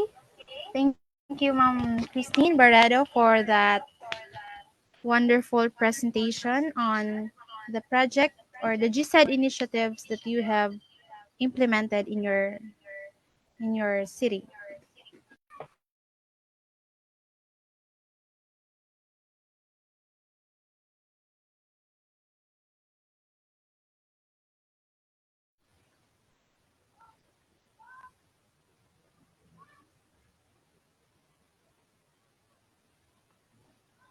So the project Yakap, I think, was a success. So kudos to you, Ma'am Christine Barrado, for that wonderful project. So as we used to say, ang kabataan ang pag-asa ng bayan.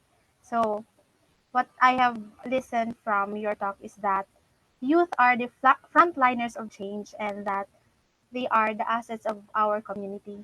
So it is really a good move to empower young people to be agents of change as early as their young age.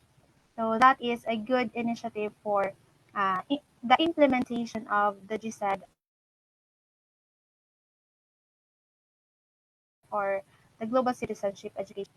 Despite the interruption of the pandemic, you were able to involve the youth for that online youth advocacy on the sustainable development goals, and that is one thing that inspires me also as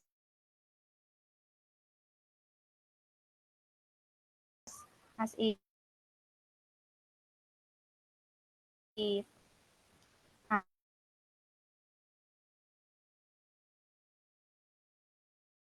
new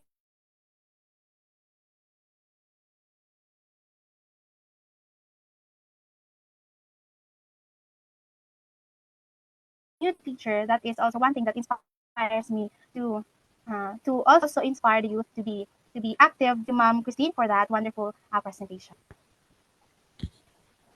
Thank you, Shaira.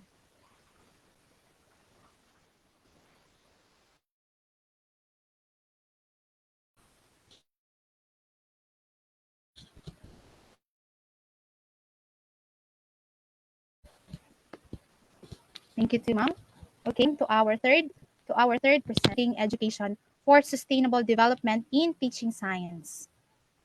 So for this topic, we have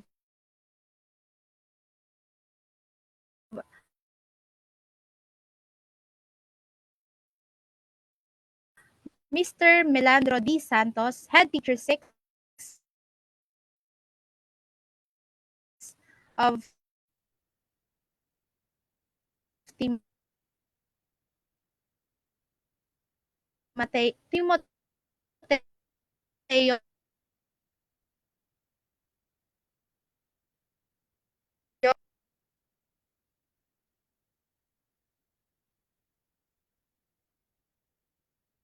Hello everyone, can you hear me? Hello po. po. Naririnig po Yes ako? po, sir. Yes po, sir. Medyo You're audible po. Hello, sir. medyo mabagal lang ang Hello ating po. internet this time. Pero, kamusta po kayo lahat? Okay Alam na ko po okay po, it's the sir. Hello hump po. day. So, let me It's share a pleasure po. Nagsi-share na po siya. Okay na. to meet you, sir. Yes. As you could see, my project is all about integrating GCED for sustainable development in teaching science. So let me share to you the timeline of my advocacy of promoting GCED in the Philippines. And I think that the integration of GCED in the country is a long way to go. But I think our collective efforts to sustain this advocacy can be an instrument to build a network of educators like you who are committed to the promotion of GCED. So throughout the years, the success of promoting GCED was made possible through the untiring efforts from the various stakeholders who fully supported our endeavors. So the true spirit of bayanihan continues to live in the hearts of every educators like you. So who are inspired to improve the curriculum through collaboration and partnership. So let me share my next slide. So this is the timeline of my advocacy for sustainable development. I started last 2016 when I participated in Korea-Philippine Teacher Exchange Program.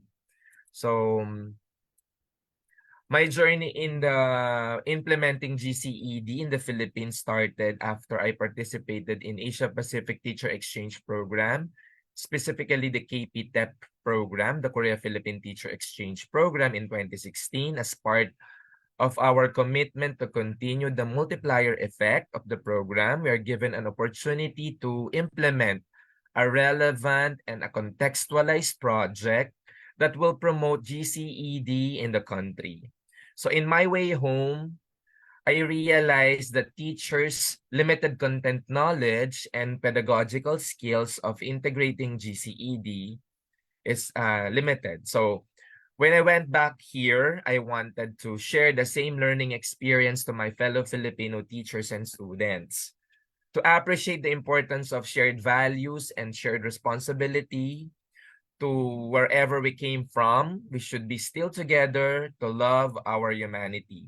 So my project is entitled In Ciencia Nos Solidaritas. So what does it mean when we say In Ciencia Nos Solidaritas? So In Ciencia Nos Solidaritas means in science we are united. So it was designed to integrate GCED for sustainable development in science classroom.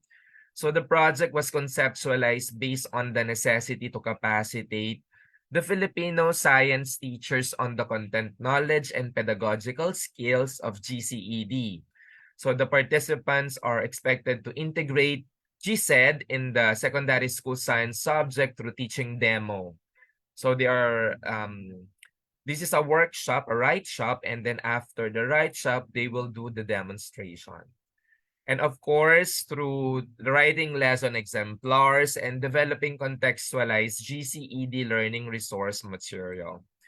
On the same year, a compendium of GCED learning material was developed by 16 participants. So there are a total of 16 educational leaders. Most of them are master teachers, head teachers, and now they are already principals. The contextualized learning material intends to instill the importance of a non-cognitive learning such as social responsibility, concern for the environment, and commitment to sustainable development. It incorporates the 10 UNESCO SDGs in grade 7 science.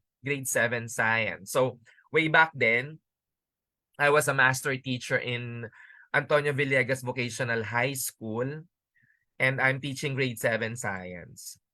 So at the end of 2017, we finished the project, and it was an amazing experience to share the project during the first forum on the teacher exchange towards global citizenship. So I'm very proud to say, and also as part of the Philippine delegation, we are awarded as one of the best GCED project of 2019. So if you want to access the learning material for grade 7 science, you could scan the QR code. So nilagay ko po dyan lahat ng QR code for you to have an access to the learning resource material. Okay, next. This is the table of contents for the In Ciencia Nos Solidaritas Compendium of GCED Integrated Science Lesson. So this is from first quarter to the fourth quarter. So each learning resource material, there is an SDG integrated, of course. For example, in teaching solutions, the title of the learning resource material is Water Contaminants, Human Over Troubled Water, Integrating Sustainable Development Goals of Clean Water and Sanitation. So all of the modules of the DepEd, we have a counterpart learning resource material. So it was written using the SIM. Are you familiar with the strategic intervention material? It has a title page, it has an activity page, the evaluation page. So that is how the learning resource material was conceptualized. So each module of the DepEd, we have a counterpart GCED integrated learning resource material. So if you want to access the learning resource material, again, you could scan the QR code located on the screen. So it is available. It was shared to everyone. Okay, so that is how we integrate GCED in the science lesson for grade 7. So we also have this total of 14 GCED learning resource material. So for the public, for you to have a background on the on my project, So as a public school science teacher, I am a teacher in an urban poor community in Tondo, Manila. It is an eye-opener to witness the inequality, hunger, and unsustainable living condition of my learners. So given the scenario of uncertainty and poverty, it is crucial for us educators to empower our learners and to maximize their full potential through education. So that is an important part. So as a mandate, we heed to the call of our vocation, especially in this time of pandemic. Of course, we're through with the pandemic already, and we are challenged to integrate GSED for sustainable development that will help to achieve the envisioned curriculum of the Philippines. So in this case, we will focus on the incorporation of the selected SDGs. Of course, it is curriculum mandated science teaching and learning. So what are the themes of my learning resource material? It's all about environmental stewardship, good health and wellness, responsible consumption and production, and of course, science citizenship. So these are the eight UNESCO SDG integrated on the learning resource material. So most of my projects are focusing on the sustainable development, which is aligned with science. So we have underpinning pedagogies. Of course, in science lesson, we promote real life problems imposed to the learners. Of course, we want to mobilize them.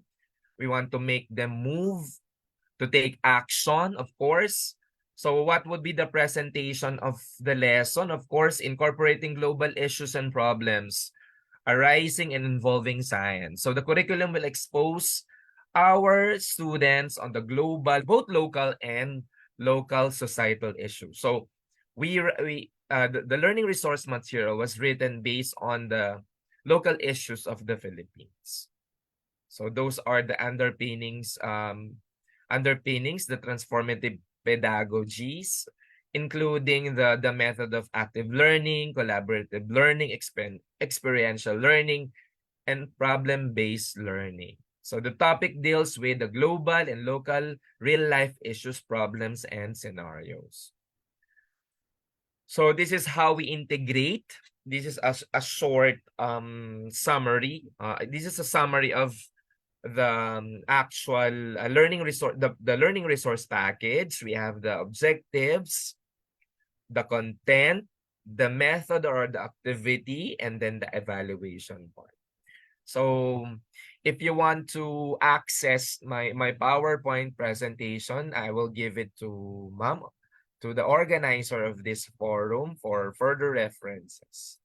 So this is how we map the lessons of the GCED integrated science lesson. So one example of this integration is the germ buster, the breaking chain of infection. So way back on 2016, before the pandemic breaks, so I have written the GCED learning resource material for the breaking chain of infection. So integrating of course the health and wellness.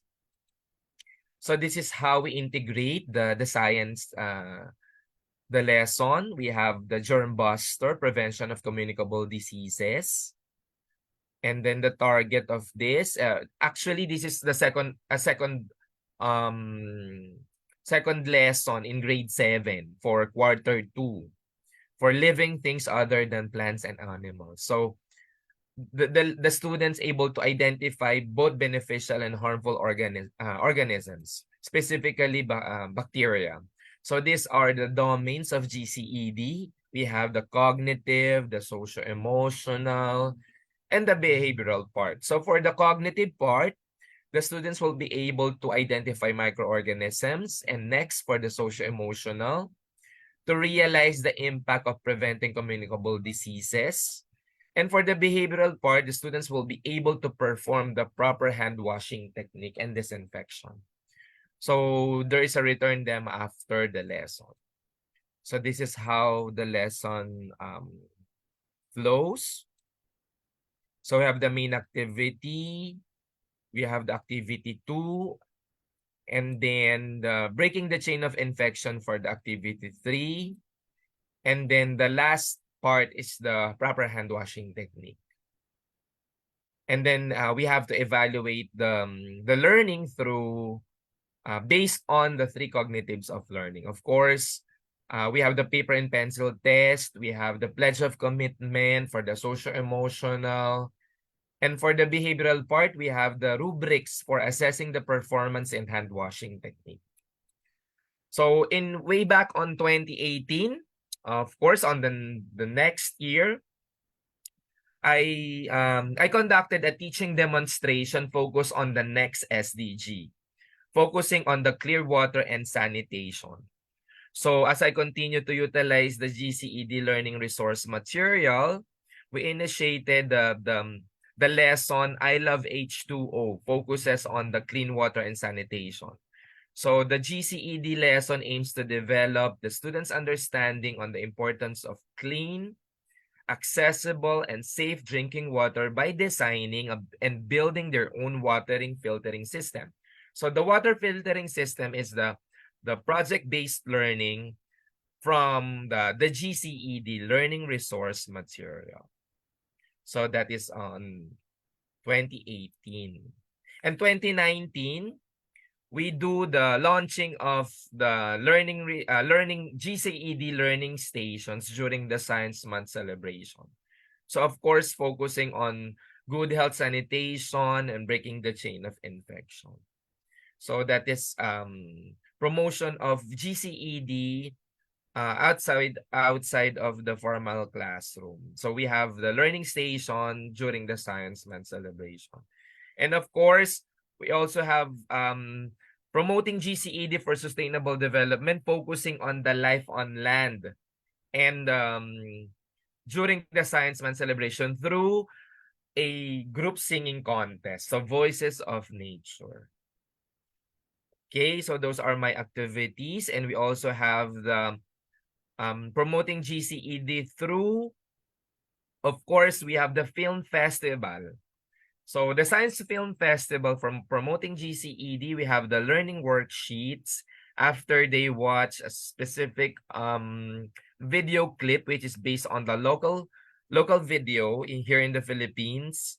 So they will able to answer the brochure, reflecting on the importance of having a clean water. So focusing on the life below water during, of course, during the Science Month celebration. So you could integrate GCED not only on the actual teaching inside the classroom, but also during the science activities, during the Science Month celebration. So we have the film festival, we have the Voices of Nature for the group singing contest.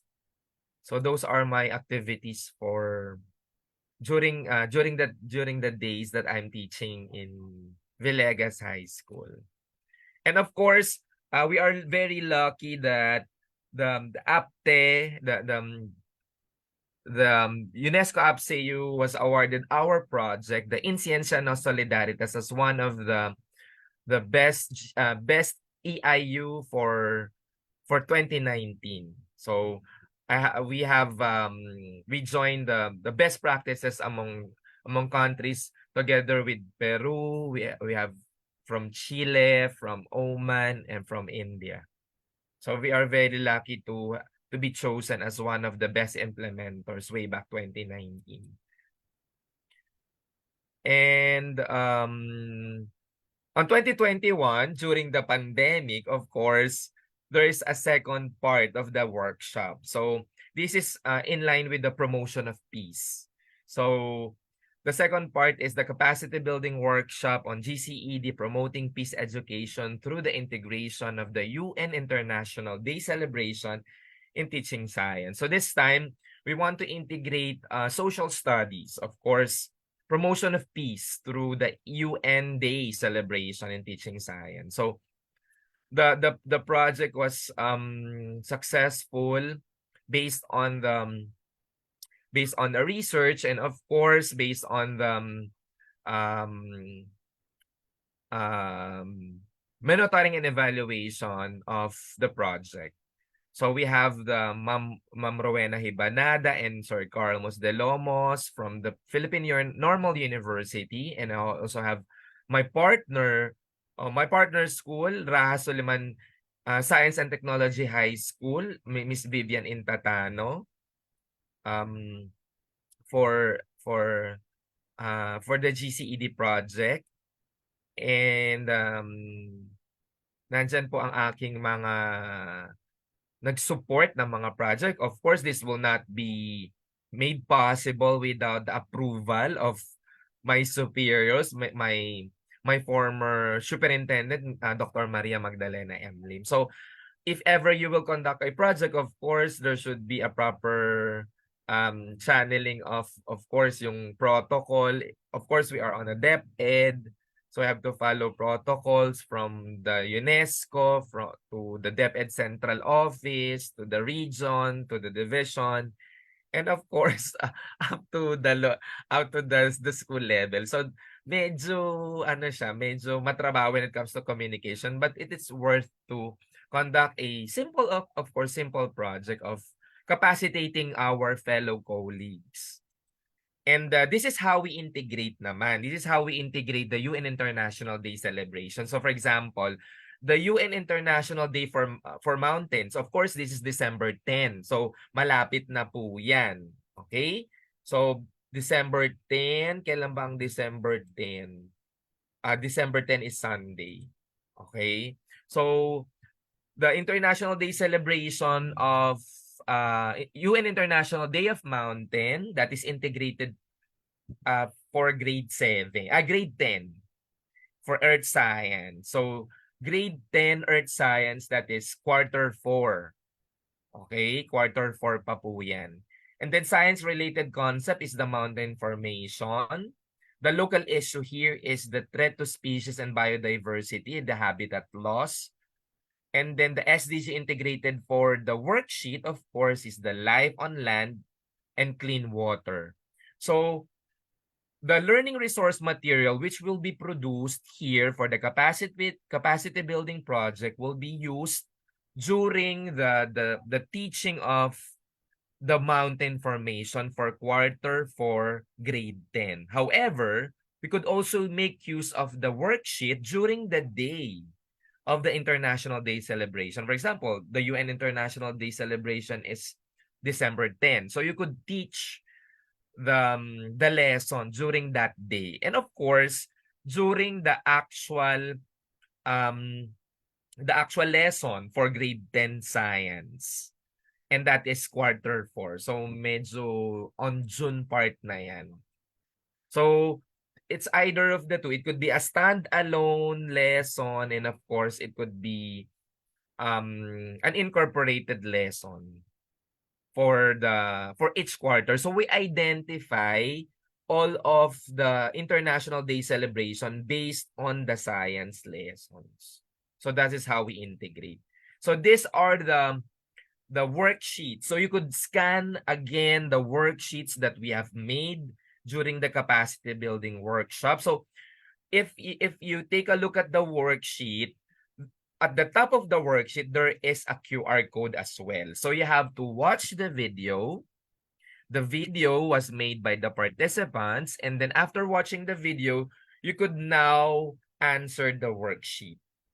Okay? So don't forget to scan the QR code located on your screen. Okay, so that is the compendium of the learning resource worksheets, the output of my participants, of course. And then if you take a look at the worksheet, on the uppermost right-hand corner of the worksheet, there is a QR code located there. And if you will scan the QR code, there is a corresponding video that you must watch first before you answer the worksheet. So the output of this second capacity building workshop is the worksheet and of course the video. So medyo medyo mahirap sa mga participants, but of course out of their passion and their interest in GCED, they come up with this worksheet and also the UN International Day celebration promotional video. So that is a promotional video. And the last project integrating GCED when I participated on the Planets program, promoting link on network of teachers and students of Asia Pacific Exchange for Global Education. So this time, the first one is for promoting peace. This one is the promoting culture in science teaching. So the first one is promoting peace, and the latest my latest endeavor last year lang ito is the promotion of culture in teaching science. So promotion of intercultural understanding featuring Filipino and Korean culture. So there is an exchange of culture, and of course the strategy there is the preparation of bibimbap. So we have to the Koreans will teach the bibimbap and making in the Filipino naman we teach Korean students in halo-halo making. So the topic for the integration of culture is the mixture for grade 7 science. So what are the integrated SDG here? We have the SDG number 13, number 3 rather, good health and wellness.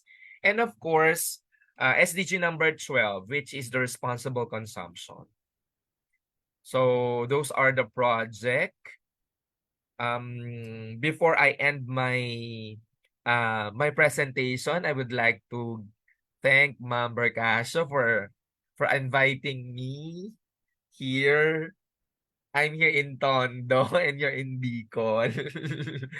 So kahit na buhay pa tayong lahat, almost gabi na, pero nandyan pa rin ang inyong presensya. Nararamdaman pa namin ang inyong pagpupursige in order for us to integrate GCED not only in science but also in all learning areas. And I do hope that in the near future, if I think most of you are pre-service teachers, you will integrate GCED in your learning areas.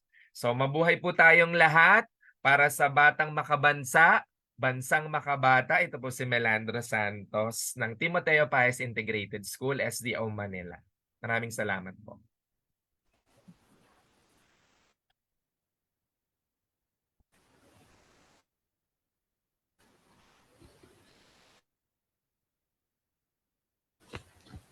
Thank you very much, Sir Melandro. So let's give Sir Melandro a warm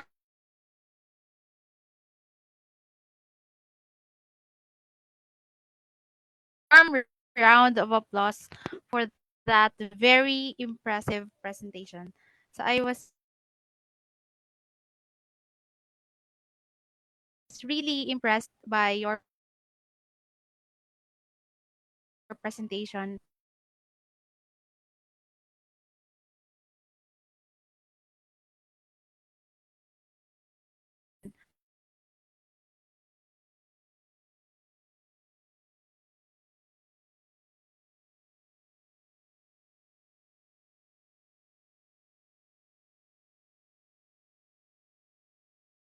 Of this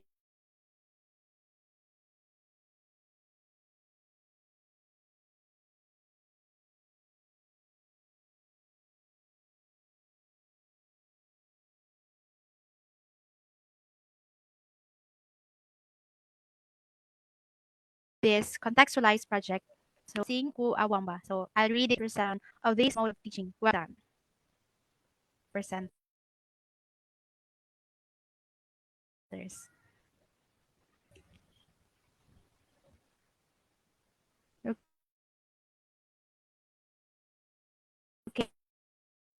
Okay, so hello everyone. So it's morning here in Nigeria. So good morning. Sorry for the technical glitches on my part. So here are some of my takeaways from Sir to come up with relevant and contextualize projects, especially in terms of science. So I was really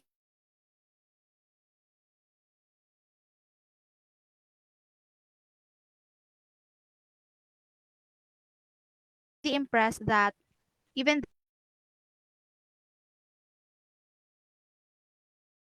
though you were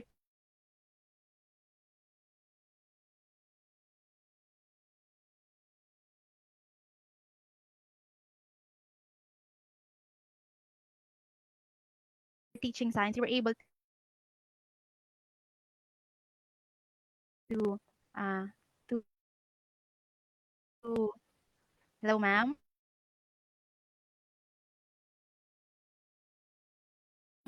Good morning po. Hi, Blessing.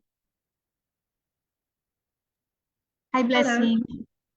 Hi, Good Rebecca. morning there.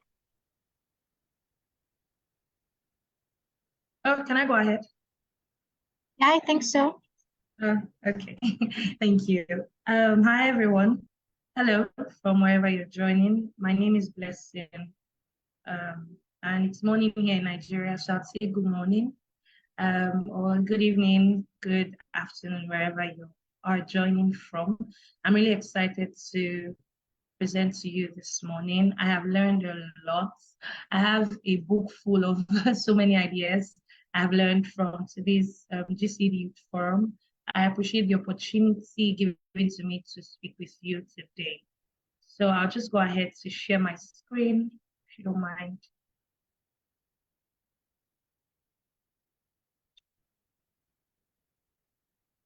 All right, so of course, today's theme of this GCD forum is fostering transversal competencies toward global citizenship. And we have listened to so many ideas and so many initiatives that explain this to us, but I'm also going to share some of that are present in my project, my GCD activities. Like I've been earlier announced, my name is Blessing Oluchukwu from Nigeria, and I'm the founder of Change a Child Initiative.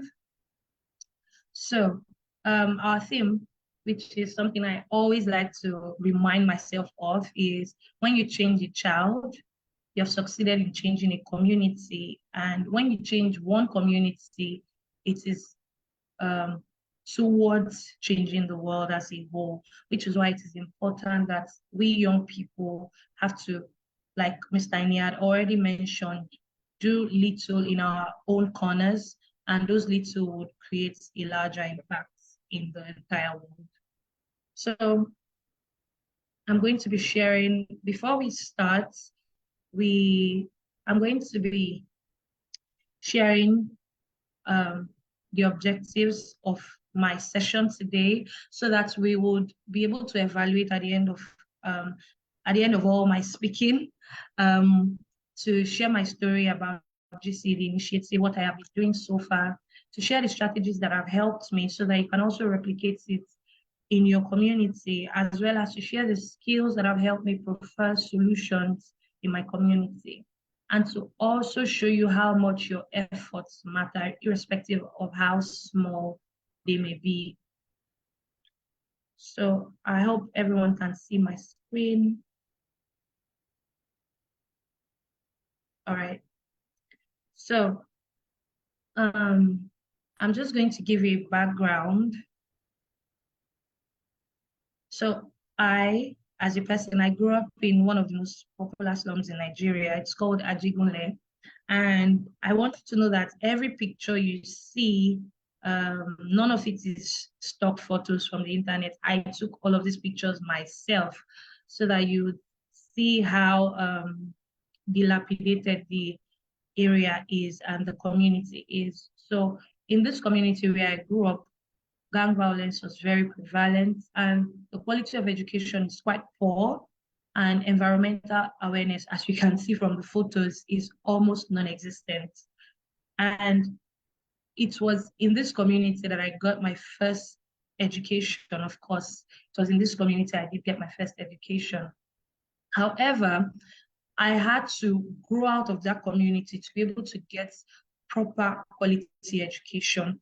But I am just like one out of thousands and hundreds of thousands of children who grew up in that community who did not have enough and had to stick with what the community could offer.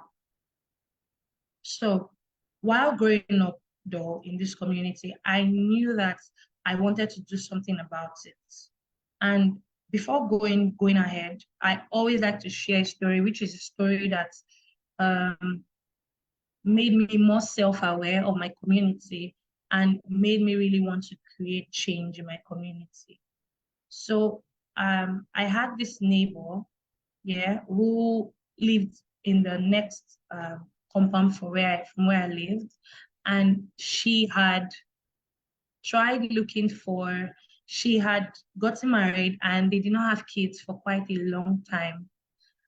So I had worked with her at some point when I graduated from secondary school. Before I got admission to the university, I had worked with her at some point when I was kind of learning some skills. And I knew when they finally got a child, it was such a huge deal to her family for them to finally get that child. So they were so elated to have that child. And then we had this spate of gang violence in our community at the time when these gang members would write letters to communities or streets or environments where they were going to attack. It was really, really ridiculous, but it was something that really happened in my community. So they would send a letter and tell you that, oh, we are going to attack you very soon. Sparking fear in the people. And the thing is, you won't even know when exactly where they were going to attack the community. They would just say they were going to attack. And then people would be restless, or you don't know what is going to happen. And whenever they came to any community, they would leave after them a wake of rape and robberies. This was all the things they did whenever they visited the community. So when they sent this to our particular street at the time, this woman had actually mentioned how scared she was because her husband was not in the, around. He was working in another state. So she was staying alone with their child who was not yet a year old.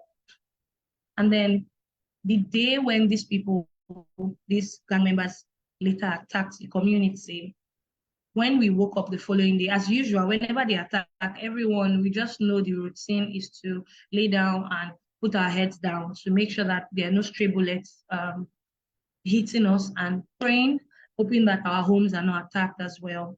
So when we did that, and hopefully my home was not attacked, the following morning when we woke up as neighbors who had experienced that kind of trauma together, they all came out. We all usually come out and say, oh, hope no one was hurt or whose house was attacked. And then when we came out the following morning, the woman never came out of her home. And that was it. She died in her sleep. I'm sure when she had the gunfire, it must have been too much for her, since she was already saying how disturbed she was about the particular attack. So she died in her sleep on that day. That really sparked interest in community development for me, because it's such a sad story that her child, who she had waited for over 5 years, and then child finally came, and barely 1 year into being a mom, and she had to leave her child just in such a horrific manner. So it just taught me about not just the direct influence of violence on us as human beings, but the indirect influence of violence as well. And imagine that child growing up and hearing this story of how he lost his mom to something like this, something like gang violence, where the community members were not owing them anything. They just decided to attack for no particular reason. So as a child growing up in such an environment, I saw it with my friends, with people I grew up with, how it was so easy to talk them into becoming gang members because that was what they saw as prevalent in the community. So when I attended the UNESCO FCU 8 Youth Leadership Workshop on GCD, which is one thing I'd like to mention, that as youth leaders, we must always find ways to learn more, because it is in learning more we can prefer more viable solutions. So when I attended that particular workshop, I listened to various case studies. I listened to various presenters from across different countries of the world, talking about the different ways they were making a difference in the community.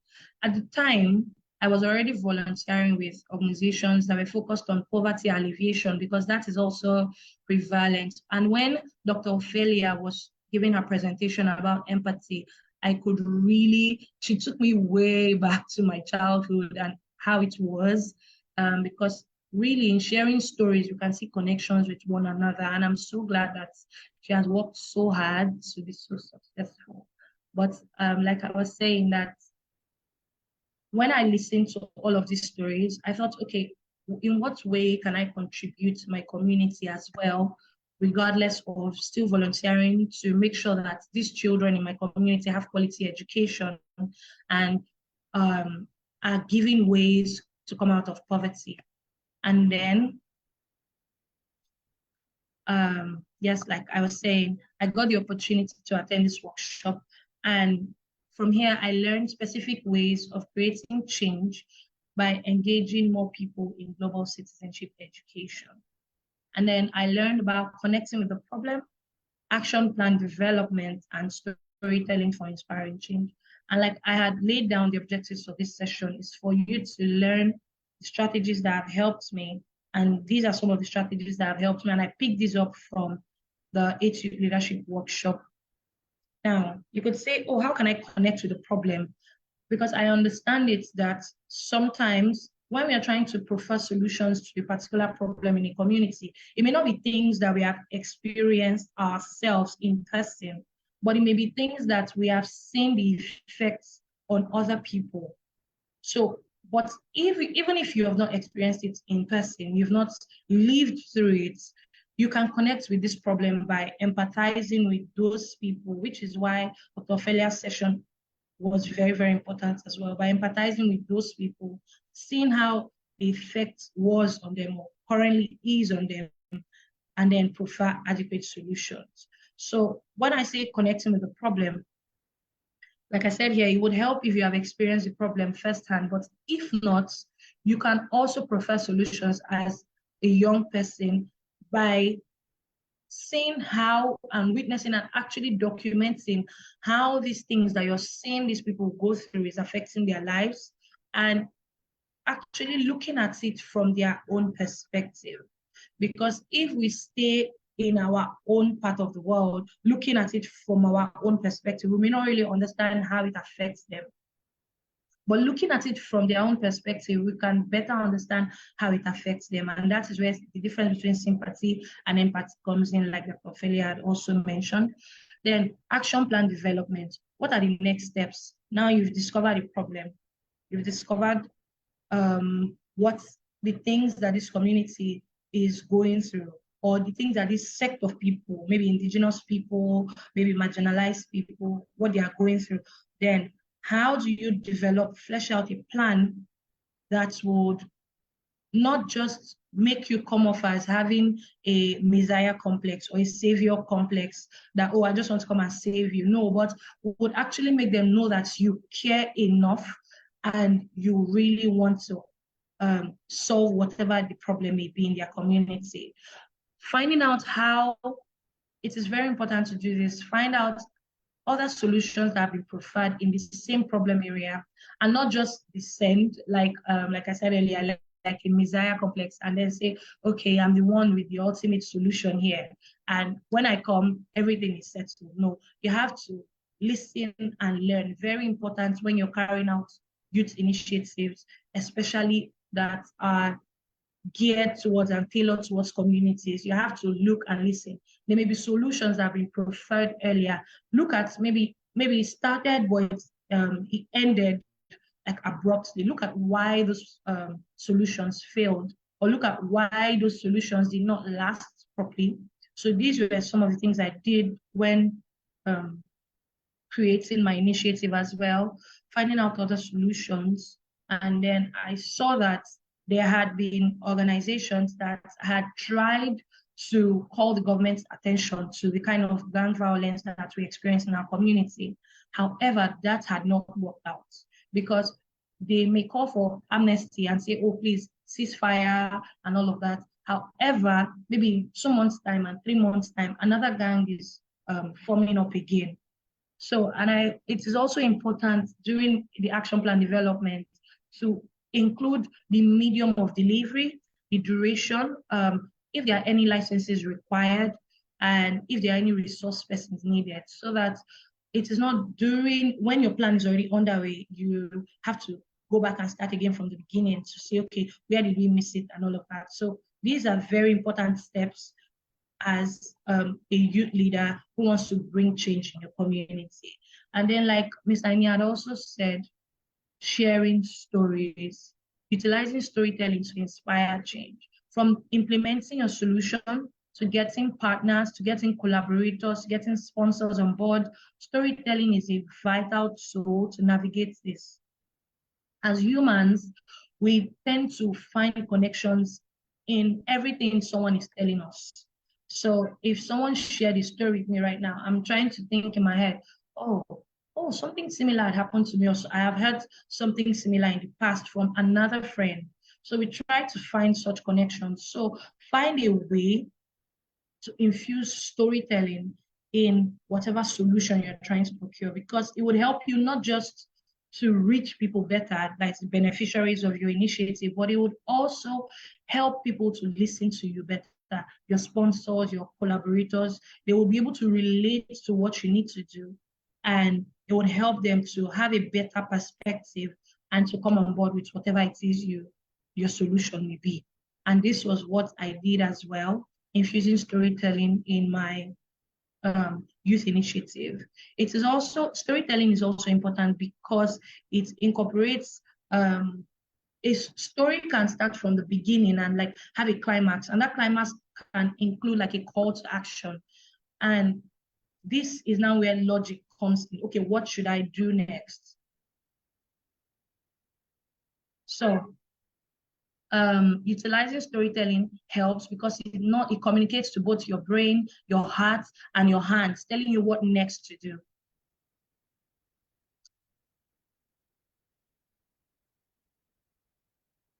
So we created a learning material. This is the cover page of our learning material as a way to reach out to young children. This was another thing we formulated during our action plan development, which is to reach children instead of going straight to these people who already identify as gang members. We decided to reach young children to deter them from going that way. We felt that this is more important and more sustainable because at this point, as young children, their brains were still forming and they were still gathering information that will help them to grow, information they will grow into. So we created this learning material so they could learn this information about peace building and grow into it. Some of the strategies we used through the different sections of our initiative was to collaborate with teachers to ensure the use of children's vocabulary and examples. During the translation as well, we utilize technology, which is actually very important, so that these young people will not feel, okay, this is outdated. It is very important that you use technology as well as a means to reach these children. But because we are reaching out to children in underserved areas who do not really have access to the internet, that's also another thing to keep in mind when you're carrying out your initiative. What medium, like I said earlier, what medium would reach your target audience better? So we decided a book instead of social media. We utilize technology collaborations. You can see that there's a lot of collaboration, because it is extremely very important. And during Melandro's presentation as well, he had talked about a lot of collaborations. You'd see as a youth leader or as a change maker, you would need to have a lot of collaborations when you're trying to create change. You cannot do it on your own. I've learned that right now, that you really cannot do it on your own. This is just an overview of the pages in our learning material. We try to teach the children about diversity, about justice and equity, peace and mutual respect, because most of these things are usually not in the regular school curriculum. So these were things we try to teach them so that they are more tolerant. And like Dr. Ophelia had said, they are more resilient and more adaptable to their situations. This is just pictures from our different school visits to different schools in these underserved areas, making sure that these learning materials go as far as possible so that more and more children are more open to the idea and to the concept of peace building in the community. So these are some of the feedback we have gotten from children so far. And it is always wonderful to get this feedback from children as well. However, this feedback, they are not just a way to make us feel, okay, yes, my work is reaching out to the audience I wanted to, but they are also a way to teach us next steps. What next from here? Do I just, okay, we've created a learning material, what next? Do I just leave it at that? So it was during this feedback we got from children and from teachers that we discovered that, okay, we could actually do more, and which is what we have done right now. We have, based on all of the feedback, we have created a school club, What Have I Done for Earth, to improve the sustainability culture of the children in these underserved communities. You could see from the photos I had shared earlier that, like I said, the environmental awareness is absolutely non-existent in this community. So we created this school club to make sure, as a form of follow-up, so that we could create a safe space for children to come and share more about their ideas about peace building in their community, to come and share their stories and connect with each other in the different schools. So right now, this club currently runs in 2 schools, and we kind of incorporate the SDGs in the curriculum for this school club, incorporate the SDGs, as well as incorporate other concepts of peace building to continue from where the places where the learning material stops, to continue from there. Another thing is we discovered that whenever we went to schools to request from like the head teachers or the owners to speak to the children and to distribute the books, some of them were not really interested, because as an underserved community, as much as violence is a problem and it's a major challenge for them, poverty is an even more greater challenge for them. So what they want is, what are you bringing to us? We do not, because peace building is a concept that is not tangible, so they are not very receptive to us and to our ideas. So we decided, okay, and that is the role of adaptability. As a change maker, you must be able to use feedback to adapt to your environment. So we decided, okay, to give scholarships. With these school clubs, we decided to give scholarships to children who are present in the school clubs, who become knowledgeable about the sustainable development goals through the school club. We decided to give scholarships, as well as to incorporate like a prize giving ceremony for titled the Global Citizen Awards, because I've discovered that as change makers, we are most times not recognized.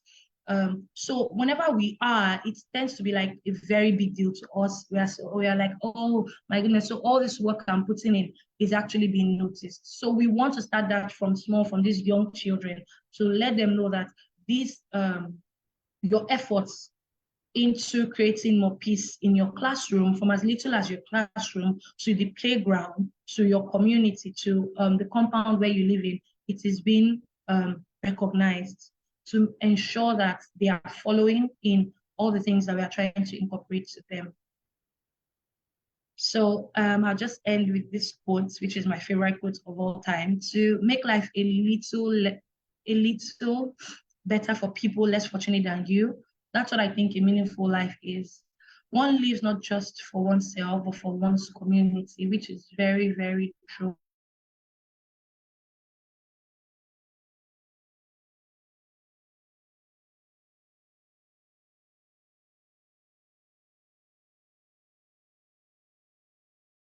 Change makers, we do not just live, which is all clean or promoting peace building for themselves, but they are doing it for their family members, they are doing it for their friends, they are doing it for their family members, they are doing it for their friends, they are doing it for their community at large.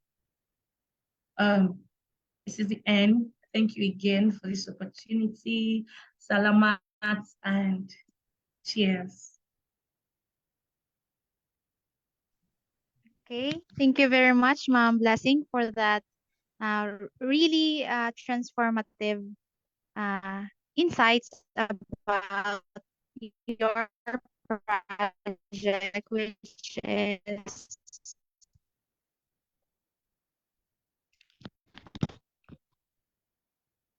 initiative. What's so different to hear that you have to go through those rough and difficult times during your childhood where gang violence is really rampant, and it really, I think, on my part, it really instilled fear on your end. And I really admire how you were able to come up with something that is a positive change, despite those experiences that you've had. And to quote what you have said, you mentioned that uh, based on those experiences, you find ways to learn, because only in learning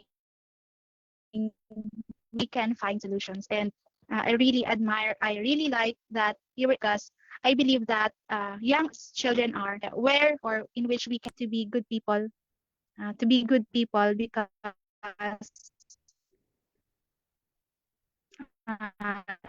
if we inspire them to do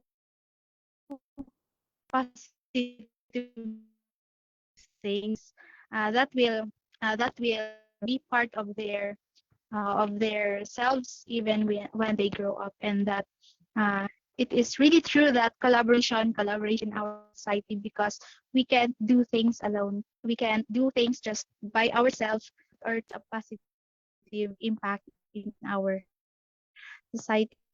And I really like the school club, which aims to improve sustainability of culture in a community where cultural awareness is non-existent. So I think that must really be a challenge on your part.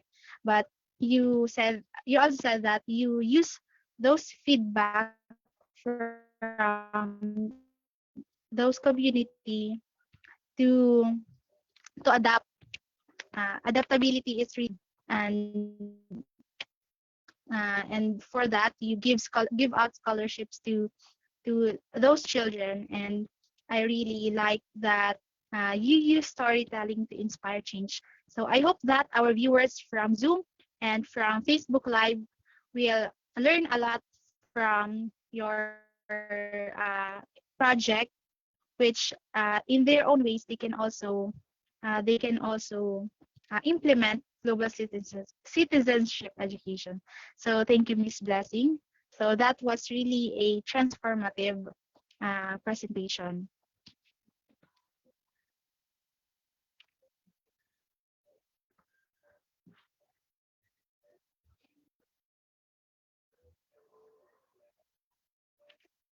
Okay, so and now we have our last presenter. So we are now down to our last presenter. So for our viewers in Facebook Live and here in the Zoom meeting, please stay tuned as we are now down to our last presenter. So our last presentation is about Action Speak Louder, a marine pollution awareness project by Miss Michelle Lim Chia Won.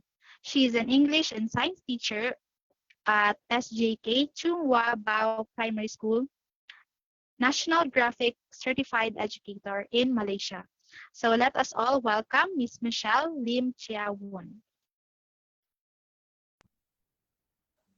Hello, ma'am.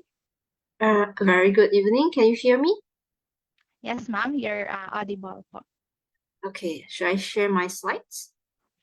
Yes, ma'am, sure po. Hold on. Okay. All right. Oops. Sorry. Okay. A very good evening, everyone. I'm Michelle Lim from Malaysia. I'm a primary school teacher in Malaysia. I teach science and English, and I'm also a National Geographic certified educator. So thank you for having me here today to share with you one of my project, Actions Speak Louder, a marine pollution awareness project. So without further ado, let's start with my presentation. Oops. Okay. Before we start, I will share with you a few pictures. So I want you to have a look at this picture and try to think, what do you think about this picture? You do not need to answer me. Keep the answer to yourself first. Okay. We have this picture of our beautiful ocean with marine life. And can you see the difference here? There are a lot of plastic pollution in there. How about this? What do you think is happening here? And this? And have you ever seen this in a beach that's polluted with all the marine debris? And how do you feel if this is your brother or your sister that's swimming in the polluted ocean? How do you feel? So, due to the time, if time permits, I would like to hear from you guys. I would like to hear your answer, but due to time, so I'm taking a guess that many of you might be thinking that these are due to human activities. Maybe people litter and throw rubbish into the sea, maybe on the beach or in the river, and it flows into the sea. Or is it because of the factory workers disposing all the toxic waste into the sea? Or is it because of the fishermen throwing all the used nets into the ocean? So why do I know this answer? Because these are the answers that has been given to me by my students when I ask them, what is marine pollution? So they are constantly referring to what other people are doing without reflecting what they are supposed to do or how their actions contribute to this. This is where it leads me to one of my projects, which is Actions Speak Louder, a marine pollution awareness project, which is a collaboration with the National Geographic Educator Society. So this project raises awareness among the children about the sense of responsibility towards protecting our environment from a young age. And it is important that our younger generation understand that every action, no matter how small it is, it counts. So this project caters to the SDG 14, which is life below water, conserve and sustain the use of ocean, seas, and marine resource for sustainable development. So basically, this project consists of a few activities. The first one, of course, was about learning about marine pollution. And then the students will create the marine pollution awareness poster to share with the school community and with the local community as well. And then we went on a field trip to track the source of marine pollution. When we reached the beach, the students actually did a beach cleanup project, which is part of the community project to clean up the beach. And when they returned back to school, they mapped the source of the marine pollution. they created a map to share with the other students. So I will go into details about these activities. So first of all, the students learn about, the students learn about marine pollution. So we have lessons from getting the resources from the National Geographic Resource Center. And after each lesson, there will be a discussion and a reflection sessions. And the special thing here that we have is the Explorer classroom, where our students actually get to interact with the actual National Geographic Explorer. So this is the lesson that we have in school. So for your information, this project was carried out in an under-enrollment school in the rural area. So this is my 6th grader. So this is one of the examples of the resource that we have taken from the National Geographic Resource Center. We use it to teach, learn about marine pollution, about the environments and stuff. So the students also learned about the currents. So I taught them about the current, about how littering in one country will actually affect the neighboring country as well. What you throw here might end up in the shore of the other, maybe in the beach of the other country due to the current. So this shows that how connected we are in this world. And the students also learn about plastic, microplastic, which is when plastic are dumped into the ocean. Okay, the plastic will eventually break into small pieces, which are called microplastics, and it will be consumed by the fishes. And we all know where the fishes go at the end, and it will eventually end up in our stomach. Okay, so how does all this pollution affect us?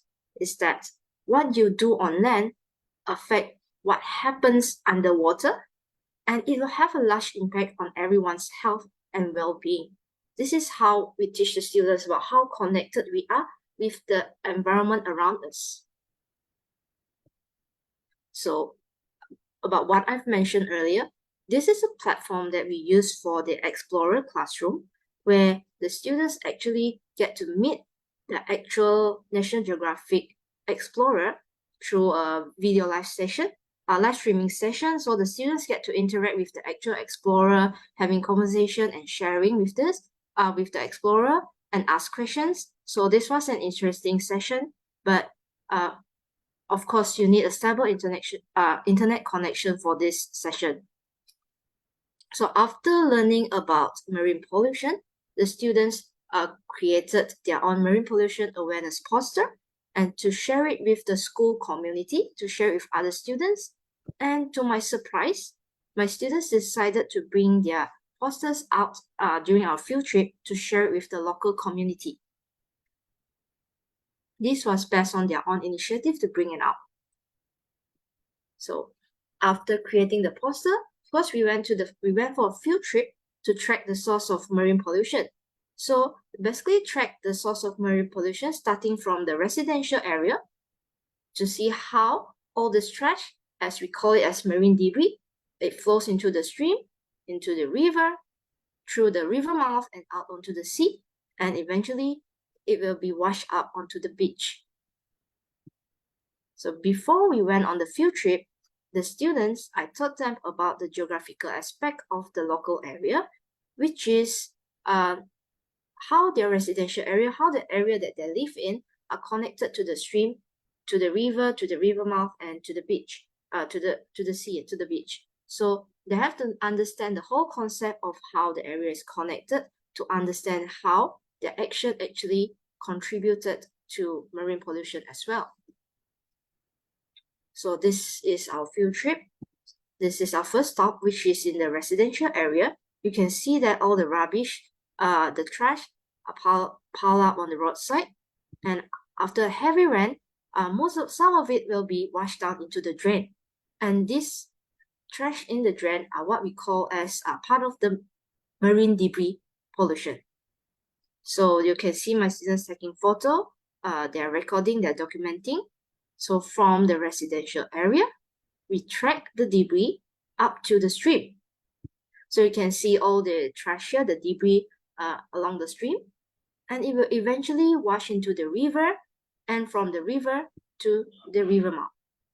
And for your information, the river mouth is a popular destination in this local area where there's a lot of activities like fishing, restaurants, and it's a popular spot for fishermen and stuff. So you can see when there's a lot of human activities, pollution is happening. So there are restaurants here. These are attraction. You can see people dumping the waste onto the shore. And these are the fishing boats. You can see all the marine debris piling up on the shore. So after this, we took a short hike to the beach. So from here, you can see all my students, they are actually getting ready for a beach cleanup project. So have you seen this before on your beach? These are all the marine debris that has been washed up onto the shore. Okay, so for your information, this beach is not a tourist attraction. It's not a popular beach. It's just there's not many people in the beach there. There's a village near the beach and it's near to the river mouth. So there's not many people there. So most of this debris are mainly washed up either from the river mouth or from the village. So my students take responsibility and do a beach cleanup project there. They clean up the beach. And of course, they talk to the villagers and share about their posters. So after this series of events, this series of activities coming back to the school, the students start to map the source of marine pollution. So they come up with a map of how the marine debris flows from the residential area into the sea. And then they use all the data and the photos that they've taken along during the field trip, and they share it with the other students in school to create awareness so that the students will know that every action, even action in their daily action, will contribute to marine pollution if not taken care of. So you can see that they've drawn a map here from where the daily action of having litter in the drain, how it flows into the stream and into the river, through the river mouth and end up in the ocean, the sea, and how it wash up on the beach. So for the whole week, the students were taking this map and sharing it from classes to classes with other students. Towards the very end, this is a time for reflection. So my students did a reflection, and from here, we can see that in the beginning, the students, when we asked about what is marine pollution, they were pointing fingers at others as if it's nothing to do with them. They were saying that it's human activity, someone's throwing rubbish there, someone's dumping some trash into the river and into the ocean and stuff. So they were not reflecting on themselves. But after the project, the students come to realize that everyone has the responsibility to protect the environment and to keep our ocean clean. This is where they understand that what it meant to be a global citizen, because each and every one of us and everything in this world is connected. We are connected to one another. This is when they realize what is their responsibility as a global citizen to keep our own environment clean, and it will affect one another. So keeping it short, this is all from me. Thank you. So if you have any questions that you want to ask or you want to have a look at the resources from the National Geographic Resource Center, you could email me, and I have a video record the whole event. So you could email me to get the YouTube link if you want to have a look at the footage. Okay, thank you very much. This is all from me. Thank you, Ms. Michelle, for that insightful discussion about your project, which aims to tell us that really actions speak louder than just mere words. And from your presentation of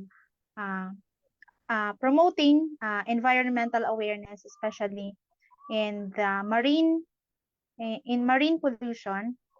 So it really is important that our learning just goes beyond words, and learning is best manifested through putting it into actions. And those realization from your students, in which they realize that uh, all of us have a responsibility of doing uh, an action for our environment.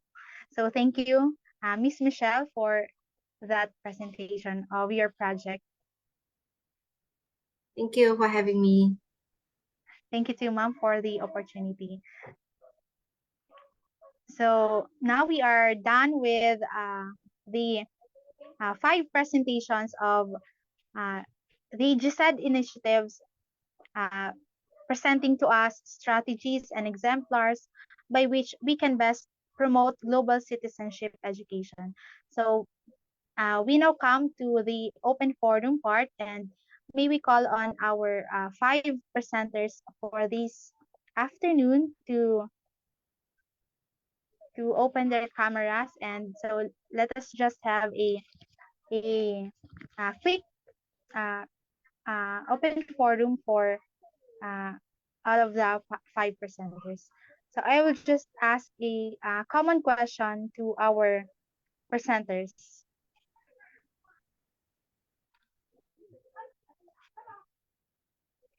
Okay, so here it is. So give one lesson that you have learned from implementing your GSAD project, which you can share with our participants that you think can inspire them to become GSAD advocates in their own ways. So so I'll repeat. So give one lesson that you have learned from implementing your GSAD project, which you can share with our participants that you think can inspire them to become GSAD advocates in their own ways. So that will be the common question for all of the 5 presenters. So who would like to go first?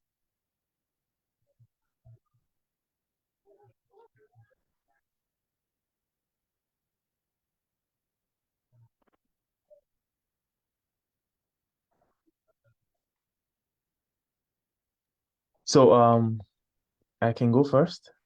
Yes, sir. Please go ahead, sir. So for me, the key thing is about partnerships. Like we said earlier, we all do our small parts, but when we come together, there's this aggregation and consolidation factor that increases the impact. Um, Through my project, like I said, we incorporated, Christians and Muslims in our team, and that really enriched the experience as well as the impact that we were able to achieve, because the Muslims contributed, the Christians contributed, and everyone has this sense of ownership, that's really pushed the engagements and the reach uh, farther than it would have been if I tried to do it alone myself. So I think that is important as we're trying to work on interventions, also working on um, projects in our local communities. Let's try to, interact with people, partner with people, try not to be an island, try not to be a loner, try to do it alone, because you would learn more, and you might possibly even achieve much more than you would have ever imagined when you partner with other people. Yeah, that is my thoughts. Yeah. Certainly agree with that, sir. So really, partnership is a must. So who would like to go next?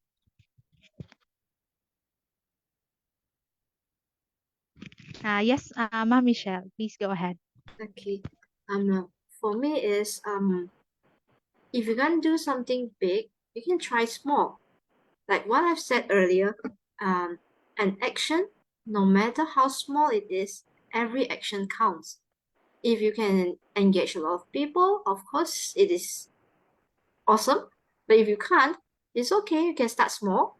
Like for me, I'm in an under enrollment school. So basically in one class there maybe are 2 students, 3 or 4. There's only a few students there. So we start small. And there's a ripple effect there. When you start small, 1 will become 10, 10 become 100, and so on. So don't worry, just start somewhere. You need to start somewhere. Okay. That's all for me. Thank you. Really impressive, mom. Yes, it is really true that starting small will ripple to bigger things. Thank you for that, Mom Michelle. So who will be next? Yes, Sir Melandro. Yes. So aside from their answers of collaboration, networking, and partnership, I think we should, if you want to initiate projects, programs, or any activities in promoting GCED, you have to focus on your locus of control. When we say locus of control, if you are a teacher, you could integrate the GCED in your lesson. So um, focus on what you can achieve, your control. So if you are working in a non-government organization, so look for any activity that you could integrate GCED. So if you are a pre-service teacher, most probably during your demonstration, during your um field study, you could also integrate GCED as early as possible. So focus on your locus of control where you could integrate GCED because that is the story starts in. So if it's not in your locus of control, it would be hard for you to conceptualize programs, right? So as a student, if you inspired to become one of the global GCED advocates, start working on your classroom observation, for example. So you have to exemplify integration of GCED in your lesson. So as simple as that. I think that is the story of GCED comes in. Thank Thank you, you. Sir Melandro. So according to Sir Melandro, focus on what you can achieve. That is one good thing that I've learned from Sir Melandro. So I think Mom Blessing is raising her hand. So Mom, you can go ahead. Thank you so much. Everyone has raised really great points. And one thing I would like to say is we should never belittle the power of learning, continuous learning, because it's in continuous learning you can actually find solutions. I could give a short example. So if someone who grew up in a community where girls are not sent to school, it's just a norm in their community that girls are not sent to school. They are seen as less than the boys, and the boys are sent to school. The person may not see anything wrong with that, but learning about gender inequality and how this is a form of marginalization and inequality, then the person will have the chance to look for solutions to that in that person's community. So if you do not know that this is a problem, you will not be able to find appropriate solutions to that problem. So I feel it is very important that we continue learning because we are all students, continuous students of life. So yes, thank you very much. Indeed, ma'am. Life learning is lifelong. And so thank you, Ma'am Michelle, Sir Melandro, Sir Inulua, and Mom Blessing for all your for that meaningful exchange of ideas and information that we all can learn from. So I hope that with those insightful presentations of yours will really inspire all the youth or all our viewers to to make a positive impact in our society by starting small, by starting with those that we can achieve by being empathetic, by fostering empathy to better help all of us individuals to really appreciate our society, or and to foster collaboration and also partnership among the community. So let's all let's all become global citizens by starting with our local and impacting or creating a ripple to a global world. Thank you everyone for all your all of your presentations. So it was really nice meeting all of you, our presenters from across the world. That is really impressive because we are not just hearing from the Philippines, but also we have from Netherlands, Malaysia, and Africa.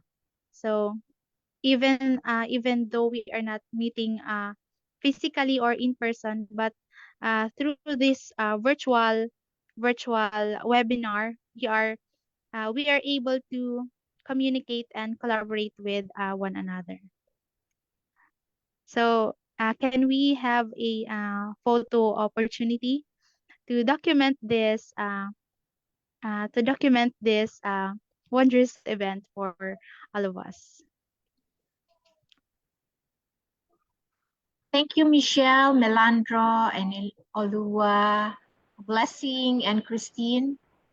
Thank you, dear. And also, Ma'am Christine. Yeah, Christine.